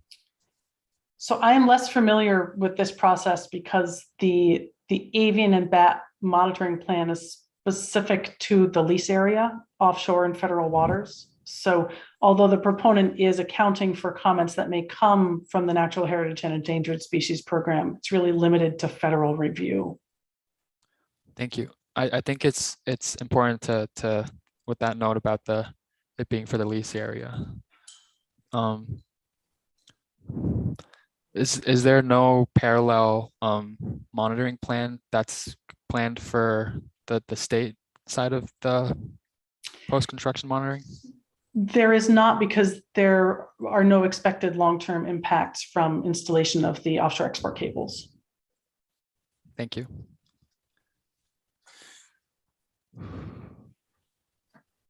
Okay, so to cycle back a few pages to the FEIR at 3-2, where the company describes estimated losses of fishing revenue. Could you let me know when you're ready to answer that question? My question, excuse me. Sure, I found the reference. So it's stated here that there's an estimated $6,149 loss in fishing revenue. I just wanted to confirm that that was for the entire project and not per fisherman. Correct. That is for all of the fishing effort within the offshore export cable corridor in state waters. Could you briefly, I don't want to spend too much time on this, briefly explain how this value was obtained? It might be in a BOEM filing. You can point me there as well. It's actually also in attachment, the better place to look is in attachment G of the FEIR, which contains the technical economic exposure report. But in layman's terms, the economic analysis of impacts within the offshore export cable corridor was based on an assessment of the duration of the construction season, as well as the area assumed to be an exclusion zone for fishing activities during construction. That exclusion zone essentially will be limited to a defined radius around the cable installation vessel. Now, the US Coast Guard will ultimately define what that radius is, but for the purposes of this analysis, we assumed it was 1 kilometer. It's usually between 0.5 kilometer and 1 kilometer. But we wanted to be conservative, so we identified an exclusion buffer of 1 kilometer, a safety buffer around the cable installation vessel. So that buffer obviously migrates with the cable installation vessel along the offshore export cable corridor as it is laying cable. So there's never an instance where, for example, the entire offshore export cable corridor is off limits to fishing, but rather it's this small bubble that moves back and forth during cable installation. We also assumed that fishing effort displaced from that small exclusion zone would simply not happen. It wouldn't migrate elsewhere. It would simply not take place. And that was all folded into this economic analysis. Thank you. On a similar note, if I could refer you to page 3-5, at the first sentence of section 3.1.3, the second sentence rather, the company stated that compensatory fisheries mitigation will be evaluated and addressed during the federal review process as well as through the CZM reviews. Could you give me a ballpark idea of timelines for that, if possible? So I know earlier today there was a record request regarding the BOEM review timeline, which may partly answer your question. But we could also, I do not know exactly when a compensatory mitigation package would be defined during that BOEM review process. Mr. Van Lingen, I'm not sure if you do. If not, we might be able to kind of fold that into our response to that record request. Yeah, I don't know when that would be. So if I might, if we use Vineyard Wind 1 as an example, the CZM consistency letter came out several months in advance of the record of decision at the federal level, maybe as much as 6 months ahead of that. So it was after the DEIS, but around the time of the FEIS, slightly before the FEIS. So if that same pattern holds, we'd be expecting to see something from CZM sometime in early 23. But at this point, we're not sure if it's going to go exactly the same way, but odds are it will.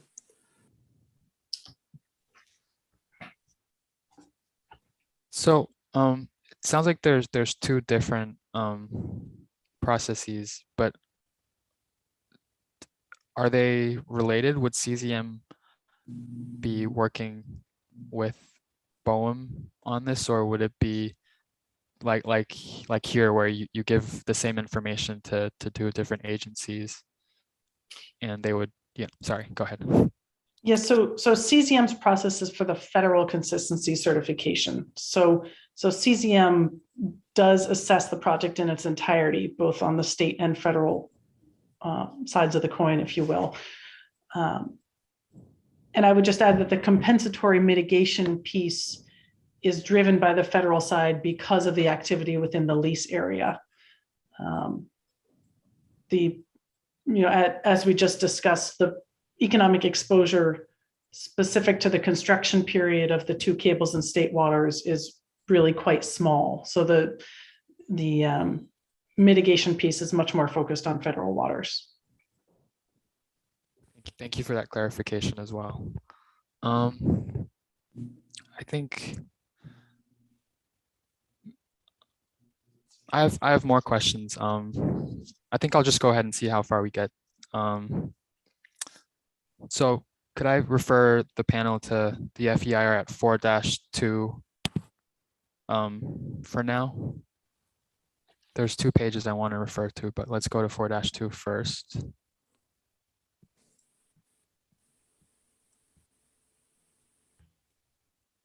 Okay, so in the 3rd paragraph of the FEIR on page 4-2, the company describes a shipwreck site and how it's going to be processed through the BOEM review process.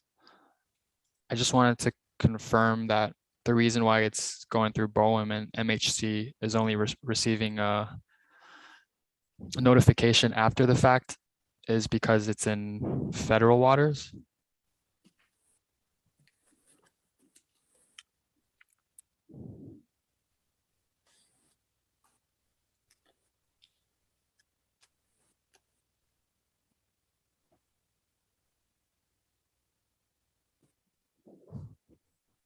I believe that is true. Although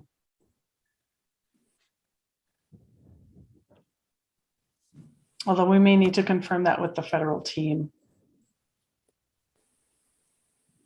I know that MHC and the Massachusetts Board of Underwater Archaeological Resources are both full participants in the historic review with BOEM. So I know they receive their reports through BOEM as part of the federal process. But we don't have, because the archaeological resource information is confidential in terms of location, we don't have any map that shows where that shipwreck is. Could I restate the question then? Would MHC, if it had jurisdiction over it, would MHC have required a review process, or it's always just going to go through the BOEM process?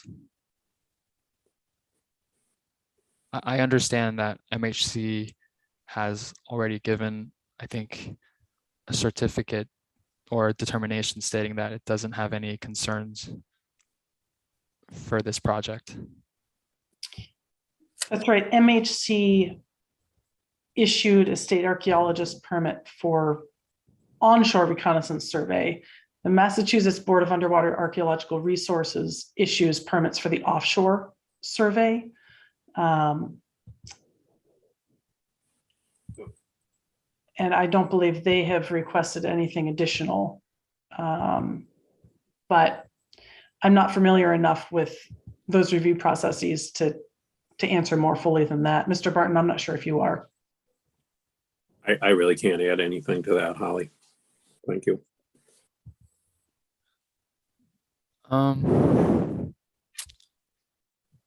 Could I ask that in a record request response? I'm not sure how useful it will be for our purposes, but just for completeness, I'd ask for a record request of that just to understand, so I'm going to restate the question, which is, could the company discuss the shipwreck site identified on page 4-2 of the FEIR, not identify its location, but more to identify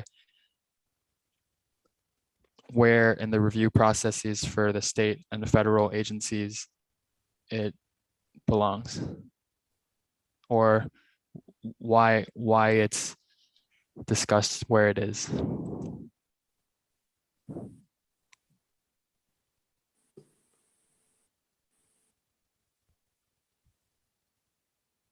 All right, that would be record request RR-EFSB-82. Is the question clear?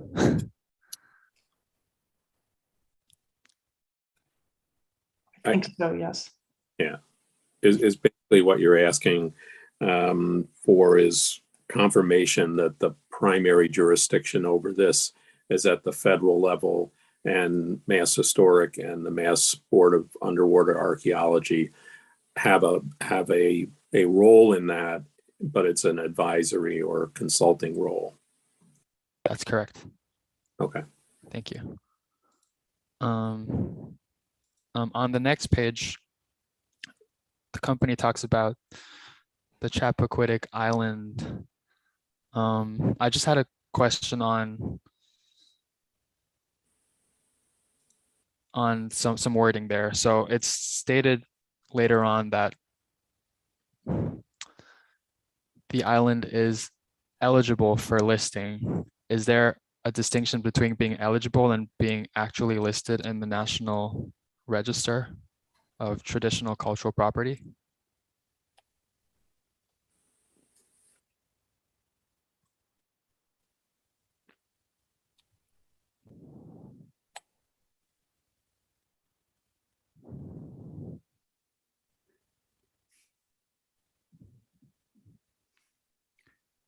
I am not aware of what the substantive difference would be.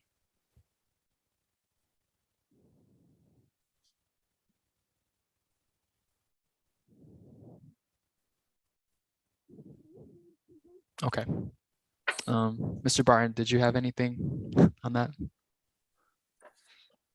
No, I think the primary difference is just there's some more process that goes into a formal designation. If something is determined to be eligible, and then it's accorded a certain amount of protection just on that basis. I had two questions on cable installation offshore. Is this panel able to answer those questions? Hopefully, yes. Okay. Good. So we're going backwards again to page 2-9 of the FEIR.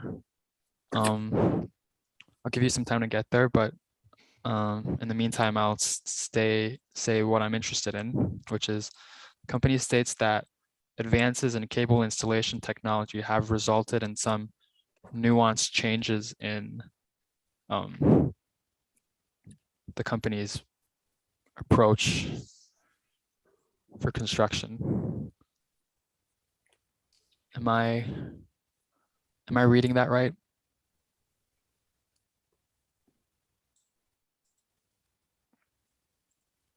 Yes. Yes, I see where you are on page 2-9. Yep. If you have this information, could you give a brief description of the nuanced changes that might have transpired?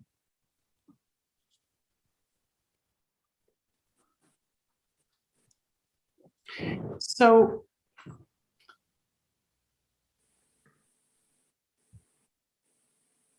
I'm reading the sentence. We could have been a little clear here. The nuanced changes, to my knowledge, are associated with the availability of what tends to be somewhat larger pieces of installation equipment, the purpose of which is to ensure sufficient cable burial within the stable seabed. This also includes the size of anchor spreads, for example, both the number of anchors and the size of those anchors. So our impact calculations, let's continue to use anchoring as an example, side by side with numbers for Vineyard Wind Connector, our potential anchoring impacts are somewhat larger because we account for larger anchoring spreads with potentially larger anchors, again, in order to provide the highest likelihood of sufficient cable burial. And this larger footprint is contingent on the larger, so to restate this, the described, for example, anchor footprint is the maximum for possible because of the larger equipment. If you have smaller equipment, it's going to be a smaller footprint. That's right. In all of our impact calculations, we try to show the most conservative or the largest possible impact footprint, so that those impacts would only get smaller in reality. Thank you. Flipping forward to a few more pages to page 2-13, about the company's description of dynamic positioning used for cable installation. The company states that the waters generally aren't deep enough for dynamic positioning. Could you just, for my understanding, state how deep the waters have to be consistently for dynamic positioning to make sense for a project? I don't know what the water depth cutoff is for dynamic positioning, but it essentially involves the use of water jets, where you will have water intake on one side and a jet on the other side. So you can't be so close to the bottom that you risk intake of sediment. And on the other side, where the water exits the dynamic positioning vessel, you don't want to be generating a lot of turbidity either. So it's one of the reasons why we have assumed anchoring would be necessary along the entire installation corridor. That's really helpful. So we're going to go onshore again, if that's okay. We talked about it a little bit this morning, about Aaron S. Crosby Park and Article 97 areas. Just wanted to confirm that the company's understanding is that Aaron S. Crosby Park is within an Article 97 area. That is our understanding. Okay.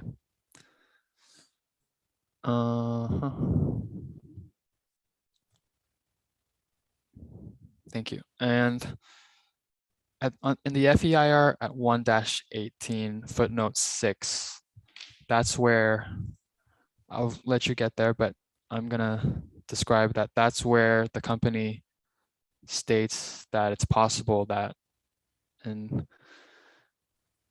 that variant 2 of the preferred transmission route or the notice alternative transmission route may cross underneath Aaron S. Crosby Park.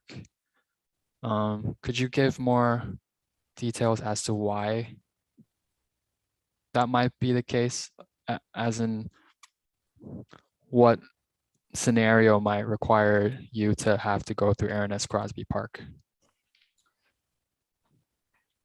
Sure, I can start, and then Mr. Zarnomsky or Mr. Van Lingen may have additional details they'd like to add.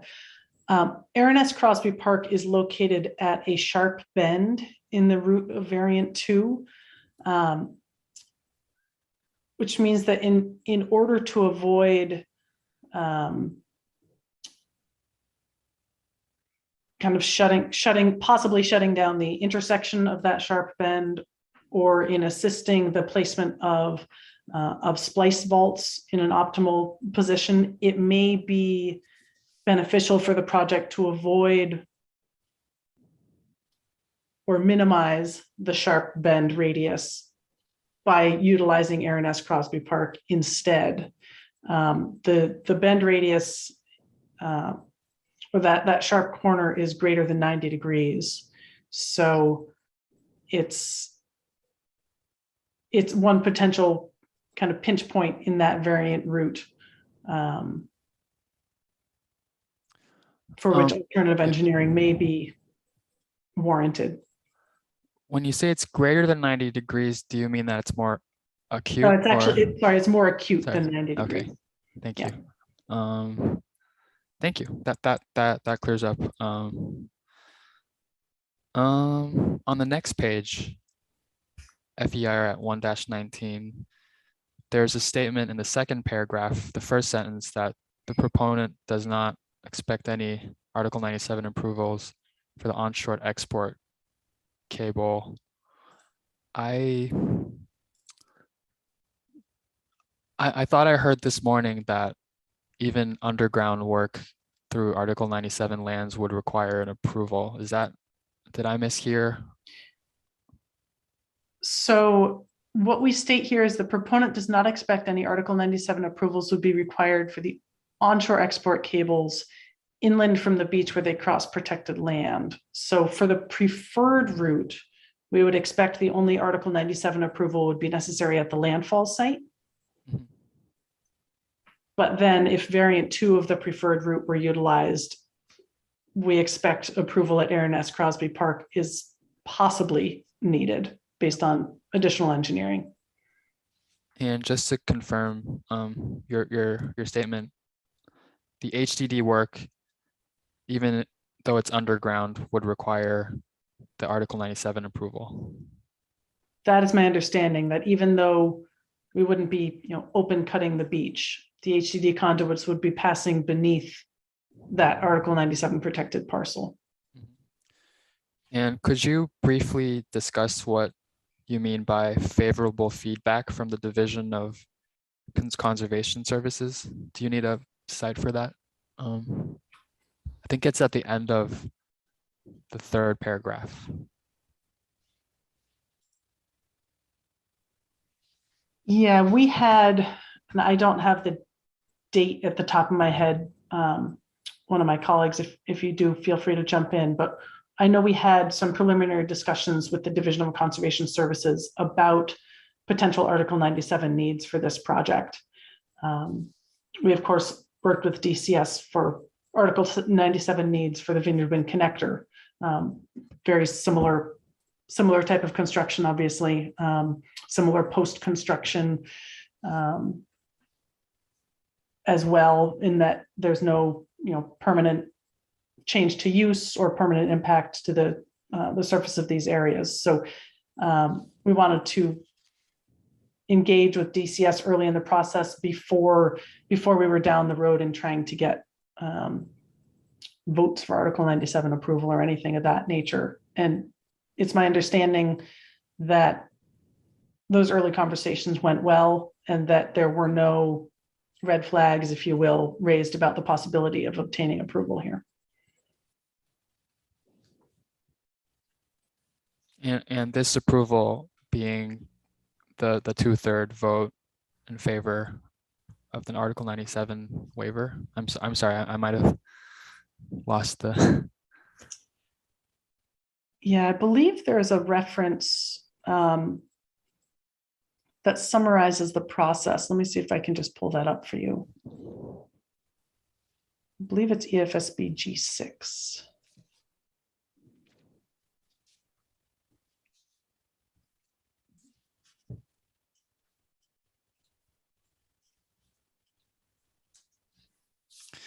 So in EFSB G6 parens S3, there is a table, and under section 2.1 of that table, I'll let you find it before I continue.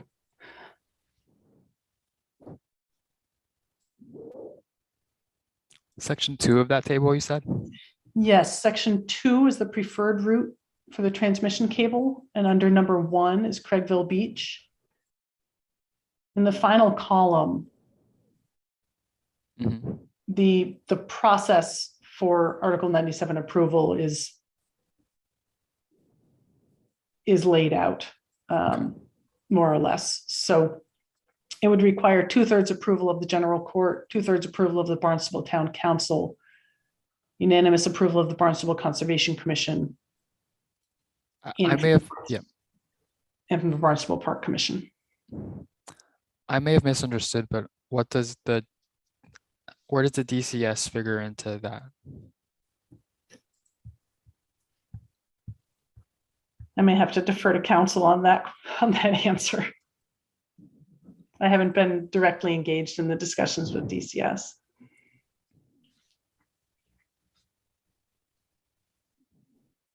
Mr. Menlingen, I'm not sure if you have.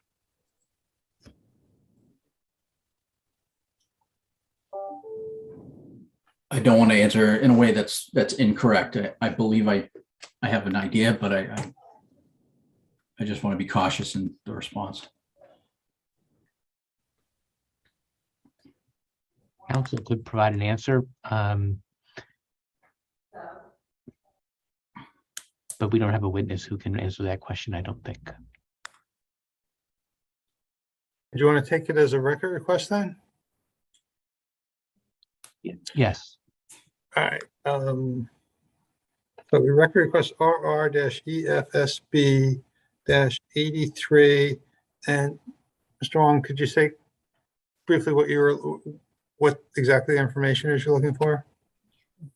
I'm asking how the divisions of conservation services with which the company has received favorable feedback figures in to the Article 97 approval process. Okay, it's an Article 97 approval process. And I understand we're still on the record, Ms. Johnson. I looked at what you were referring to. It was, let me find it just a second. I got EFSB-G paren S. I didn't see an S3. Were you looking at G-6? It's G-6S, that's right, excuse me. And I see G-6, and number 2 is the preferred route.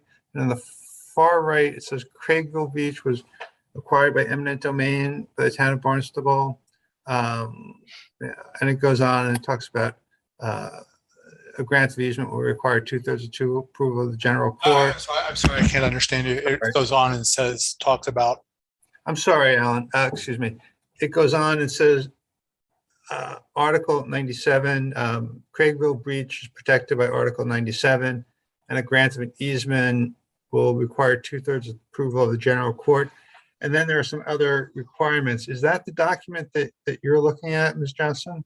It is. Okay. I appreciate the information. There's no citation to any statute or case law though in this answer. What we could do with unless Mr. Wong, if it's acceptable to you, with respect to RR-EFSB-83, would say, all right, that record request is how does the DCR figure into Article 97 approval? I'd like to ask another record request because it'll probably be it's enough separate, and that is that the response to EFSB-G-6S supplement response on page 2 of 8 addresses the requirements for a grant of easement over Craigville Beach, but that there's no citation to any source of law, statute, regulation, court opinion, or anything like that. So I'd like the PCW to provide a legal basis for the statement it makes on that page. Is that sufficient? mean, is that understandable? Excuse me. Yeah. Okay. Mr. Shea, the latest G6 is S3, which Park City Wind filed on May 25th, 2022. So I just wanted to make sure I think the content is the same, but I just want to make sure we're referencing the correct document. May 25th, 2022. We've had the person who files our things has been out a bit for a while. So if we can just go off the record for a second, I will. Let's go off the record. We say May 25th. Right. We just filed a supplement. The purpose of the supplement was to update it to reflect the host community agreement being signed. So that's why I think the content is the same. But I think it just makes sense to reference off of G6 parens S3 close parens instead of S or S2. I am on May 25th. And who would it be the person that fires? Is this Nancy Wilbur? That's my LAA, yes. All right, let me just see if I can find this here on all right, she did file a whole bunch of things. Yes. It's G6. I can't quite, fortunately, my computer, Mr. Khan's face is in front of, there is G6 S3. G6 S3. And the language we've been looking at is on page 4 of 11.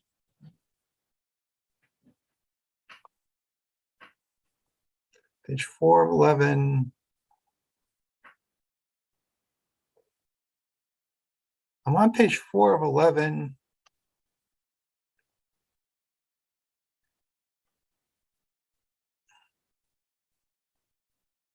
Okay, so let's go back on the record, just for that record request I made, RR-EFSB-84.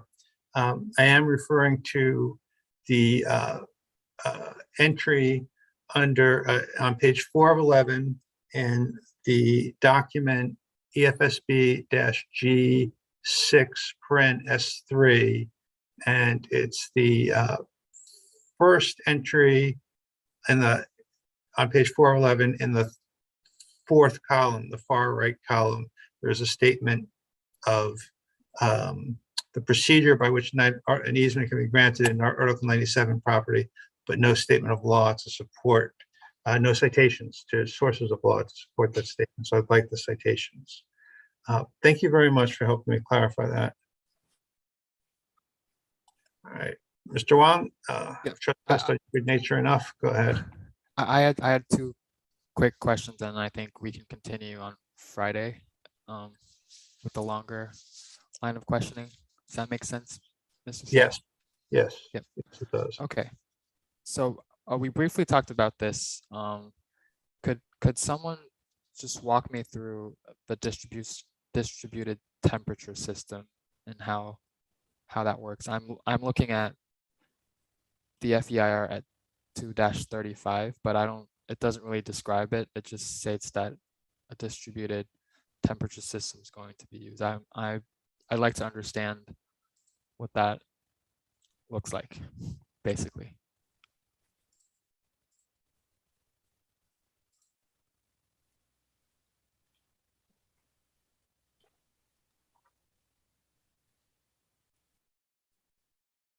I unfortunately cannot provide you with an engineering type of response to exactly how the distributed temperature system works, but I know that its benefit is it allows for a continuous monitoring of cable temperature, and fluctuations in cable temperature can be used to indirectly indicate whether a cable is still buried or whether that cable has become exposed.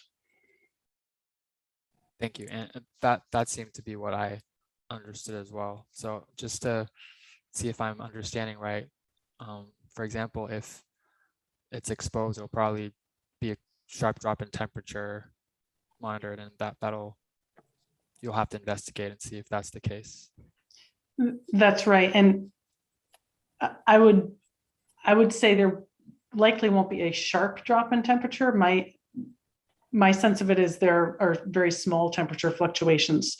But yes, fluctuations in the temperature of the cable may indicate that survey of a short segment of cable or something like that may be warranted to see if it actually is uncovered or not. Thank you. That helps me.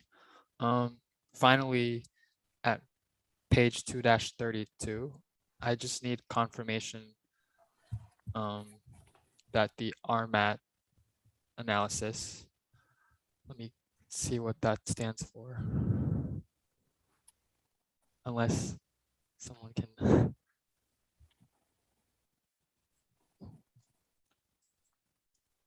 Like Resilient Massachusetts Action Team in the second paragraph. Yep. So just to confirm that the RMAT analysis showed that the sea level rise and storm inundation do not make it to the substation site. That's correct. In fact, they stopped well short of the substation site. And I would just note that the sea level rise using the RMAT mapping was the same as had been presented in the DEIR using the Cape Cod Commission's sea level rise viewer. So it was the same result, stopping well short of the substation site. Could you, about that second point, could you speak to whether both models use the same base data or that? I certainly suspect they did because it is the same mapping product. Okay. Okay. That's all I have for today, Mr. Shea. Ms. Foster Evans has an additional question. Thank you. Earlier today, we were talking about the West Barnstable substation, and we were talking a bit about parcel 214 at the West Barnstable substation. My understanding is that Park City Wind owns that parcel. And much earlier in the proceeding, Park City Wind was considering building some substation equipment possibly on that parcel. Given the fact that Eversource is going to seek an easement to put the cable across that parcel, or at least on part of that parcel, I'm wondering whether Park City Wind is still planning, or whether Park City Wind is still planning to build any substation type equipment on that parcel at this point in time. So at this point in time, there is no plan to construct any substation equipment on that parcel. And does the company have any other plans for that parcel at this point in time, other than the easement for Eversource to build the interconnection cable underneath that parcel? Not currently. Okay, great. That's it. Thank you. I'd like to stop for today unless anyone has an objection. We've been going for a long time. All right, why don't we, then we'll start on the record. We'll stop for today. We'll resume Friday at 10 a.m. And we've been questioning the Park City Wind witnesses. And then at that time, I think we'll continue to question the Park City Wind witnesses. I believe Ms. Dalmas will have some questions for the acoustic witnesses, and there may be, of course, you can have redirect if you want to. And then, of course, the other party, Eversource, may have some questions as well, although we'll see. Unless anyone has an objection, I'd like to adjourn until 10 a.m. on Friday morning. Hearing no objection, I so adjourn. Thank you very much for all coming here today, and thank you for your cooperation. I appreciate it. Thank you. Have a good day. Thank you all. Thank you.